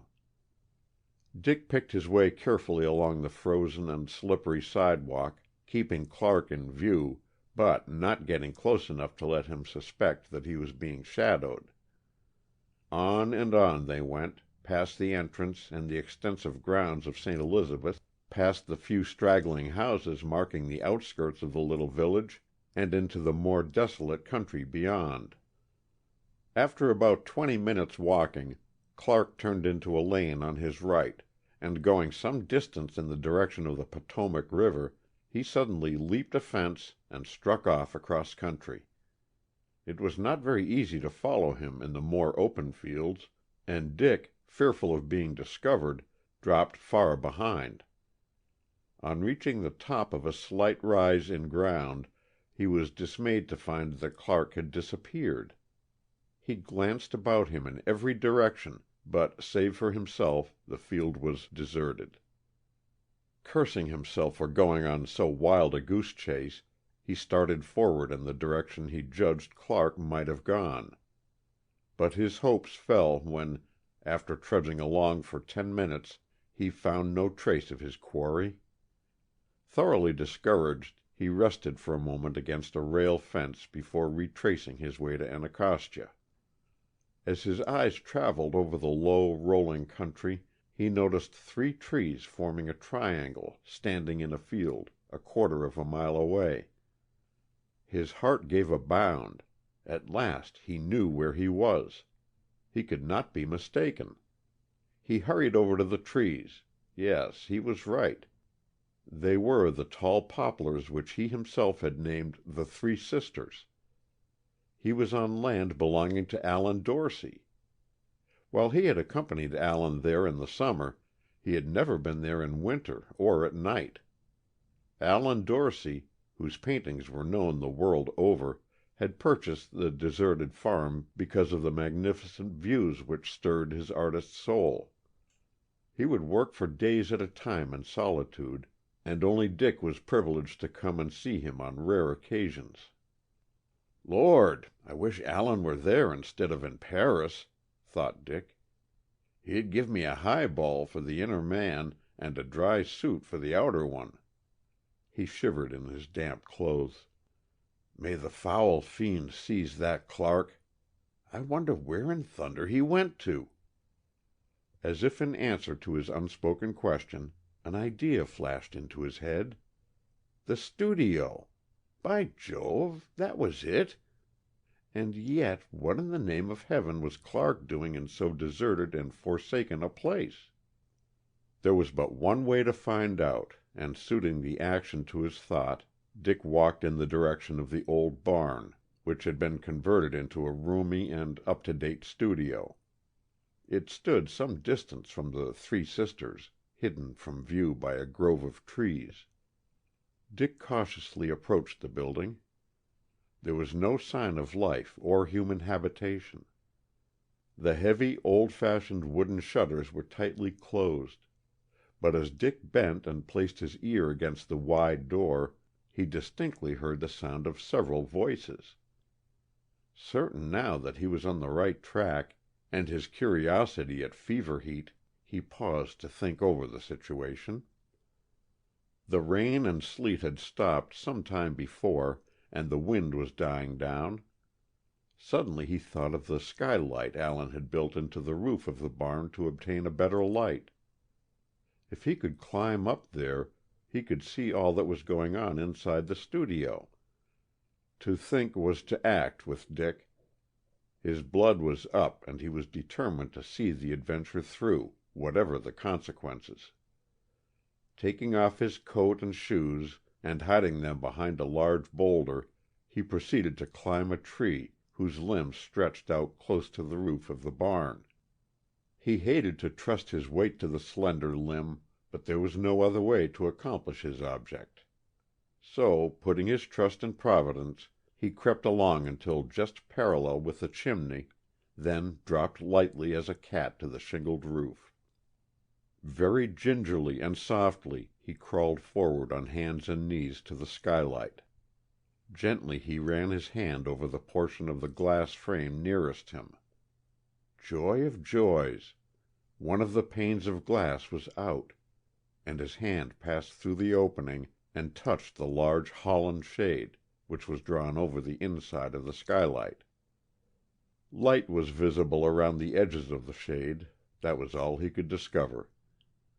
He pulled out his penknife and gently cut an opening in the green shade and applied his eye to the hole. Seated directly beneath him, around a table, were 4 masked men. Their voices carried distinctly in the closed room to where he crouched above them. To his great surprise they spoke in Italian, a language with which he was fairly familiar, having studied it with a view to going into the consular service. The smallest man of the 4 placed a square box in the center of the table. "Draw," he said briefly. "The one who gets the marked card is accepted by the Brotherhood as its avenger." One by one 4 hands were slipped inside of the small opening in the end of the box and silently withdrawn, holding a card at which each glanced indifferently. Dick could not tell from their quiet movements which had drawn the fatal card. The leader rapped softly on the table before speaking. "Our plans are now perfected," he said. "There can be no failure. In this country of the free, we, children of the Camorra, can wreak its vengeance upon those who have thwarted our society. The Grand Duke Sergius has seen fit to hound certain of our members who have come within his power. The Brotherhood has decreed his death. The Grand Duke, the President, the great men of this country, and the diplomatic corps will be assembled 5 days from now to attend the dedication of the Lincoln Memorial. No better opportunity could be found. The means I leave to the fortunate holder of the marked card. Remember, the place and the hour." Dick could hardly believe his ears. The Camorra! Surely he was in some mad dream. So bewildered was he that he missed a few sentences, but his wandering attention was attracted by the excited gestures of the masked man who sat facing the leader. "You ask for an explanation," said the latter. "For that you must apply to Giovanni Savelli. The Trevor affair is in his hands. But are you not his direct agent?" The man's answer was spoken in so low a tone that Dick, not catching what he said, bent far over the skylight, forgetful of the frailness of the structure. Glass and frame gave way beneath his weight, and with a resounding crash Dick fell forward into space. End of chapter 17.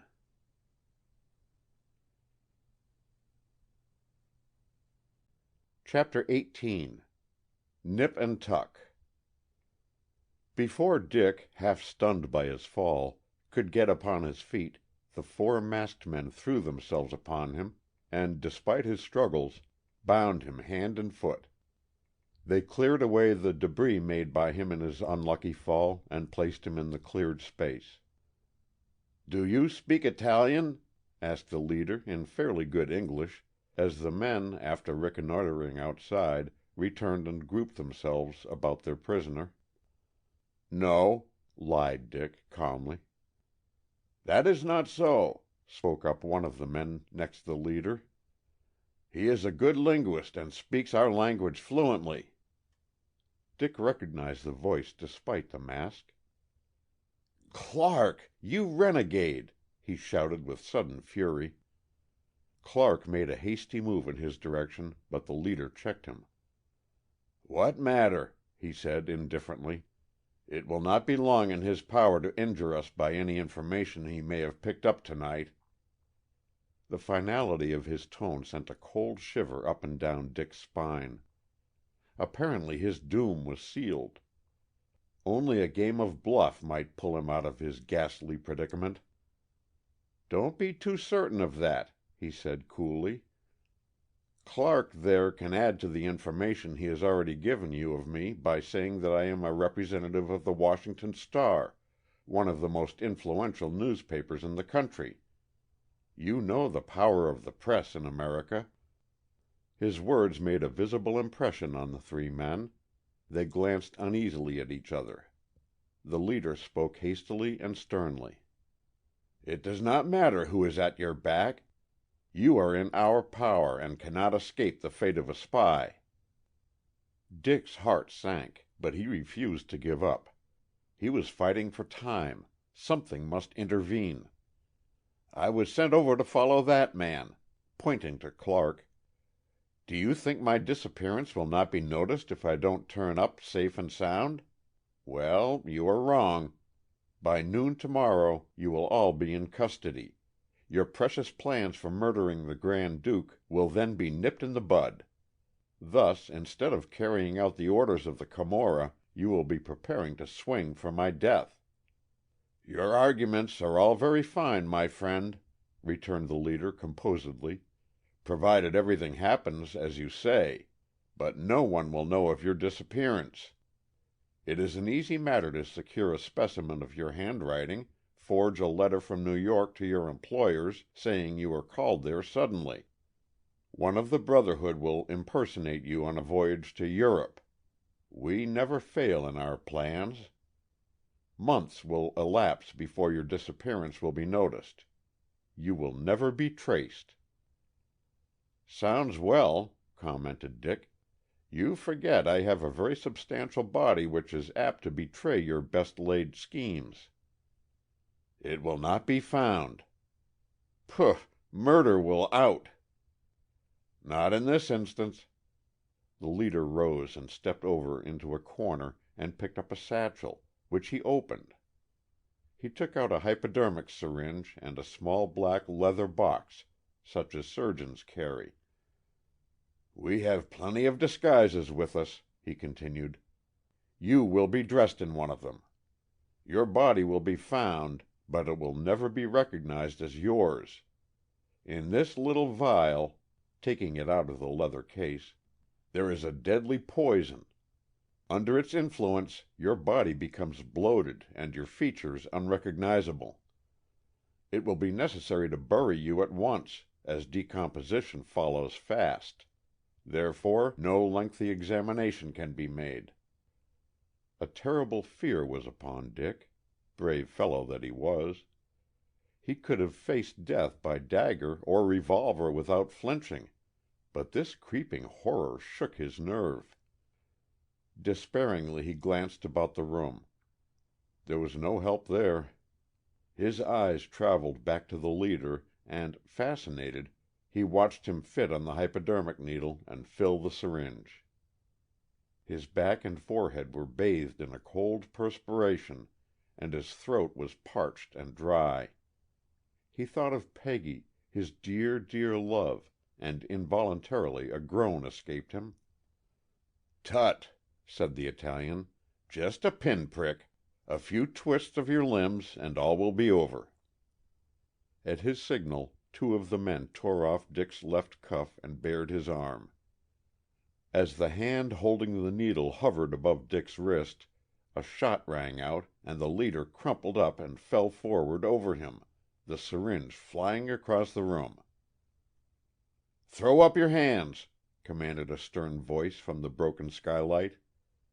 The amazed men looked up into the barrels of 4 revolvers, while Dick fainted away. A few minutes later Dick recovered consciousness. Dazed and bewildered, he looked at the tall man bending over him and put out his hand to push the brandy flask away. "De Smirnoff!" he gasped. "How in heck did you get here?" "Gently, gently, my friend. Drink this cognac." And as Dick complied with his request, he added, "I am a member of the Russian secret police. It is my special duty to guard the person of His Imperial Highness, the Grand Duke Sergius." End of chapter 18.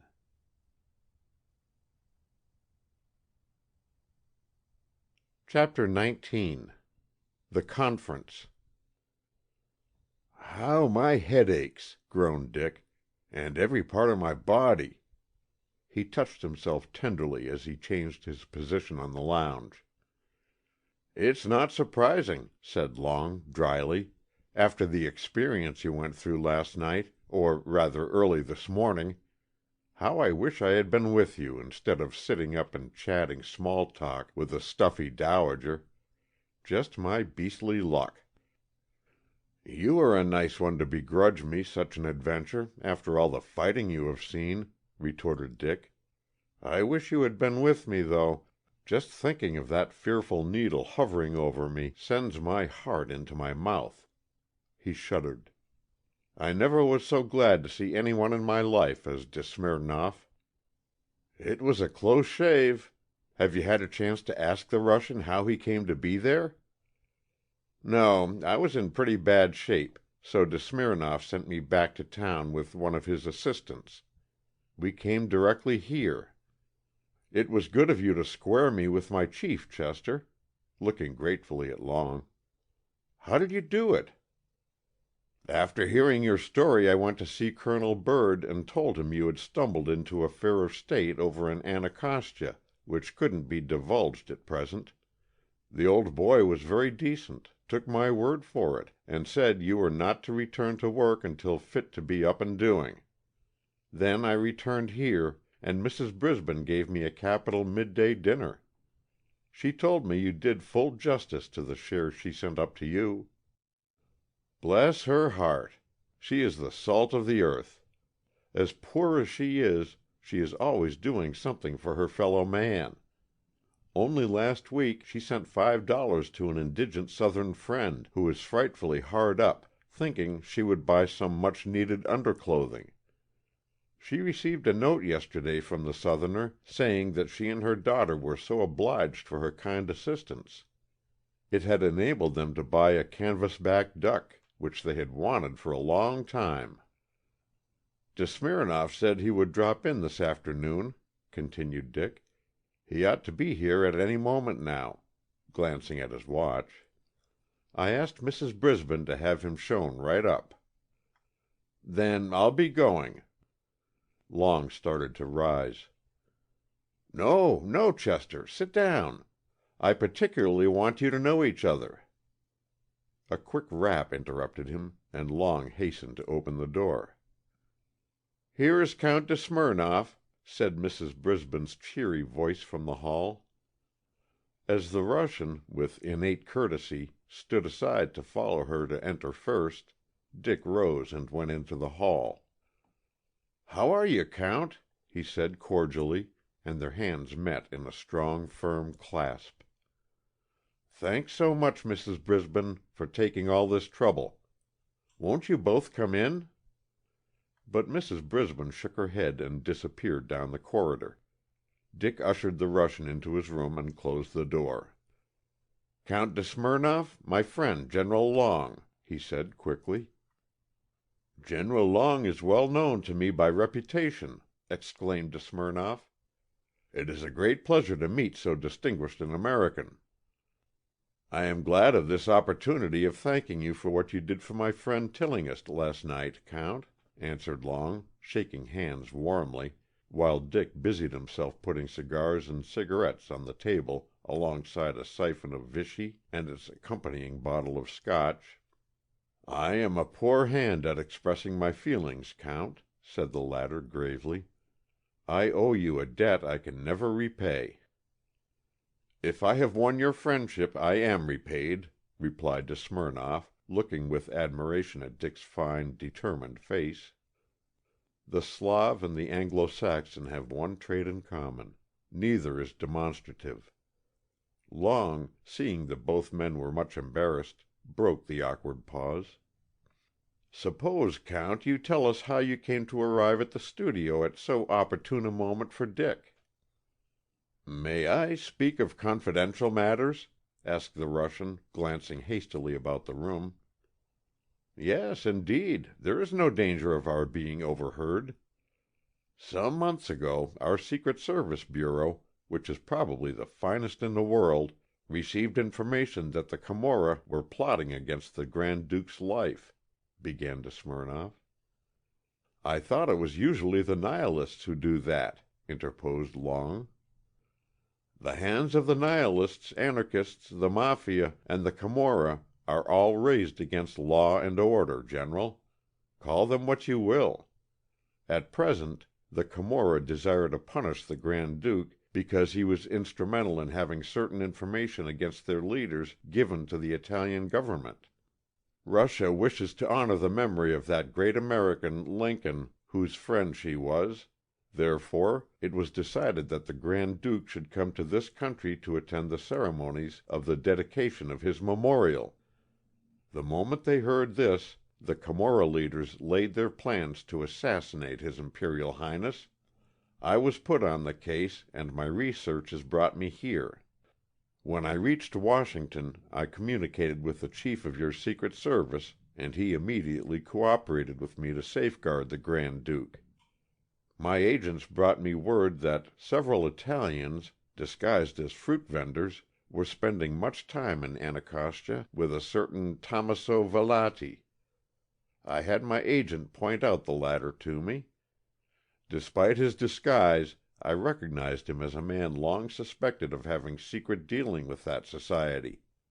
My suspicions were aroused, and I placed a watch upon his movements. Last night, accompanied by 4 of your Secret Service men, I crossed over to Anacostia. We went to a tavern near the waterfront and waited for my spy to join me there. He was very late in keeping his appointment. I was on the point of starting out after Tommaso without waiting for him when he appeared. He told me that he had traced Tommaso to a deserted building some miles away and had waited about until he saw several men join the Italian. Thinking some deviltry was to pay, he hastened back to warn me. He is familiar with the country about Anacostia, and so took us by a short cut direct to the studio. The Italians were so absorbed in dealing with you, Monsieur Tillinghast, they never heard our cautious approach. I saw the light shining above the broken skylight, climbed on the roof by aid of the tree, and reached the opening just in time to shoot Tomaso as he bent above you." Dick drew a long breath. The agonizing scene was too fresh in his mind to be pleasant. "Take a drink," he said, by way of relieving his feelings, and he pushed the paraphernalia towards the Russian. De Smirnoff helped himself liberally, and the others followed his example. "What have you done with the prisoners?" questioned Long. "Tomaso is to be buried tomorrow. I surrendered the 2 Italians to your chief of the Secret Service." "That accounts for 3 men. What became of the 4th?" asked Dick. De Smirnoff colored with vexation. "He escaped," he said bitterly. Dick swore softly. "It was this way," hastily explained the Russian. "As 2 of my men forced open the studio door, one of the masked men, who stood near a window, threw up its sash. The detective covering him fired, but missed, and before he could take aim again, the prisoner had pushed open the shutter, vaulted through the window, and was gone. Luck was with him. Every one of our shots went astray, and though I sent men in pursuit, he made good his escape. The other 2 men, cowed by the death of their leader, gave us no trouble." "Were they Italians?" inquired Dick. "Yes. Why do you ask?" Dick pondered a moment. Should he take De Smirnoff into his confidence? He looked earnestly at the Russian's face. The broad brow and clever handsome eyes, the slightly aquiline nose, and the firm, thin-lipped mouth, he looked what he was, a keen, brilliant officer of the Secret Service, brave to a fault, secretive perhaps, but withal a gentleman. Quickly Dick made up his mind to trust him. "Because the 4th masked man was an American," he answered slowly. Long, as well as De Smirnoff, glanced at him in surprise. "It was Alfred Clark." "Well, by gad!" muttered Long, completely taken aback. De Smirnoff looked inquiringly at Dick. "I went to Anacostia to cover an assignment for my paper," the latter hastened to explain. "While I was waiting for a Washington car, Clark passed me. I never trusted the fellow, and seeing him there on such a night and at that hour made me suspect that he was up to no good. So I followed him, with what results you already know." "Did you overhear much of their talk?" "Enough to know that the men were plotting to assassinate the Grand Duke at the dedication of the Lincoln Memorial. Then they spoke of the Trevor murder." "What did they say about it?" asked Long, as Dick stopped to strike a match. "If I remember correctly, Clark asked some question which I did not catch, and Tomaso replied, 'The Trevor affair is in the hands of Giovanni Savelli. But are you not his direct agent?' In trying to hear Clark's reply, I leaned too far forward and fell through the skylight. Now," went on Dick earnestly, "this fits in with the Black Hand threat the Attorney General received on Friday afternoon. He is convinced the Camorra is responsible for his wife's murder, chiefly because he knows she lived in fear of this Giovanni Savelli. He doesn't know why she feared him. The Black Hand letter spoke of the Fabriani merger, but that looks to me like a blind to throw him off the trail. Can you tell me, Count, the best way to get track of this Savelli?" De Smirnoff leaned thoughtfully back in his chair and considered the question. "It seems to me," he said finally, "that the person you need to put your hands on is Monsieur Clark. You heard Tomaso say that he was Savelli's direct agent in the affair."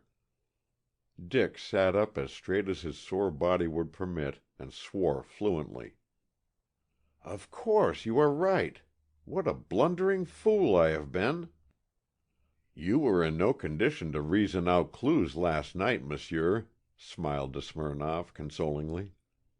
"I am sure your theory is right," argued Long. "Clark must be the guilty man. He knew the combination of the safe, and he also knew when certain inmates of the house would be absent." "It looks plausible," agreed Dick. "Clark may have joined the Camorra while in Naples, but he must have been very deeply involved to commit murder for this Savelli." "Perhaps Monsieur Clark is using the Camorra to shield his own deed," suggested de Smirnoff slowly. "We in the Secret Service keep in touch with every country in the world. I recollect now that this Alfred Clark, of whom you speak, was a resident of Naples for many years. He did not have a very savory reputation. Madame Trevor, or as she was then, Hélène de Beaupré, spent several winters in that city. Monsieur Clark, before he lost his money, was her devoted lover." Long bent forward and helped himself to Scotch and Vichy. "The plot thickens," he said laconically. De Smirnoff nodded his head. "I must take steps to have this Monsieur Clark apprehended," he said. "According to Count de Morny, Madame Trevor—" he raised his glass and examined its contents critically. "Madame Trevor was not a good woman." Chapter 19.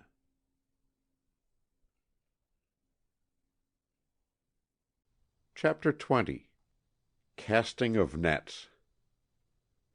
Dick was awakened out of a sound sleep the next morning by a loud banging on his door. "Come in," he shouted sleepily. Then, realizing that the disturber of his peace could not crawl through the keyhole, he scrambled out of bed, unlocked the door, and jerked it open. "I ax your pardon, Marse Dick," said Uncle Andy, bowing and scraping on the threshold, "but this here note done come for you, and the bearer am waitin' for an answer, suh." As he spoke, he handed Dick a sealed envelope and a small package.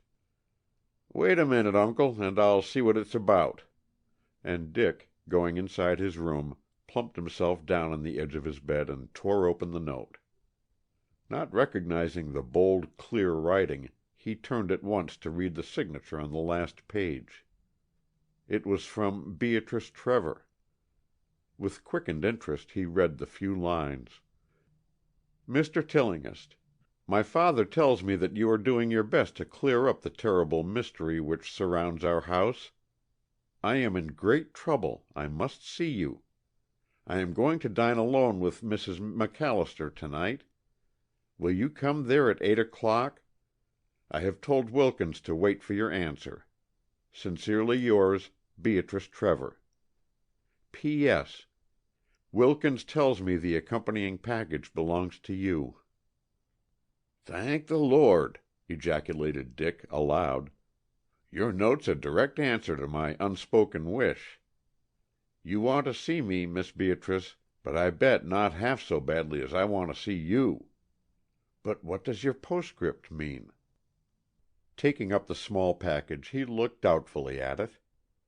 "Best way to find out is to open it," he muttered, tearing off the string and wrapping paper.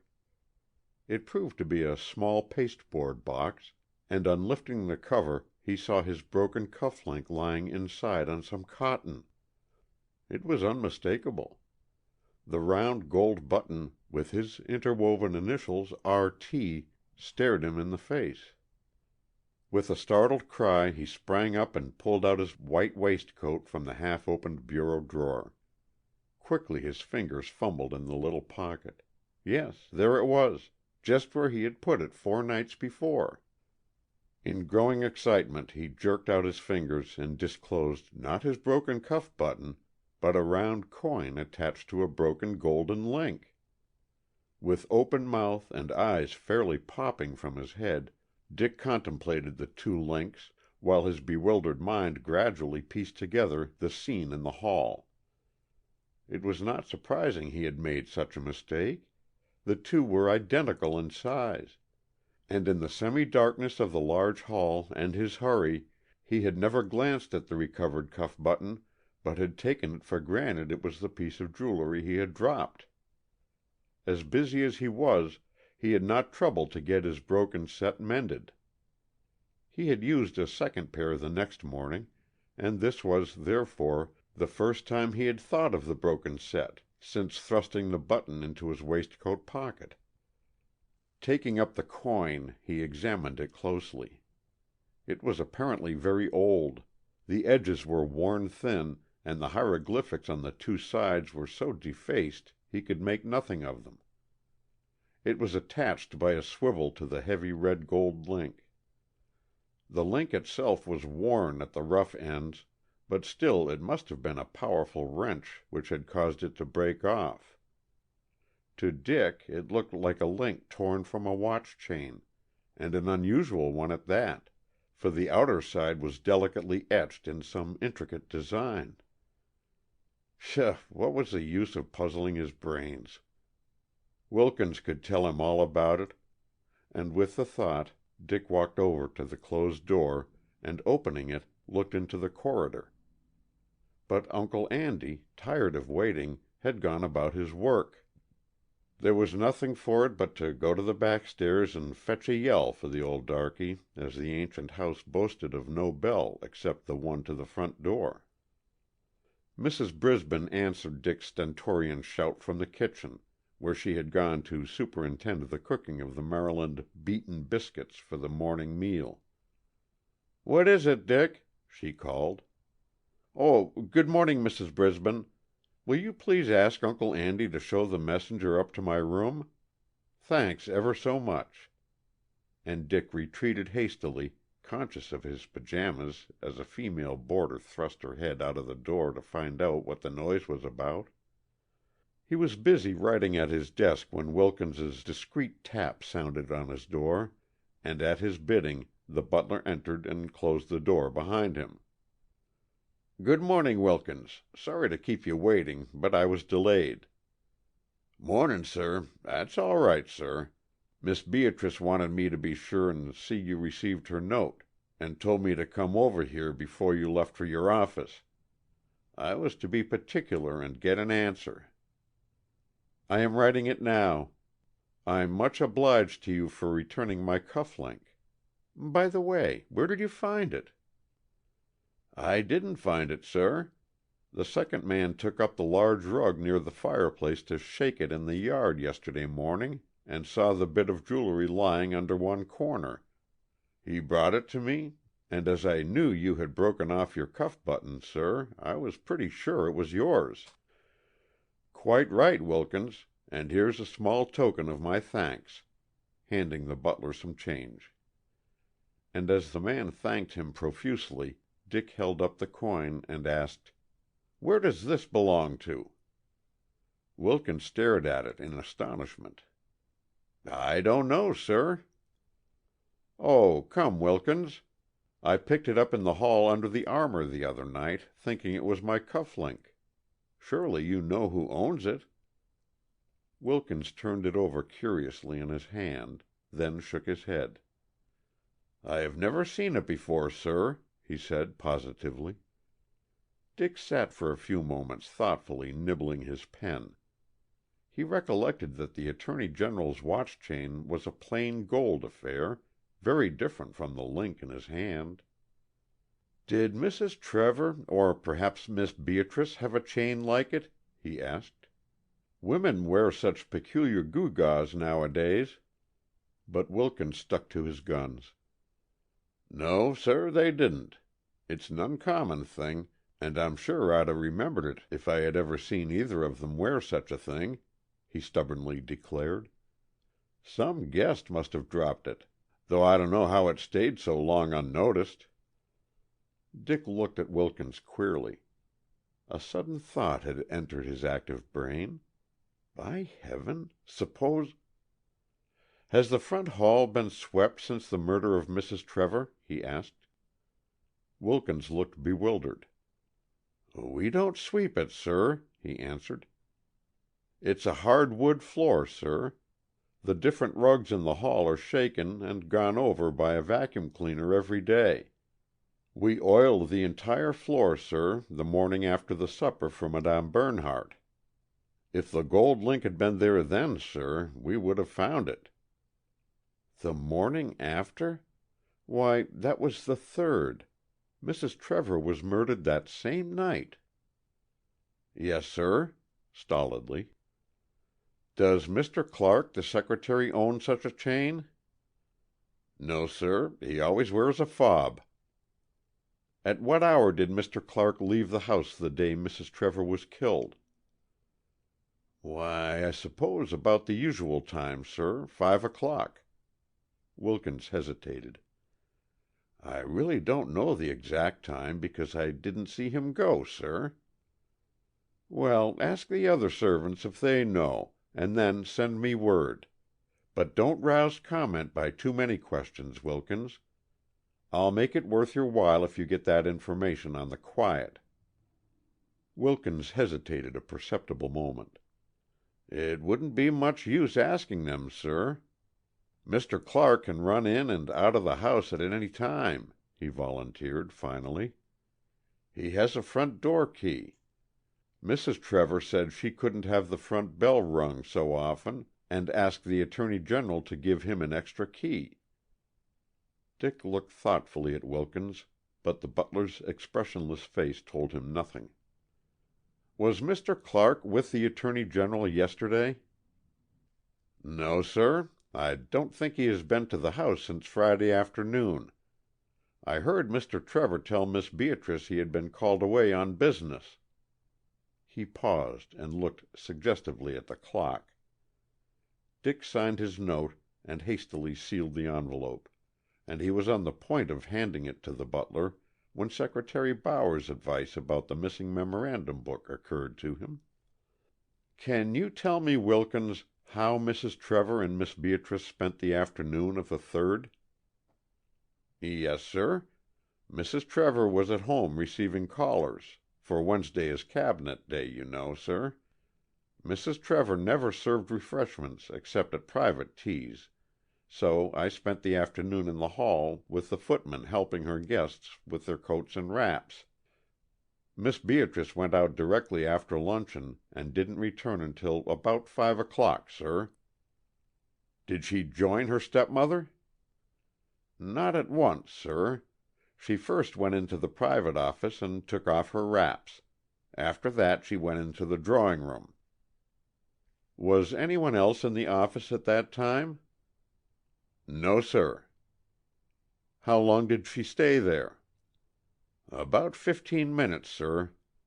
Mrs. Trevor sent me to ask her to come into the drawing room, as Mrs. MacAllister wished to see her." "What was Miss Beatrice doing when you entered the office?" "Sitting at her father's desk, sir, and writing." Had she a memorandum book in her hand?" asked Dick hesitatingly.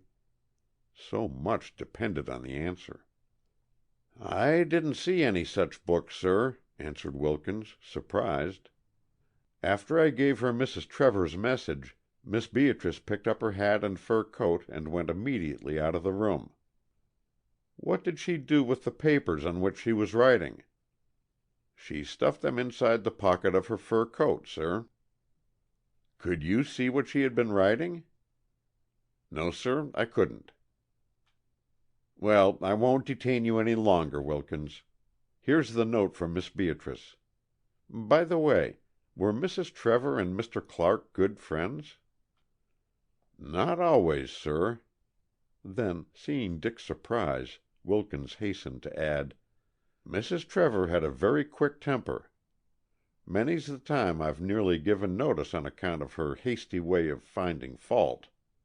She and Mr. Clark were very thick, that is," stumbling in his speech, "good friends like. Mr. Clark had eyes for nobody but Miss Beatrice, and he and Mrs. Trevor often had words over her.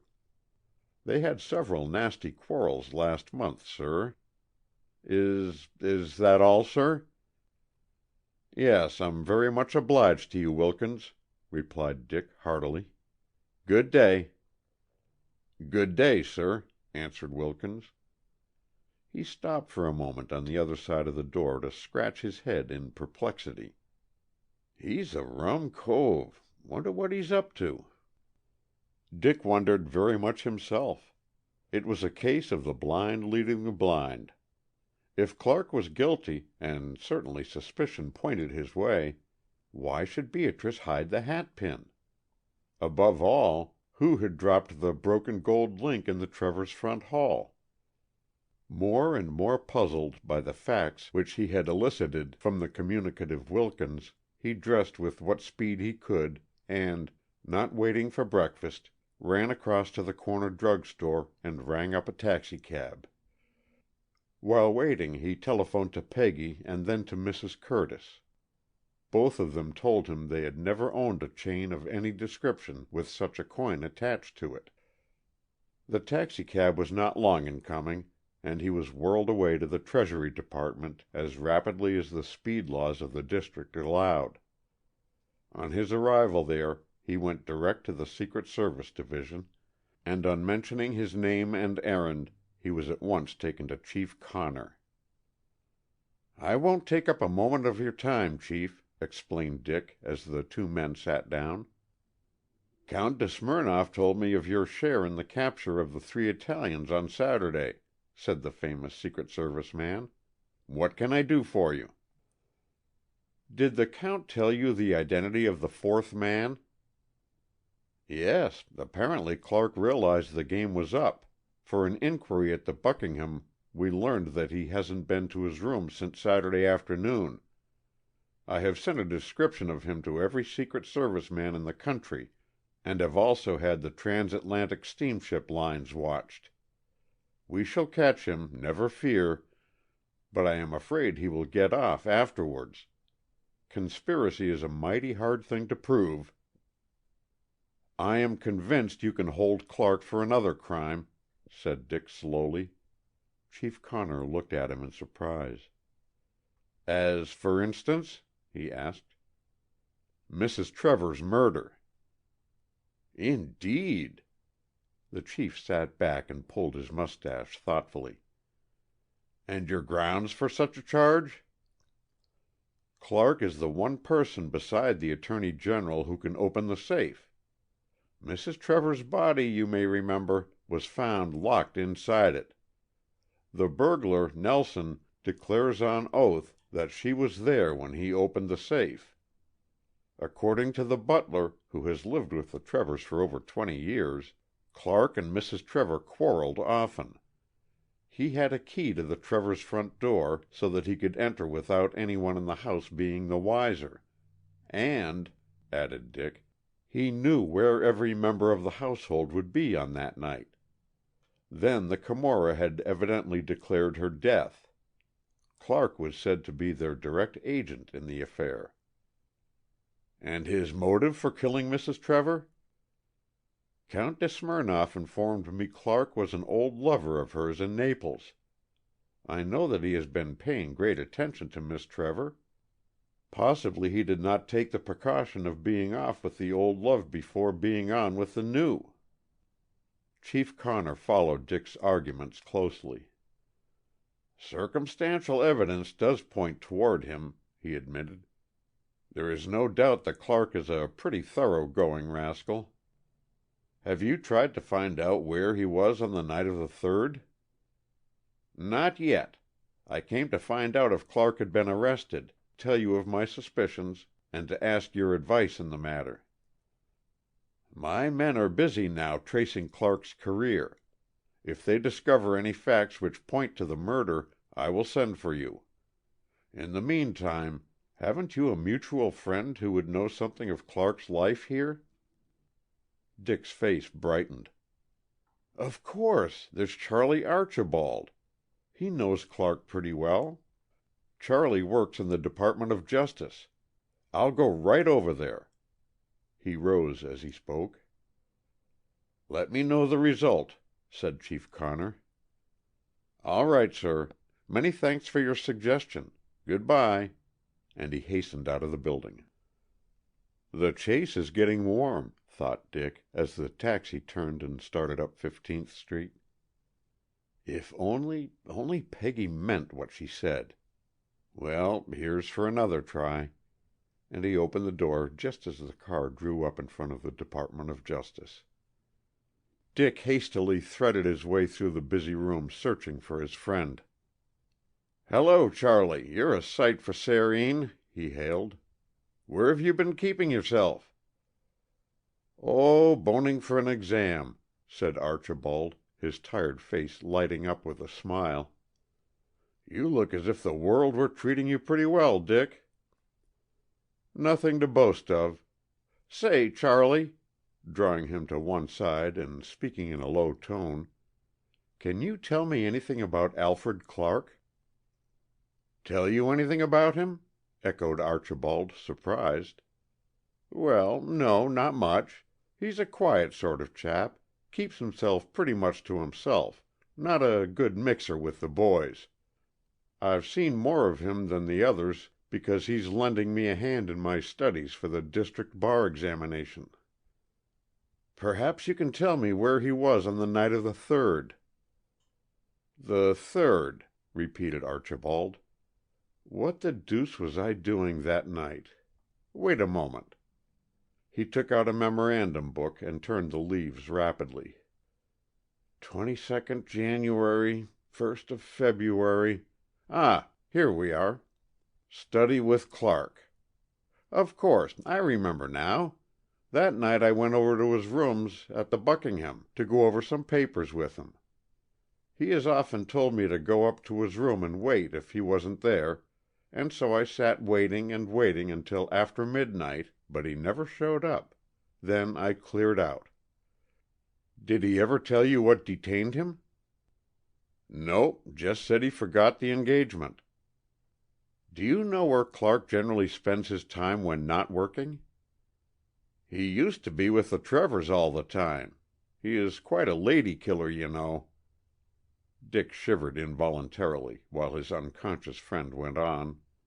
"He is society mad, but lately he's not been like himself. It may be money troubles. He plays the races and has been a heavy loser. I know because I made him a small loan, and lately the money lenders have been pressing him for payments." He looked seriously at Dick. "Why do you want to know all this? You and Clark never hit it off very well." "I'll explain some other time. Many thanks, old man. Bye-bye." And Dick turned and ran down the corridor after the Attorney General, who had just entered the building. "How are you, Tillinghast?" said he, cordially, as Dick brought up breathless before him. "Want to see me?" "Only to ask you one question." As he spoke he took the gold coin out of his pocket. "Have you ever seen this before, sir?" The Attorney General examined the coin with interest, then handed it back to Dick. "Never laid eyes on it before," he said. "Why do you ask?" But Dick never waited to reply. He was off down the corridor as fast as his legs could take him. "District Building," he called to the chauffeur as he jumped inside and slammed the door. Detective Hardy was reflecting on his week's work with great satisfaction when Dick burst hurriedly into his office. "Time's up, Hardy," he said coolly. "Come, divulge your news." Hardy smiled indulgently. He could afford to tease Dick a little. "News in regard to what, sir?" "Who killed Mrs. Trevor?" "That's a rather large order," smiled the detective. "Well, I'll amend the question. Who do you think killed Mrs. Trevor?" Hardy's eyes flashed with anger. He hated to be made fun of, especially by a young Mr. Know-it-all, and he instantly determined to take the wind out of his sails. "It isn't a case of think, Mr. Tillinghast. I have absolute proof." "Against whom?" "Miss Beatrice Trevor." "Oh, nonsense!" exclaimed Dick, roughly. But his heart sank as he thought of the hatpin and Beatrice's endeavor to secrete it. Should he confide in Hardy? His conscience pricked him. Undoubtedly the detective should be told. But he had given his word to Peggy to shield her friend. Let the consequences be what they might, he would keep it. "Nothing of the sort," retorted Hardy. "We know they had a bitter quarrel. She threatened to strike her stepmother." "Pooh! If we believe everything an angry woman says—" Dick shrugged his shoulders expressively. "Their bark is worse than their bite, Hardy." "Maybe so, but not in this instance." "Next?" questioned Dick with a tantalizing smile. "Her maid," began Hardy, then checked himself. "Look here, sir, this is absolutely private. It must not get into the papers until I say so." "Sure, I'll keep absolutely mum." "I've made myself solid with Suzanne, Miss Trevor's maid. Nothing like using a little tact in that direction, sir," chuckled Hardy. "Anyway, she told me that a handsome, strong, mind you, strong, hatpin that was given to Miss Beatrice by Miss MacAllister is missing. Wait a moment," as Dick opened his lips to speak. "Suzanne says Miss Beatrice wore it that afternoon, and when she came in went into the private office and took off her hat there, later carrying it up to her room. But she didn't have the hatpin with her, because Suzanne asked her where it was when she put her coat and hat away. Miss Beatrice made no reply, and shortly after went downstairs to dinner. Suzanne never saw the hatpin again. She remembers it distinctly because of the curious design of the gold about the cat's eye in the top. See here, Hardy, that's not much to go on. You haven't found the weapon, remember, and therefore cannot prove it belonged to Miss Beatrice. Secondly, Mrs. Trevor was found locked in the safe, not on the floor." "Quite true, sir, but you must recollect that Mrs. Trevor was a small, slender woman. I don't believe she weighed over 125 pounds."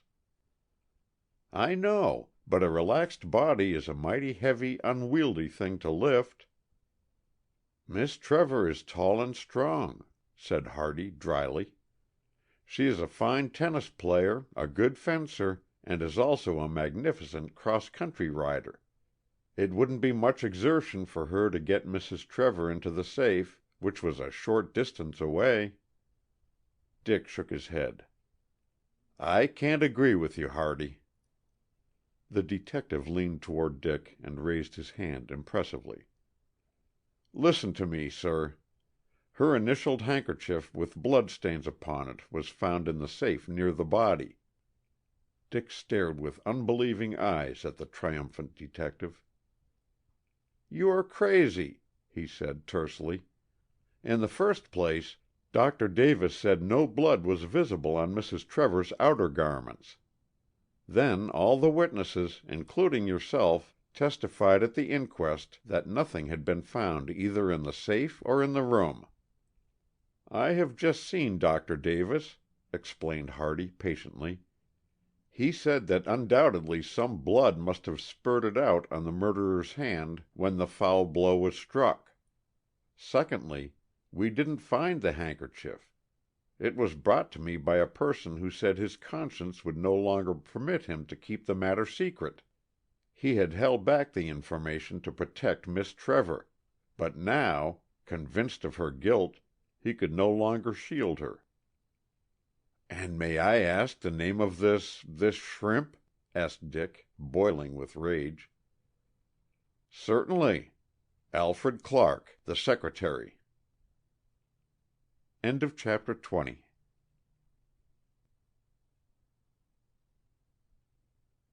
Chapter 21. Forging the Fetters. Dick sat back in his chair and glowered at Hardy. "Do you know that your informant is at present a fugitive from justice?" he asked. "What?" cried the detective, springing to his feet in his surprise. "It's a fact," declared Dick. "The Secret Service men are after him. I expect to hear of his arrest at any moment." Hardy sank back in his chair and mopped his red face. He had very much the appearance of a pricked gas balloon. "Would you mind putting me wise?" he asked finally. "I've been so busy shadowing Miss Trevor, I am all in the dark about Clark. The Secret Service Bureau haven't notified us yet. I suppose they want him for some government business." In a few terse sentences Dick told him of his interview with Chief Connor and of the evidence he had collected against Clark. At the end Hardy swore with fluency and ease. "What a fool I've been to be taken in by that scoundrel!" he gasped. "Then this handkerchief business is only a plan to throw dust in my eyes." "I think so," agreed Dick. "Clark evidently wants to turn suspicion against Miss Trevor, so manufactured this evidence. It was probably an easy matter for him to pick up one of Miss Trevor's handkerchiefs. As a rule, women shed them wherever they go. Then he pricked his arm, or made his nose bleed, so as to get bloodstains on it. Depend upon it, Hardy, he is your man." "You are right, sir," exclaimed Hardy, banging his fist on the table. "Now that you have shown me the way, I'll bring the murder home to him or bust. Here, Johnston," to a plain clothes officer who had just entered the office, "get your hat and come on." Dick left the two detectives at the main entrance of the District Building and rushed down to the Star. After a satisfactory interview with Colonel Byrd, he hastened to his desk, where he found an accumulation of work waiting for him. But, as it happened, that particular work was never finished by him, for at that moment a district messenger boy handed him a note, the contents of which surprised him very much. It read, "Dear Dick, get over here as quick as you can. Must see you. Most important. Yours in haste, Tom Blake." Blake the phlegmatic. Blake the most easy-going and laziest of clubmen. Dick wondered what was to pay as he closed his desk and got his overcoat and hat.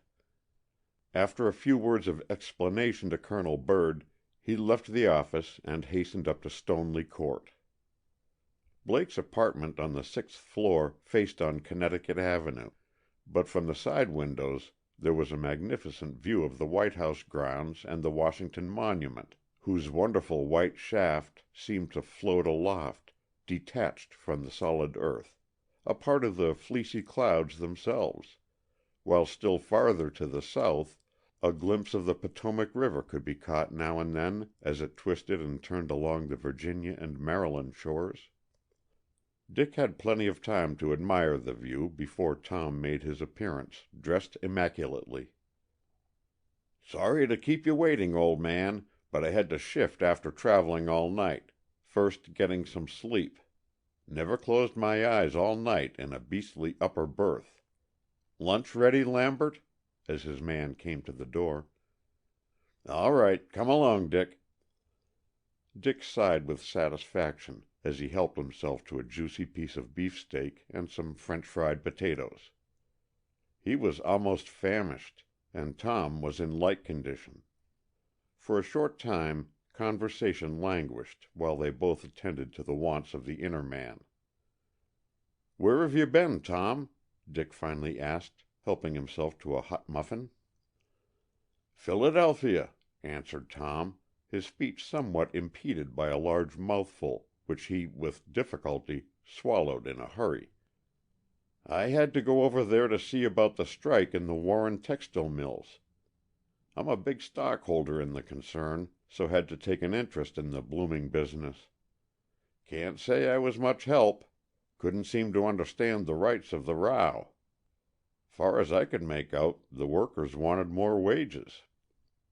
"Most people do," interrupted Dick, laughing. "I know, but the business doesn't warrant a raise, hasn't paid a dividend for months. The strikers claim they can't even buy the necessities of life at the present scale of wages. The whole trouble is, no one knows nowadays what are necessities and what luxuries, and no one attempts to live without them both. "Oh, I could exist without the necessities if someone supplied me with all the luxuries," laughed Dick. "But seriously, Tom, why did you send me this urgent note?" Tom beckoned to Lambert. "Put the cigars and coffee on the table, and don't wait." He remained silent until his order had been swiftly obeyed, then continued, "While I was in Philadelphia, Dick, I saw your brother John." "How's the dear old chap?" inquired Dick, much pleased to get first-hand information, as he and his brother were poor correspondents. "Looking finely, but of course as busy as ever. Never saw such a man for work," grumbled Tom. "He told me he was on the point of coming to Washington when he read in the papers that I was at the Bellevue Stratford. Therefore he decided to consult me instead of you." "What did he consult you about?" "The Trevor murder." Dick straightened up in his chair. "What on earth induces him to take a particular interest in that?" "In the first place, he knows you are investigating the murder, having read your signed dispatches to the Inquirer. Secondly, he feels that he is holding back some information which may help to elucidate the mystery. He confided certain facts to me, first making me promise to tell no one but you." "What did he tell you?" eagerly demanded Dick. "That Beatrice Trevor and Donald Gordon were married on the 1st of January." His startling news had more effect on his friend than Tom expected. For a moment Dick felt physically ill, and the dishes on the table whirled up and down. "Here!" exclaimed Tom, startled by his white face. "Take some whiskey, quick!" He poured out a liberal portion. "There, that will soon set you up." "Are you sure there is no mistake?" asked Dick imploringly. "Absolutely positive," answered Tom gravely. "Your brother and I both realize the scandal that must follow if the secret leaks out before Gordon is cleared of this monstrous charge. John gave me all the details known to him. The marriage was perfectly legal. He performed the ceremony, and Mrs. John Dundas and Arthur Vandergrift were the witnesses. The affair was kept absolutely quiet for personal reasons given by Mrs. Dundas. John wouldn't, of course, tell me what they were, except to say that everything was open and above board." "Did he tell you anything else?" "Only that the marriage took place at 3 o'clock in the afternoon. He gave me this copy of the marriage certificate for you." He took the paper out of his notebook and handed it to Dick. The printed lines danced before the latter's eyes as he studied them. "Whichever way I look at it, Gordon's guilt seems certain," he said finally. But Tom shook his head in doubt. "I still don't see where the motive comes in," he argued. "Just because he married Beatrice in secret, he didn't have to kill her stepmother." "It happens that Gordon was an old lover of Mrs. Trevor's," answered Dick shortly. "General Long says he was madly infatuated with her, and there's a rumor they were married in London before she met Trevor." "Good Lord!" ejaculated Tom in open-eyed amazement. "Do you mean that Gordon intentionally or unintentionally committed bigamy?" "I don't know," moodily. "Apparently the marriage was kept from the Trevors. But why? From a worldly point of view, it was a most suitable match. Both are well known, wealthy, and good-looking. Why, then, elope?"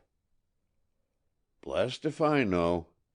Tom scratched his head hopelessly. "Mrs. Trevor, as proved by her letter, made an appointment with Gordon at a most unconventional hour. Perhaps she refused to keep silent about the past in that last interview, and in a boiling fury he snatched up the hatpin." "But then how did Beatrice get so entangled in the affair?" asked Dick. "Is she?" inquired Tom, puzzled by the new development. "Yes," despondently. I know positively that she had the top of the broken hatpin in her possession after the murder. It was undoubtedly the weapon used to kill Mrs. Trevor. Also, Beatrice's blood-stained handkerchief is said to have been found inside the safe by the body of her stepmother. Gordon is the last man to throw suspicion on an innocent woman by using her handkerchief and her hatpin. Even if guilty, he would never hide behind a woman's petticoat. Tom's eyes grew bigger and bigger as he listened to Dick. "It strikes me you are on the wrong track," he said, when the latter paused. "All your arguments appear to me to point to the fact that Gordon is trying to shield Beatrice. Innocent himself, he might have purposely let them arrest him for her crime." "Good God!" Dick looked at Tom in sudden horror. "Beatrice might have been concealed behind a curtain and overheard the scene between her husband and her stepmother. Mrs. Trevor was very beautiful, also very fascinating. Perhaps Gordon lost his head and made love to her. Beatrice's jealousy roused—" "No, no!" exclaimed Dick. "Beatrice was at the ball then. I was with her myself at the very time Mrs. Trevor and Gordon were together." "Why not later on, then?" pursued Tom. "She was the last person to enter the house. Everyone else was in bed. Perhaps the two women met and continued their quarrel. You remember Wilkins overheard Beatrice threaten her stepmother earlier in the evening. Stronger than most of her sex, blind hatred may have nerved Beatrice's arm and eye to strike the fatal blow." "I won't believe it," declared Dick fiercely. "I won't. I stick to it that Alfred Clark is the criminal." "The secretary?" asked Tom, much astonished. "Yes. He was Mrs. Trevor's old lover, too—" "Another?" "Apparently the woods were full of them," interpolated Tom. "Mrs. Trevor was probably jealous of his attentions to Beatrice and threatened to disclose some disgraceful secret of his past. Clark, to silence her, killed her, the cold-blooded fish. He would not scruple to throw suspicion on Beatrice, particularly as, being married to Gordon, she must have rejected his suit." "For all that, Dick," said Tom obstinately, "if Beatrice Trevor ever comes to trial for this crime, you will have great difficulty in convincing 12 good men and true that she is innocent." "I'll do it." Dick's eyes snapped with determination. "How?" "By proving that that black-hearted scoundrel Clark is guilty." "Beg pardon, sir." Lambert's discreet voice from the doorway interrupted them. "James has just sent up word, sir, that the car is here, sir." "All right, Lambert. Get Mr. Tillingist's coat and hat and mine. I'll take you wherever you wish to go, Dick, but first come with me to Galt's. I have to buy a wedding present for May Seymour. Please come and help me select it." Dick consulted his watch. "If you won't be very long, I'll come.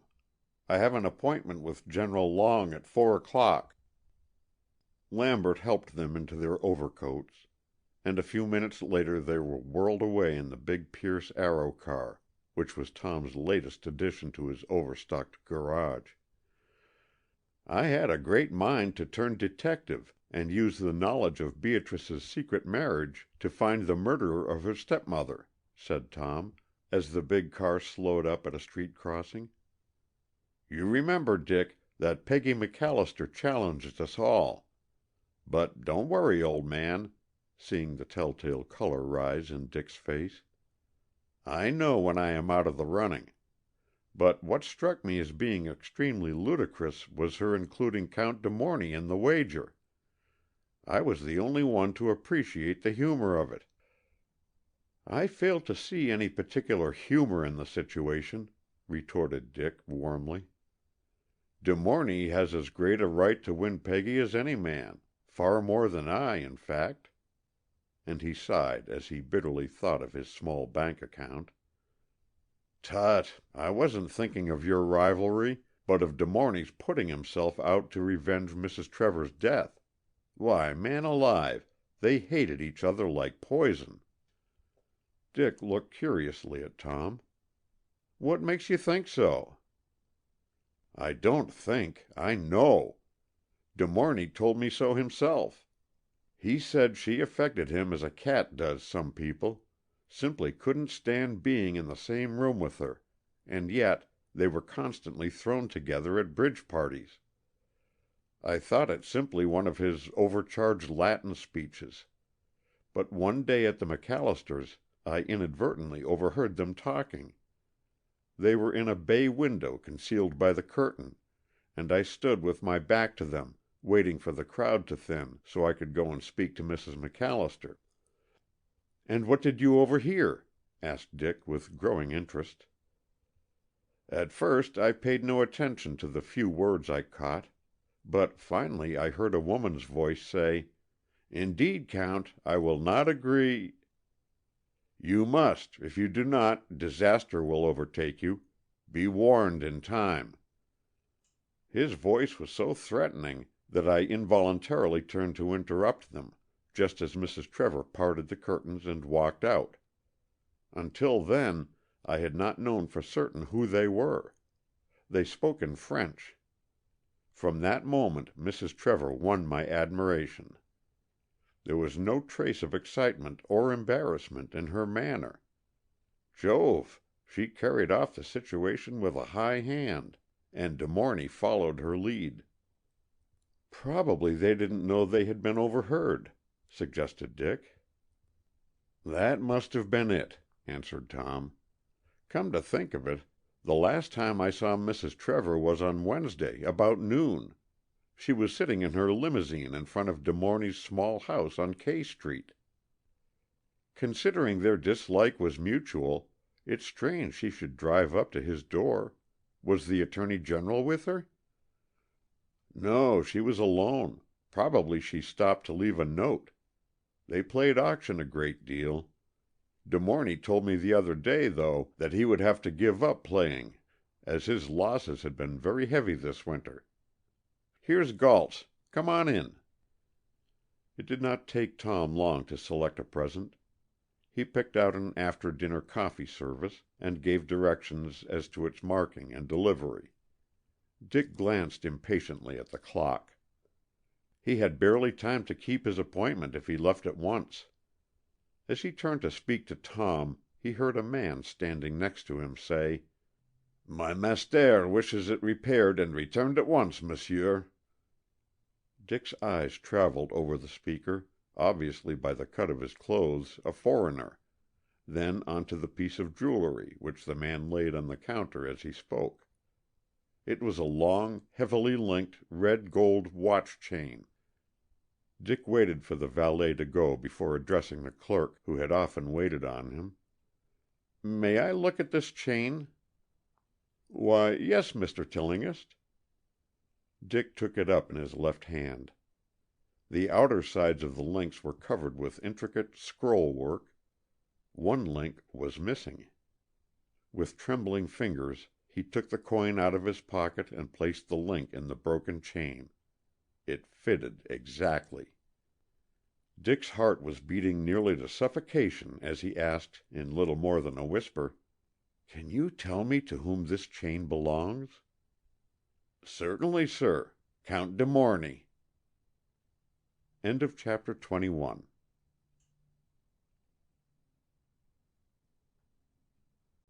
Chapter 22. At the Time Appointed. Dick leaned limply against the high glass counter, his cold fingers holding fast to the telltale chain.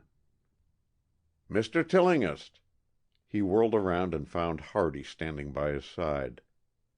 "I tried to see you at your office, but Colonel Byrd said you were at Stoneleigh Court.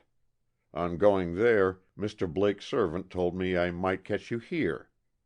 Chief Connor has received word that Clark was arrested this morning in New York on board an outgoing tramp steamer. He was disguised as an Italian stoker. 2 Secret Service men are bringing him back on the 6:10 train tonight. Chief Connor sent me word to look you up at once, as he—" "Just a moment, Hardy," Dick interrupted. He had done some rapid thinking, and a daring plan had occurred to him, which he decided to put into instant execution. "Are you a good bluffer?" "You bet. Try me." "Then go to the head clerk and tell him you need this chain," picking it up, "as a piece of evidence in a murder. Do that, then come with me, and by night you will have the real murderer of Mrs. Trevor under lock and key. Be quick." Hardy did exactly as Dick suggested, meeting with but little opposition from the head clerk after he had convinced that individual that he was a properly accredited representative of the law. "Come on, Tom," called Dick, as his friend stopped for a moment to examine a tray filled with cigarette cases. "What's up?" he inquired, joining the 2 men at the door. "Another clue," answered Dick, briefly. "In with you both," bundling them unceremoniously into the waiting motor. "I want half an hour's uninterrupted talk with you and Hardy, Tom." Tom looked keenly at Dick's serious face. "Drive me to the mall," he ordered, and the chauffeur started slowly off in that direction. "Out with your story, Dick." The latter took the broken link out of his pocket and handed it to Tom. "I found this link in the Trevor house under the armor in the front hall.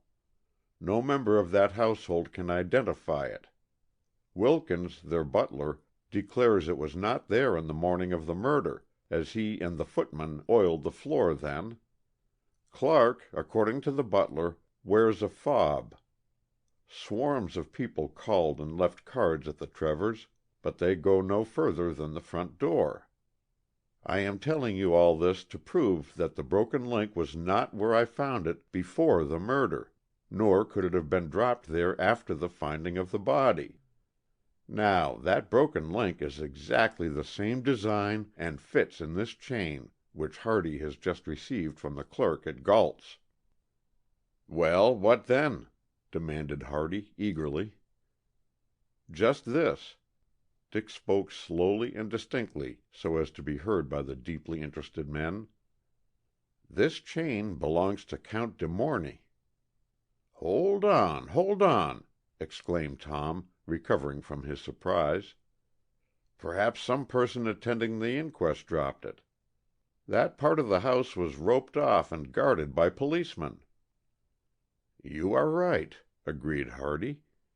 "I remember the careful arrangements we made to keep the crowd to the left as they entered the house. Besides," examining the chain closely, "it must have taken a tremendous wrench to break off that link, and the few pieces of furniture on the way to the library and parlor were moved to make room for the people passing back and forth." "Exactly," said Dick. "My theory is that De Morny, after committing the murder, concealed himself behind the armor in the corner by the chimney. In getting up, his chain must have caught and wrenched off the link." "But the motive?" demanded Hardy. "Count de Morny is a member of the diplomatic corps. There will be an awful howl and international complications unless we have absolute proof of his guilt before we arrest him. Mr. Blake can tell you that Mrs. Trevor and the Count hated each other." "Yes, he told me so," corroborated Tom, as the detective looked at him. "I also overheard the Count threaten her." "Gordon was not the only man late in arriving at the bachelor's cotillion that night," went on Dick. "De Morny never got there until after midnight. He gave very evasive answers to Miss MacAllister when she asked what had detained him. We all teased him about his unusual solemnity. And then, towards the end of the ball, he astonished us by sudden outbursts of hilarity. At the time I attributed them to too many convivial glasses of champagne, but a more sinister cause may have been responsible for his conduct. To sum up, we know De Morny hated Mrs. Trevor, we know he threatened her, We know this chain belongs to him. We know one link from it was found in the Trevors' house. We know he could have killed Mrs. Trevor that night and have gone afterwards to the ball. It is what Gordon is accused of doing. Now, I propose we go to De Morney and demand an explanation. If he cannot give a satisfactory one, Hardy here, as a representative of the law, can threaten to arrest him." "I can," Hardy looked troubled, "but you gentlemen have got to stand by me, for I may get into a devil of a row by exceeding my authority." "Don't worry," said Tom. "I am convinced De Morney is the murderer, and that our bluff will work." "I must speak to Captain Brown first, sir," objected the detective. Tom wasted no time in words. He leaned across and spoke to his chauffeur. "Police headquarters," he ordered. "As fast as you can get there." About an hour later the big car purred softly up K Street and stopped before a modest red brick house. Tom led the way up the short flagged walk and rang the bell. A Union Transfer baggage wagon drove up to the curb, and Hardy nodded toward it, whispering to Dick, "Make a quick getaway." "Take my card to Monsieur de Comte," said Tom to the attendant who answered the door. "I will detain him but a moment." His air of authority had its effect on the servant, and he promptly showed them into the small parlor, saying he would summon his master. Too nervous to sit down, Dick wandered around the cozy room, looking at first one ornament and then another. The place spoke of wealth and good taste. A Corot and a Millet hung on the walls. The rich coloring of the Oriental hangings and rugs gave out an air of comfort and warmth, which was added to by the cannel coal fire burning cheerfully in the grate. It had grown bitterly cold outside, and the men, grateful for the warmth, stood grouped about the fireplace as Count de Morney entered. "Ah, Monsieur Blake! Most welcome, and you too, monsieur," shaking Dick warmly by the hand, "and," looking at the detective, "Detective Hardy," supplemented Tom, feeling exceedingly uncomfortable, but the Frenchman apparently did not notice the air of constraint in each man's attitude, but greeted Hardy with all the courtesy of his nation. "Won't you seat?" he asked, pulling the lounging chairs nearer the fire. "It is cold outside, n'est-ce pas?" "Thanks. We have only come for a moment," answered Dick. "Just to ask you—" He hesitated, glancing at Hardy. "To ask you," said Hardy, stepping forward, "what took place between you and Mrs. Trevor on the night of Wednesday, February 3rd?" A look of blank astonishment crossed De Morney's face. "The night of the 3rd!" he exclaimed. "But I do not see Madame then. I do not remember. One moment." As he spoke, he drew a small morocco-bound memorandum book from his vest pocket and rapidly turned its leaves. "Mais oui, I was at the bachelor's that night," he added triumphantly. "You did not go there until after midnight," said Dick. "Oui, monsieur," said De Morney. He eyed the men sharply. It just occurred to him that their behavior was somewhat peculiar. "And what then?" haughtily. "We wish to know where you were between the hours of 10 o'clock and 1 in the morning on the night of the 3rd. "Why should you question me, Monsieur Hardy?" turning squarely on the detective. "Because I want to know when you killed Mrs. Trevor," he bluntly replied. The detective's meaning dawned slowly upon De Morney's mind. Then he leaped to his feet with an oath, his handsome eyes flashing with fury. "Pardieu!" he cried. "You dare! You dare!" Not able to express his indignation in his limited English, he burst into French. Tom tried to stem the torrent of his words by addressing him in his native tongue, while Dick and Hardy stood hopelessly looking on, but De Morney would not be appeased. I he began lapsing into broken English. I, a De Morney, am accused by a pig of an American of a crime so foul? Bah!" Then, mastering his rage by a great effort, he asked more calmly, "May I ask monsieur for his reasons of a charge so monstrous?" "Certainly," said Hardy. "You were heard to threaten her—" "I, monsieur?" in great astonishment. "Yes, I overheard you do so at Mrs. MacAllister's," interrupted Tom. De Morney looked at him with an enigmatic smile. "So," was his only comment. "You cannot give a satisfactory account of your whereabouts on February 3rd between the hours of 10 and 1 in the morning. At least you haven't yet." "So?" Again the Frenchman smiled. "Now, Count." Hardy spoke slowly, to make sure that De Morney understood him. "We have irrefutable evidence that you were in the Trevor house on that night. A piece of your property was found there." "What is it?" questioned De Morney with a rising inflection. "This," taking the watch chain out of his pocket. "Mais c'est impossible!" ejaculated the Frenchman. "I myself sent the chain to the jeweler to be mended." "Exactly, Count, to be mended. Here is the broken link you lost in the Trevor house on the night of February 3rd." Spellbound, De Morney gazed at the coin lying in Hardy's broad palm. Then he reached over, took up the watch chain, laid it on the bare mahogany table, and fitted the broken link into place. In silence the three men watched him, as a cat watches a mouse, but they could learn nothing of the passion burning within him from his set face and brooding eyes.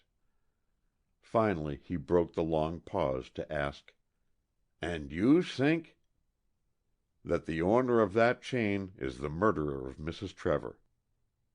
"You are right, sir," said a low, clear voice back of the detective. "I am he." With a convulsive bound, Hardy swung round, Dick and Tom being too petrified to move. "Ah, non, non, de Smirnoff, say not so," cried De Morney, deep feeling in his shaking voice. The Russian had entered unnoticed some minutes before by a door communicating with an inner room. Too shocked for speech, and sick at heart, Dick gazed at him. This was the man who had saved him from a horrible death, and he had repaid the debt by hounding him to the gallows.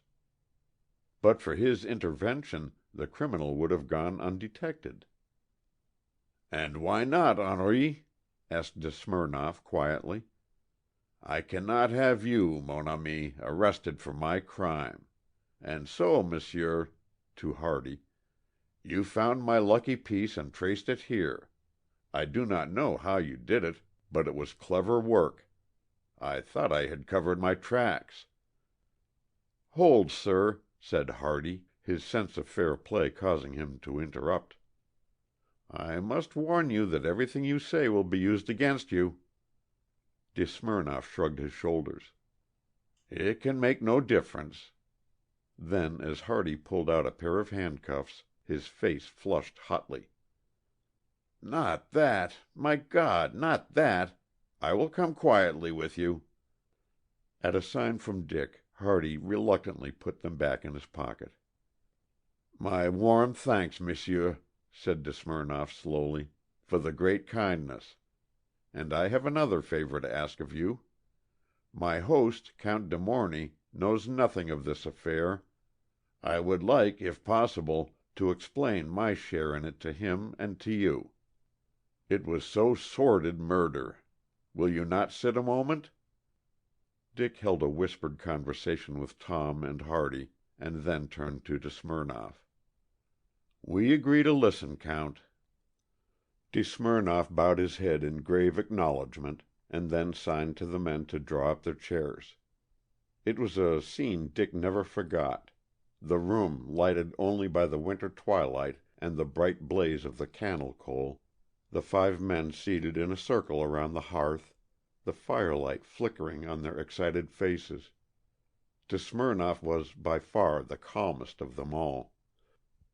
"It will not take long in the telling," he began. "But to make the present situation clear, I must speak first of the past. Hélène de Beaupré's mother, Olga Woletsky, was a Russian. She married Claude de Beaupré, and they lived first in one country and then in another, finally returning to St. Petersburg.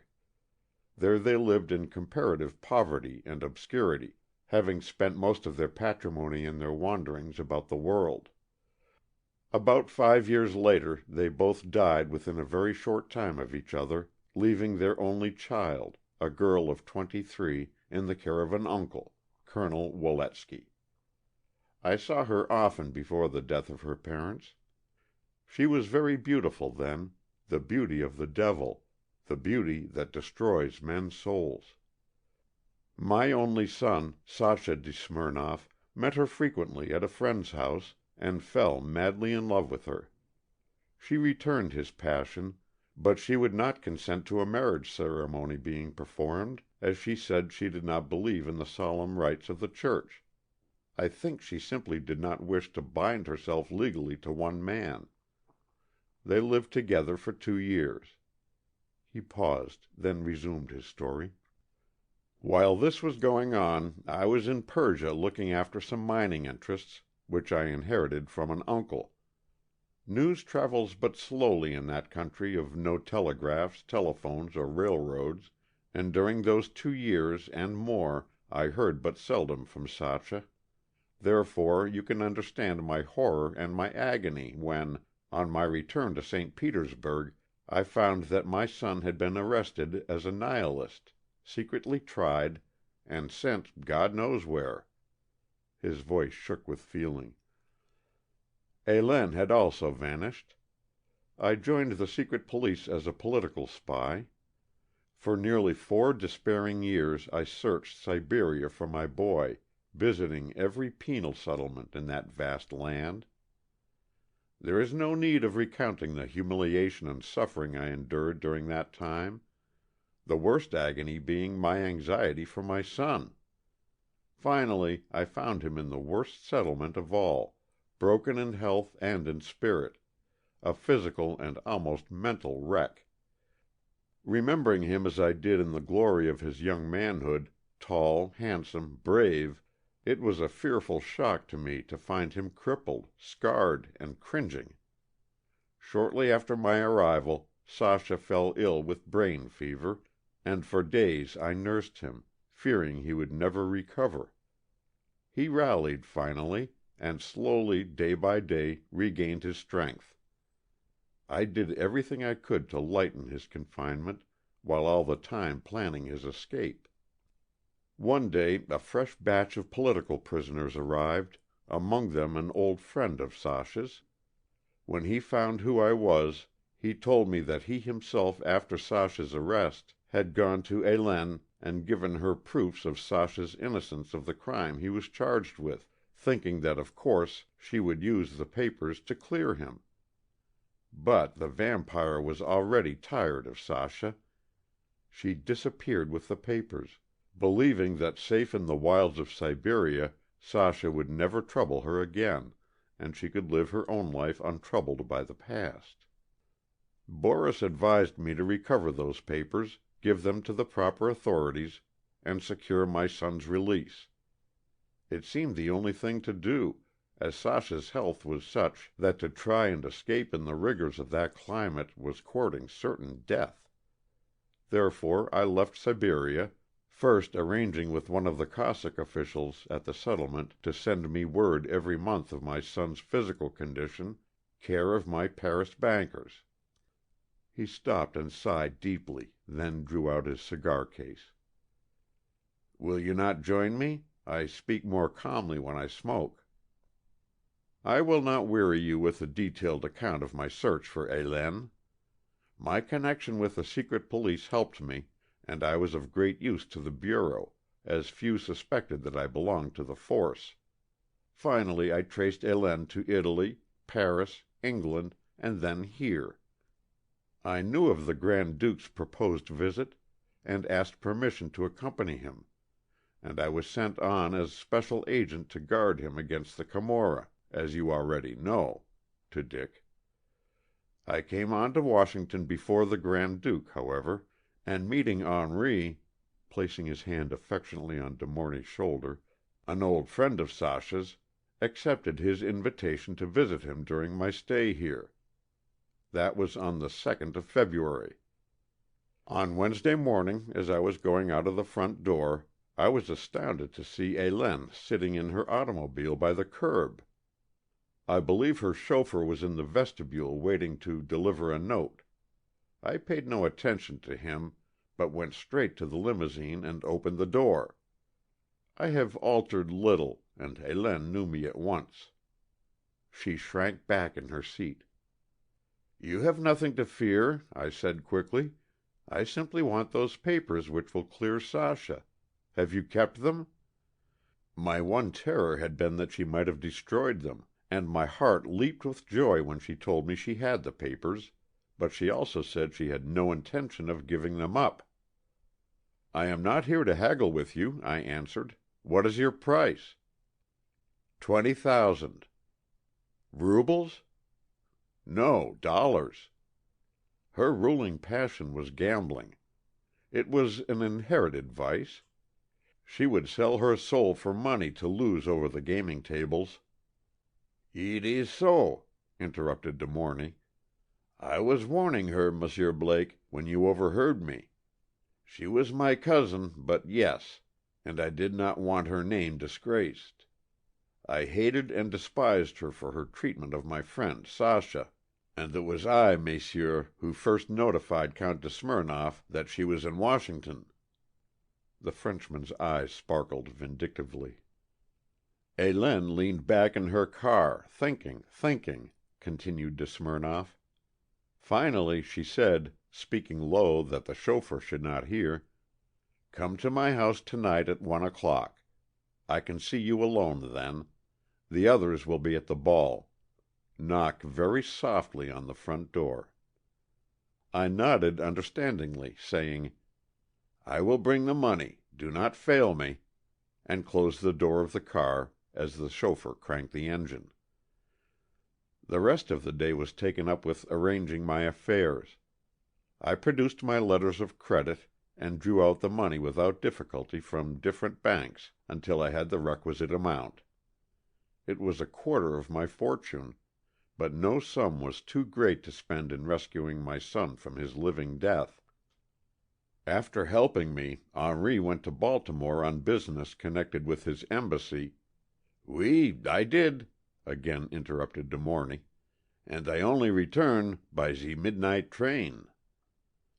"I was sitting here by the fire about 8 o'clock," went on De Smirnoff, "thinking and planning for the future, the happy future, when Sasha and I could go to sunny Italy, and in that ideal climate he would regain his shattered health.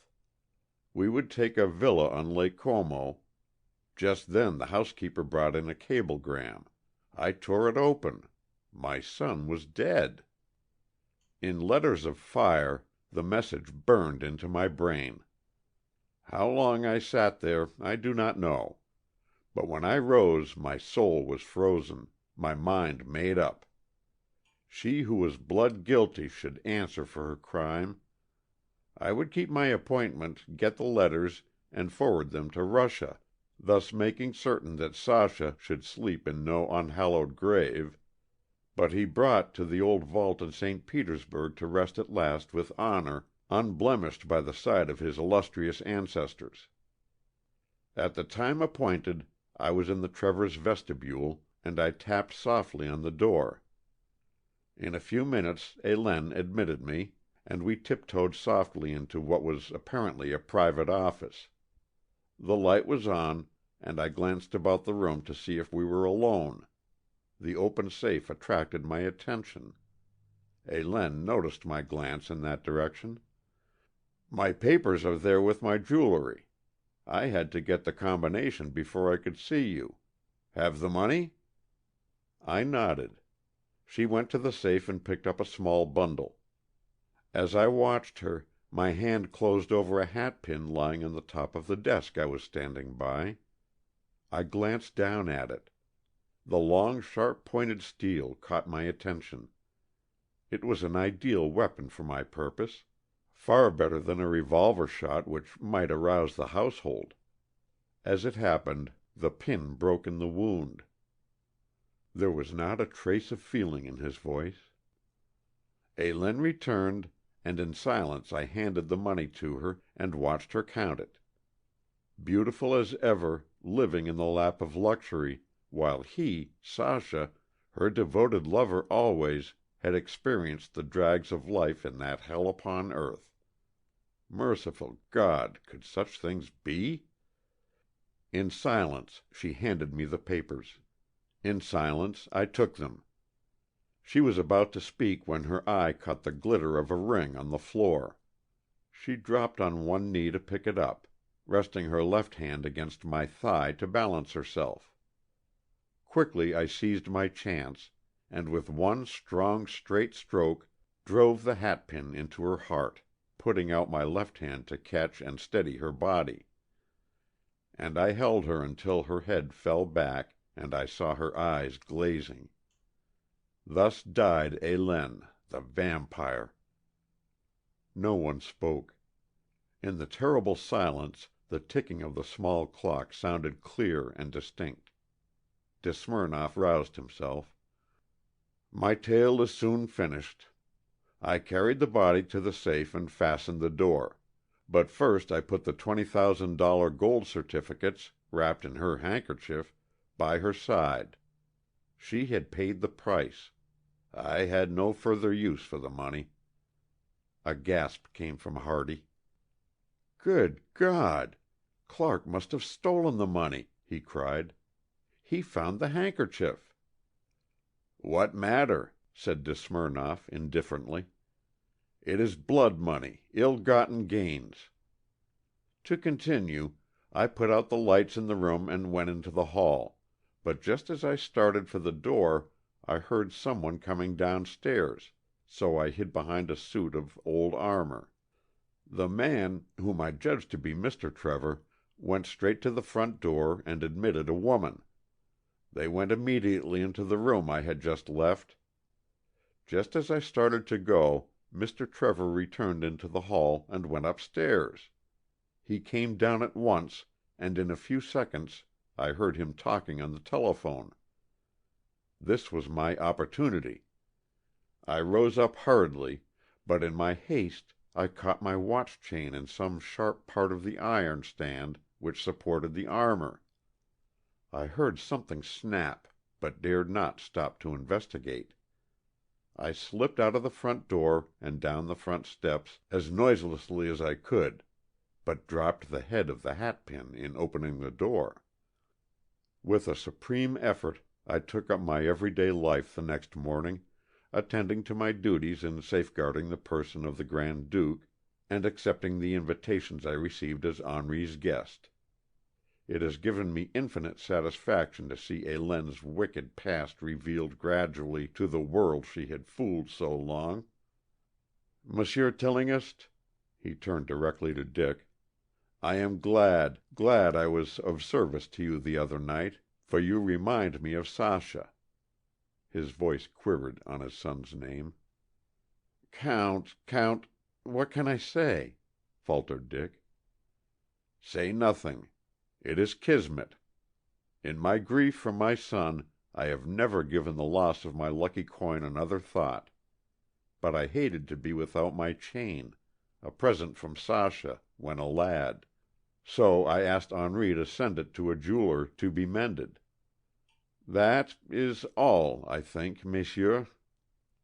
For some time his voice had grown husky from weariness and emotion. Now he could hardly articulate. None of his listeners cared to break the painful pause. Suddenly Hardy, the most callous of the four men, rose and turned on the lights. As he did so a cry escaped De Mornay. "Look! Look!" he shouted, pointing to De Smirnoff. With a bound, Dick was by the Russian's side, his hand on his heart. De Smirnoff's head was thrown back, his body, unnoticed in the dimly lighted room, had twisted slightly, and his eyes were fixed in a dreadful stare. There was no need for Dick to speak. Each man in the room knew De Smirnoff was dead. Tom leaned over and took the half-burnt cigar from the nerveless fingers. "The poison was here," he said. Dick's pitying gaze fell on the livid face. "Better so," he said softly. Chapter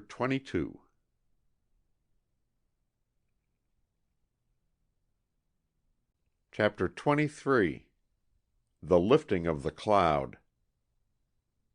"Durley, fill up Miss Beatrice's champagne glass.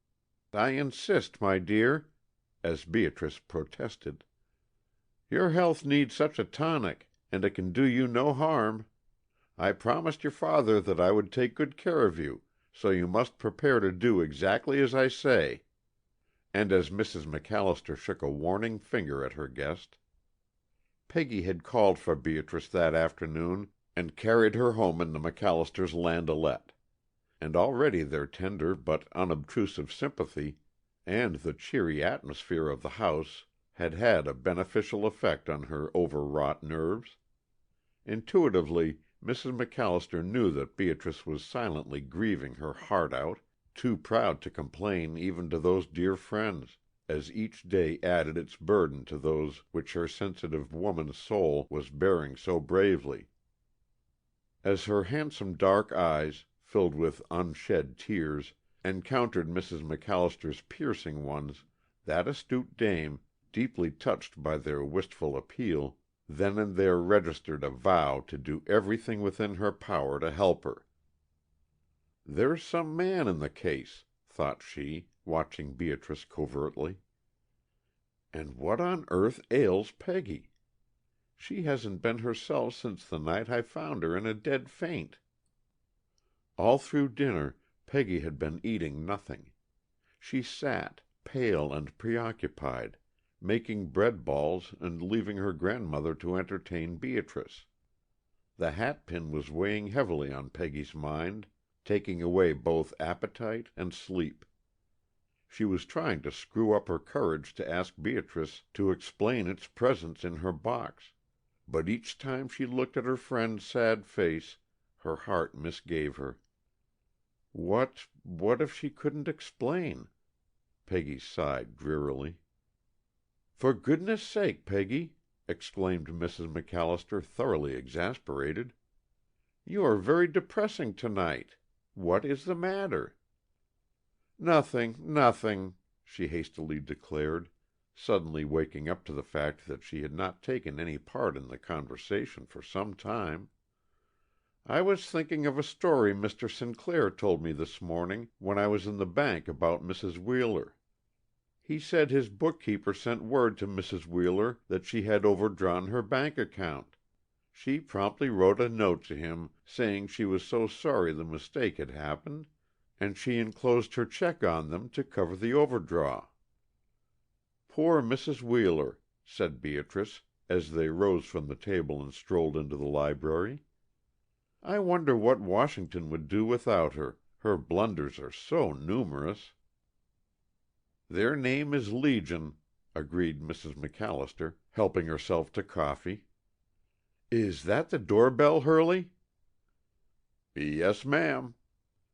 "I think it is probably Dick Tillinghast," exclaimed Beatrice, rising in her agitation. "I took the liberty of asking him to call here, Mrs. MacAllister. I hope you won't mind, but I " She broke off. "It was imperative that I see him at once."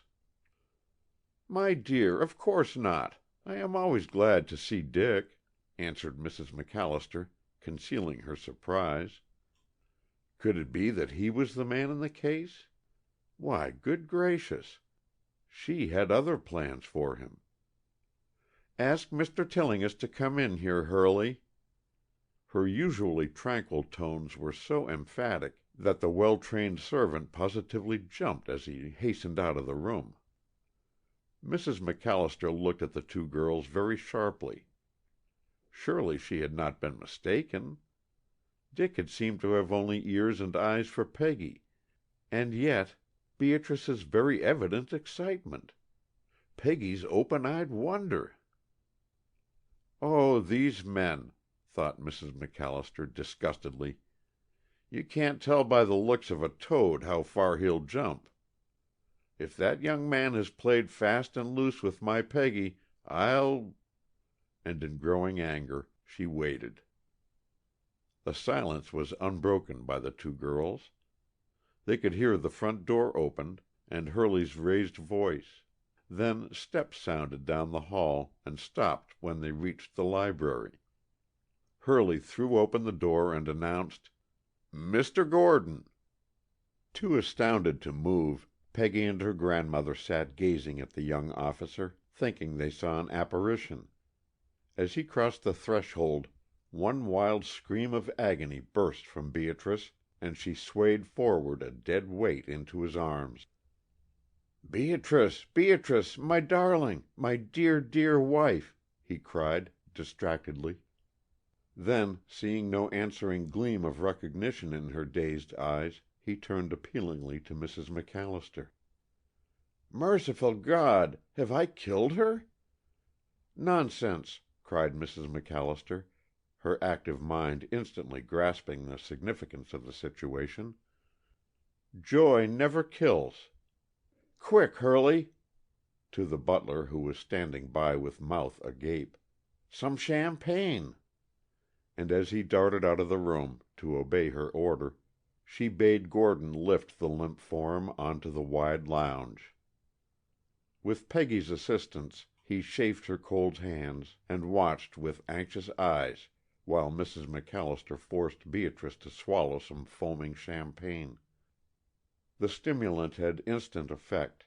A little color crept up into the wan cheeks, and she made a feeble attempt to sit up, all the time keeping her eyes fixed on Gordon as if she feared he would vanish from her sight. "Donald, Donald, is it you?" she gasped, the pent-up longing of days finding voice at last. Then, as recollection gradually returned to her, her features were distorted with agony. Don, how could you?" "Hush, my darling. You are wrong, wrong. I am innocent." Her eyes distended with drawing hope as she glanced from one anxious face to the other. "Here, take another glass of this," insisted Mrs. MacAllister, who firmly believed that a sip in time often saves many ills. "You will need all your strength, for I judge there are many things which will have to be explained tonight." "You are right, madam," exclaimed Gordon, "and the one to begin is right behind you." Mrs. MacAllister wheeled around with such energy that she knocked a cherished vase off the center table, to find Dick Tillinghast just within the door. "Mercy on us, Dick!" she said, divided between vexation over the fate of the vase and anxiety to hear what extraordinary events had transpired. "Come in and tell us at once what has happened." Dick took the chair Peggy pushed toward him, and reading the agonized question in Beatrice's pleading eyes, he said briefly, "The real murderer, Count de Smirnoff, has confessed." A cry of surprise broke from Mrs. MacAllister and Peggy, but Beatrice's feelings were too deep for words. She bowed her face in her hands, and only Gordon caught the fervid whisper, "God, I thank thee," while hot scalding tears trickled through her fingers. Regardless of the other's presence, he threw himself on his knees beside her. "My most beloved, can you ever forgive me for doubting you? I, who am most unworthy—" Beatrice raised a radiant face. "Hush!" she said. "Do not let me hear you say such a thing again. I, too, am greatly to blame." "Pardon me," interrupted Dick. "Neither of you have any cause for self-reproach. You were simply the victims of circumstances. but it strikes me that you two have played at cross purposes long enough. If it isn't too painful," addressing Beatrice, "would you mind straightening out some of the kinks in the rope?" "Gladly," she answered. "Where shall I begin?" "Suppose you start with the marriage ceremony," suggested Dick, smiling covertly. "What!" exclaimed Beatrice, astonished. "You know of our marriage?" "Yes. As it happened, my brother performed the ceremony." Gordon's amazement was evident. "I never connected him with you.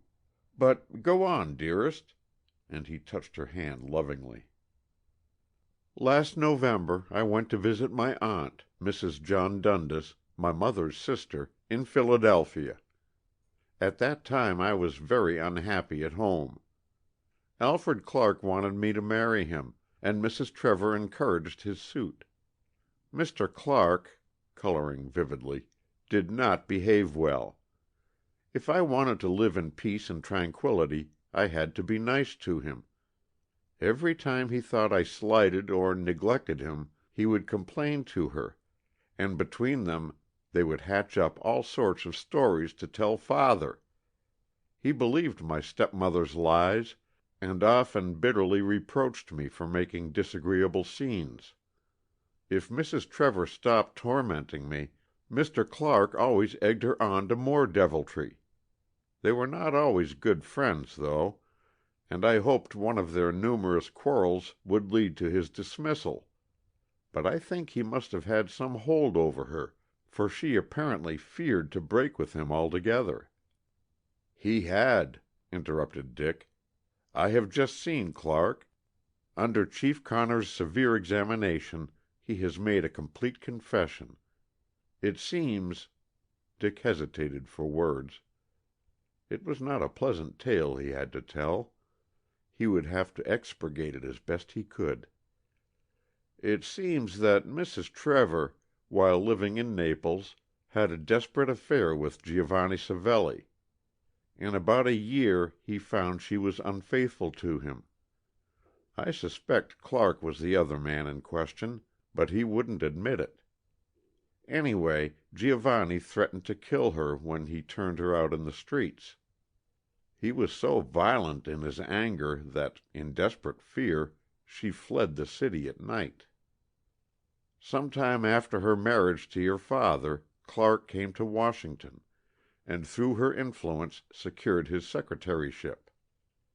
To terrorize Mrs. Trevor, he told her that Giovanni was planning to revenge himself on her, and that if she did not do exactly as he, Clark, wished, he would inform Giovanni of her whereabouts. Now comes his devilish ingenuity. While in Naples, both Clark and Mrs. Trevor joined the Camorra. Clark, desiring at last to get Mrs. Trevor out of his way, as he feared she would speak of his disreputable past in one of her violent rages, sent word to Giovanni 6 weeks ago that she was betraying secrets of the Camorra to the Italian embassy here. To further involve her, he himself sent information to the ambassador in Mrs. Trevor's name. The Camorra leaders promptly investigated Clark's charges, found they were apparently true, and decreed her death." "What a fiend!" ejaculated Mrs. MacAllister, horrified. "He will have plenty of time to repent in one of our penitentiaries," said Dick, dryly. "Won't you continue your story, Miss Beatrice?" "Right after my arrival in Philadelphia, I met Don at a hop in the League Island Navy Yard, where he was stationed. On Christmas Day we became engaged." Gordon caught her hand in his and kissed it passionately. "I was very, very happy. On the 29th of December I received a long letter from Father saying Mr. Clark had asked formally for my hand in marriage, and that, after due consideration, he had given his consent. Then he enumerated the advantages of the match. Through the whole letter I could perceive my stepmother's fine Italian hand. I knew the great influence she had over him, and while he said he would never force me to take anyone I disliked, still he hoped, and so forth. The letter frightened me, Mrs. MacAllister, and so when Don, after reading it, suggested that we marry secretly and at once, I agreed. We told my aunt, and she, also knowing that Father always sided with Mrs. Trevor, said that it would probably come to an elopement sooner or later. Therefore, liking and trusting Don as she did, she consented to arrange the affair for us. I returned to Washington with my aunt immediately after the ceremony, and Don came down the following day to report for duty at the White House.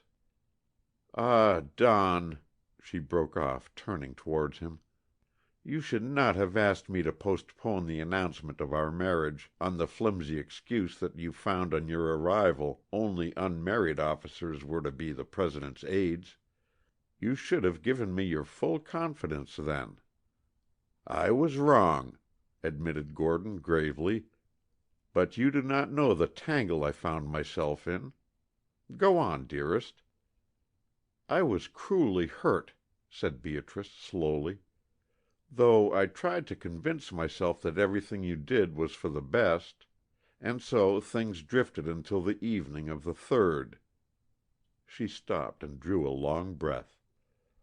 "As I came downstairs dressed for the bachelors that night, I was surprised when Mrs. Trevor called me into the library. While outwardly civil, we usually saw as little of each other as possible. She asked me if it was true that I had definitely refused Mr. Clark, and when I said it was, she flew into a terrible rage. When her anger had spent itself, she begged and implored me to change my mind and marry him, saying that I would bitterly rue the day if I did not. I laughed the idea to scorn, and told her I was pledged to another, better man. "His name?" she asked. "Donald Gordon," I replied. Without a word she leaned over and took out several notes from the drawer of her secretary, saying, "I am afraid your chevalier, sans peur and sans reproche, is but human. Here is a letter from him to me. Read it." Startled, my eyes fell on the handwriting I knew so well, and I read the first few lines. Words of endearment and love were written there, Donald. A fierce exclamation broke from him, and he started to interrupt. "Wait," she said. "Your turn will come later. To go back. For a moment the room swam around me, and the black demons of jealousy and despair conquered. Remember, I thought I already had cause to doubt you. Mrs. Trevor's beauty had proved irresistible to others, why not to you? But I was determined not to give in, so I told her I did not believe her, and she laughed. Oh, a laugh of pure deviltry! At least it seemed so to me. She handed me another note from you, which said you would be there that night, and would rap on the door for her to admit you. It was damning evidence, and my hope and faith crumbled away. In a few passionate words I renounced you, and then, tearing off your signet ring, which I always carried concealed since our wedding, I gave it to her and bade her return it to you. As I started to leave the room, she said, 'I will stop urging your marriage to Alfred Clark on one condition.' 'And that is?' I asked. 'That you give me your mother's pearls.' For a moment I stared at my stepmother, thinking she had taken leave of her senses. My dear mother's rope of pearls! They are worth about $20,000. Grandfather Trowbridge had collected them from all parts of the world, and their great value lay in their wonderful match. Therefore I thought my ears had played me false, and I asked unbelievingly, 'And your price?' 'You know it,' she answered. By that time I was wrought up beyond endurance, and cried out, 'You devil! Get out of my way, or I may forget myself and strike you.' That is the part overheard by Wilkins." Her voice trailed off in a sob. Dick broke the pause that followed. "Clark also told me that Mrs. Trevor was trying to raise a large sum of money, hoping to buy his silence," he said. "She must have realized that she was nearly at the end of her resources." "'Whoso diggeth a pit shall fall therein,'" quoted Mrs. MacAllister softly. End of chapter 23.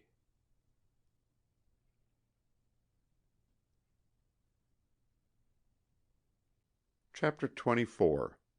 Journey's End in Lovers' Meeting. "Beatrice, dear, why did you secrete your broken hatpin, and where did you get it after the murder?" demanded Peggy, finding courage at last to ask the question which had worried her so much.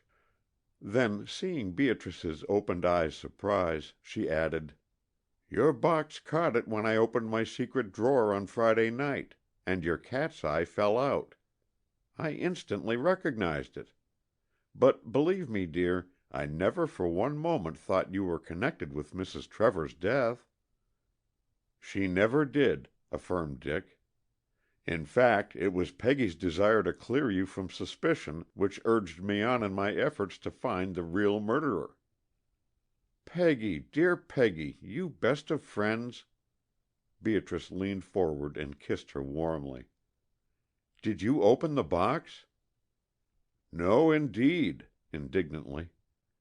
"The cat's eye fell out of the broken end, and I simply thrust it back again without investigating further." "I wish you had, dear. You would have understood then the dilemma I was placed in. I put our marriage certificate in the bottom of the box under the cotton, and then dropped the cat's eye on top. Father told me, after Don's arrest, that the police would have great difficulty in proving his guilt because they could find no motive for the crime," she went on to explain. "He himself was as puzzled as they. I instantly thought of our marriage certificate, and fearing its discovery might injure Don, I made plans to hide it.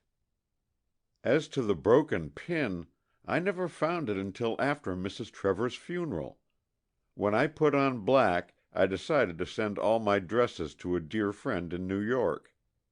It was Suzanne's afternoon out, but I was in a great hurry to send the express package, so I took down my dresses myself and laid them on the bed. On folding the ball dress I had worn at the bachelor's cotillion, I found the cat's eye securely caught by the gold setting in the lace underflounce of the train. I was simply horrified. I had no doubt whatever that the pin had been used to murder my stepmother. I knew I had left it in the private office on that Wednesday afternoon when I took off my coat and hat there. I went to the office to write a note to Peggy, which I gave to Mrs. MacAllister in the parlor later on.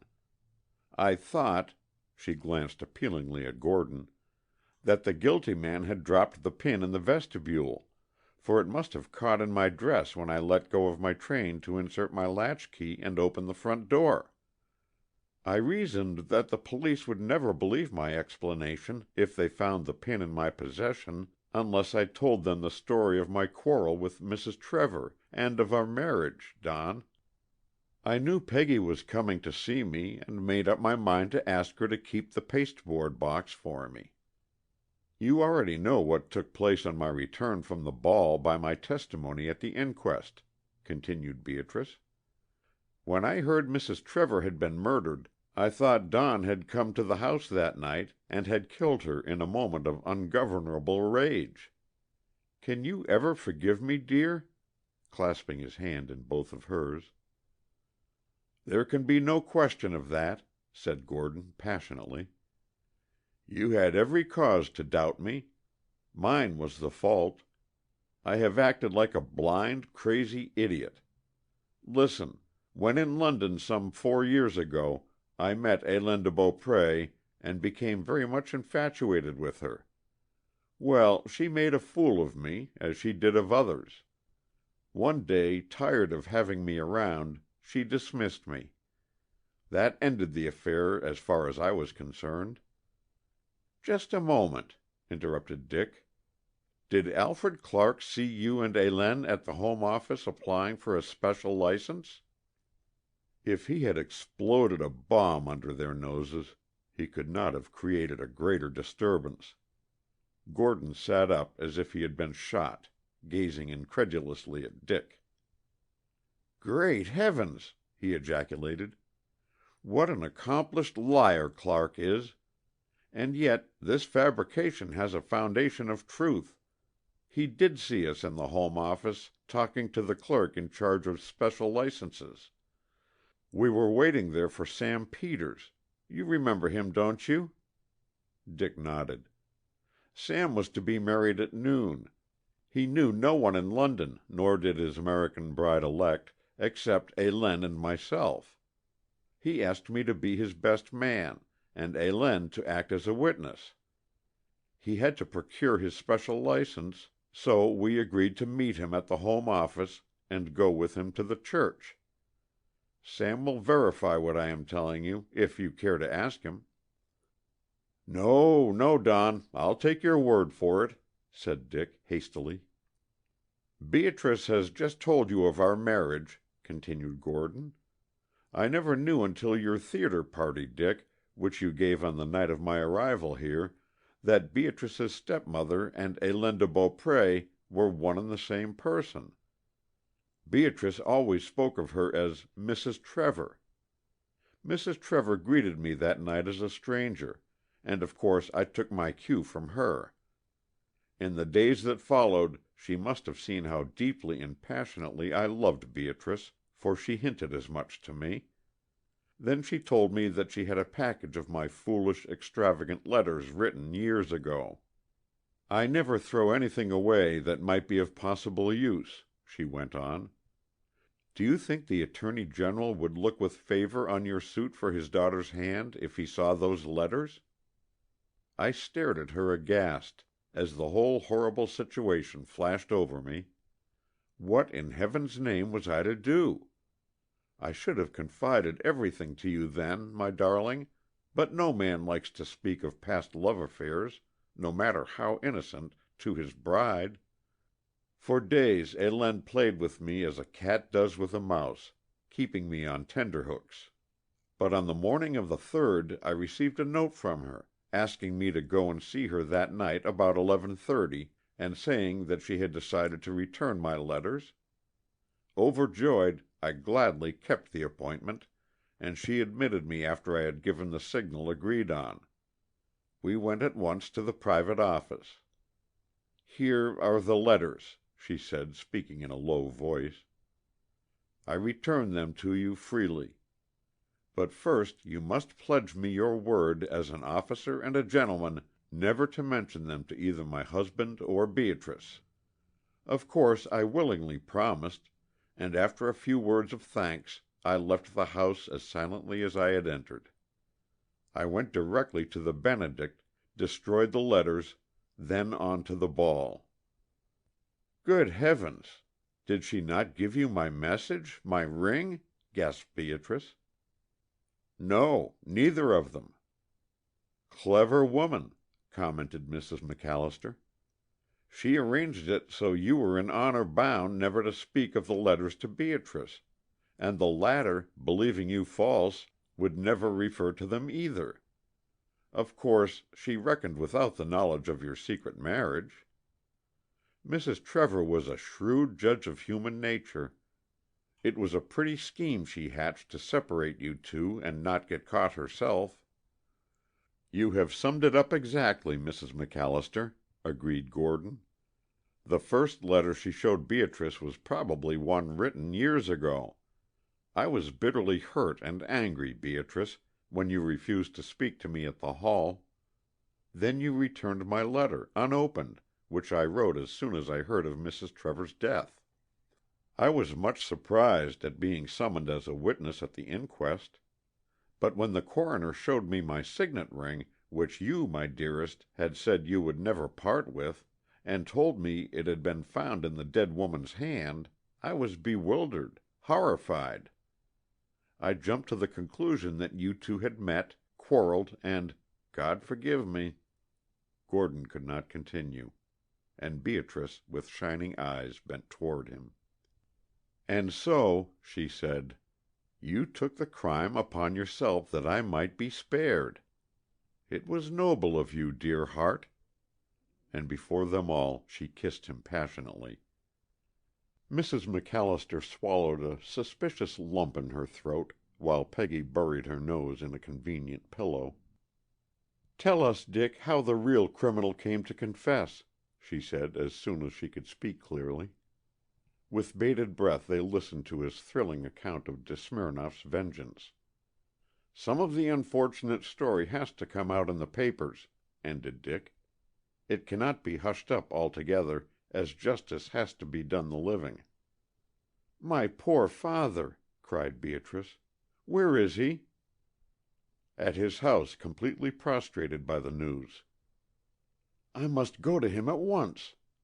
Beatrice sprang to her feet. "Will you call a cab, Don?" "Mine is waiting. But, dearest, you cannot go without a coat," as Beatrice, forgetful of everything, hastened to the door. Quickly Peggy ran upstairs to collect her belongings. "Miss Beatrice," Dick asked, "did you leave a handkerchief of yours in the private office that Wednesday?" "I don't remember. I may have dropped one in the library just before Peggy called for me in the carriage. I burst out crying on the way to the ball, and she had to lend me one of hers. Thanks, dear," as Peggy returned with her wraps. Hurley ran down the steps and put her suitcase in the waiting vehicle. "Here is your box, Beatrice," and Peggy handed it back to her. Beatrice looked at it with great distaste. "Except that it has my marriage certificate in it, I could not bear to touch it," she said. "Give it to me." Gordon took the box and slipped it into his overcoat pocket. "I will return you the certificate, dearest, but tomorrow I intend to go over the Aqueduct Bridge and throw the cat's eye into the Potomac. Good night, dear Mrs. MacAllister." Beatrice's eyes were bright with tears as she kissed her. "How can I thank you all for what you have done for me? Good night, dear, dear Peggy," and shaking hands warmly with Dick, she ran lightly down the steps as Mrs. MacAllister closed her front door. Gordon helped her into the cab, gave the address to the driver, then hesitated. Beatrice leaned forward and touched the empty seat beside her. "Donald, my husband, come home." And even in the dim illumination of the street lamp, Gordon saw in her glorious eyes the light that never was on land or sea, and he gathered her in his arms with a sigh of deep happiness as the cab started homeward. Dick followed Peggy back into the library with a fast-beating heart. Now or never. Mrs. MacAllister had discreetly disappeared. "Peggy," he said, standing back of her as she faced the open fire, "there's something I want to say to you." "Well, say it," provokingly. But catching sight of Dick's determined face in the mirror over the mantel, she took fright. "I wonder where Granny is." "Oh, bother Granny! Peggy, darling, no, you shan't dodge," as Peggy moved slightly away and stood with head half averted. "I've always adored you, always.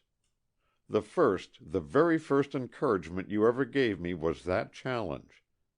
I have won, thank God. I know I am not half worthy of you, but I want you so, my darling." There was no doubting the passionate longing in his low, tense voice. "Peggy, I have come for my reward." No answer. A log broke in half in the glowing fire, casting sparks in every direction. Dick drew a long breath and squared his shoulders. So be it, he would go. As he moved slightly, Peggy turned her blushing face, and the alluring eyes twinkled at him for a second. "Why don't you take your reward?" she whispered. The end. End of chapter 24. End of The Trevor Case by Natalie Sumner Lincoln. Read by Roger Melin.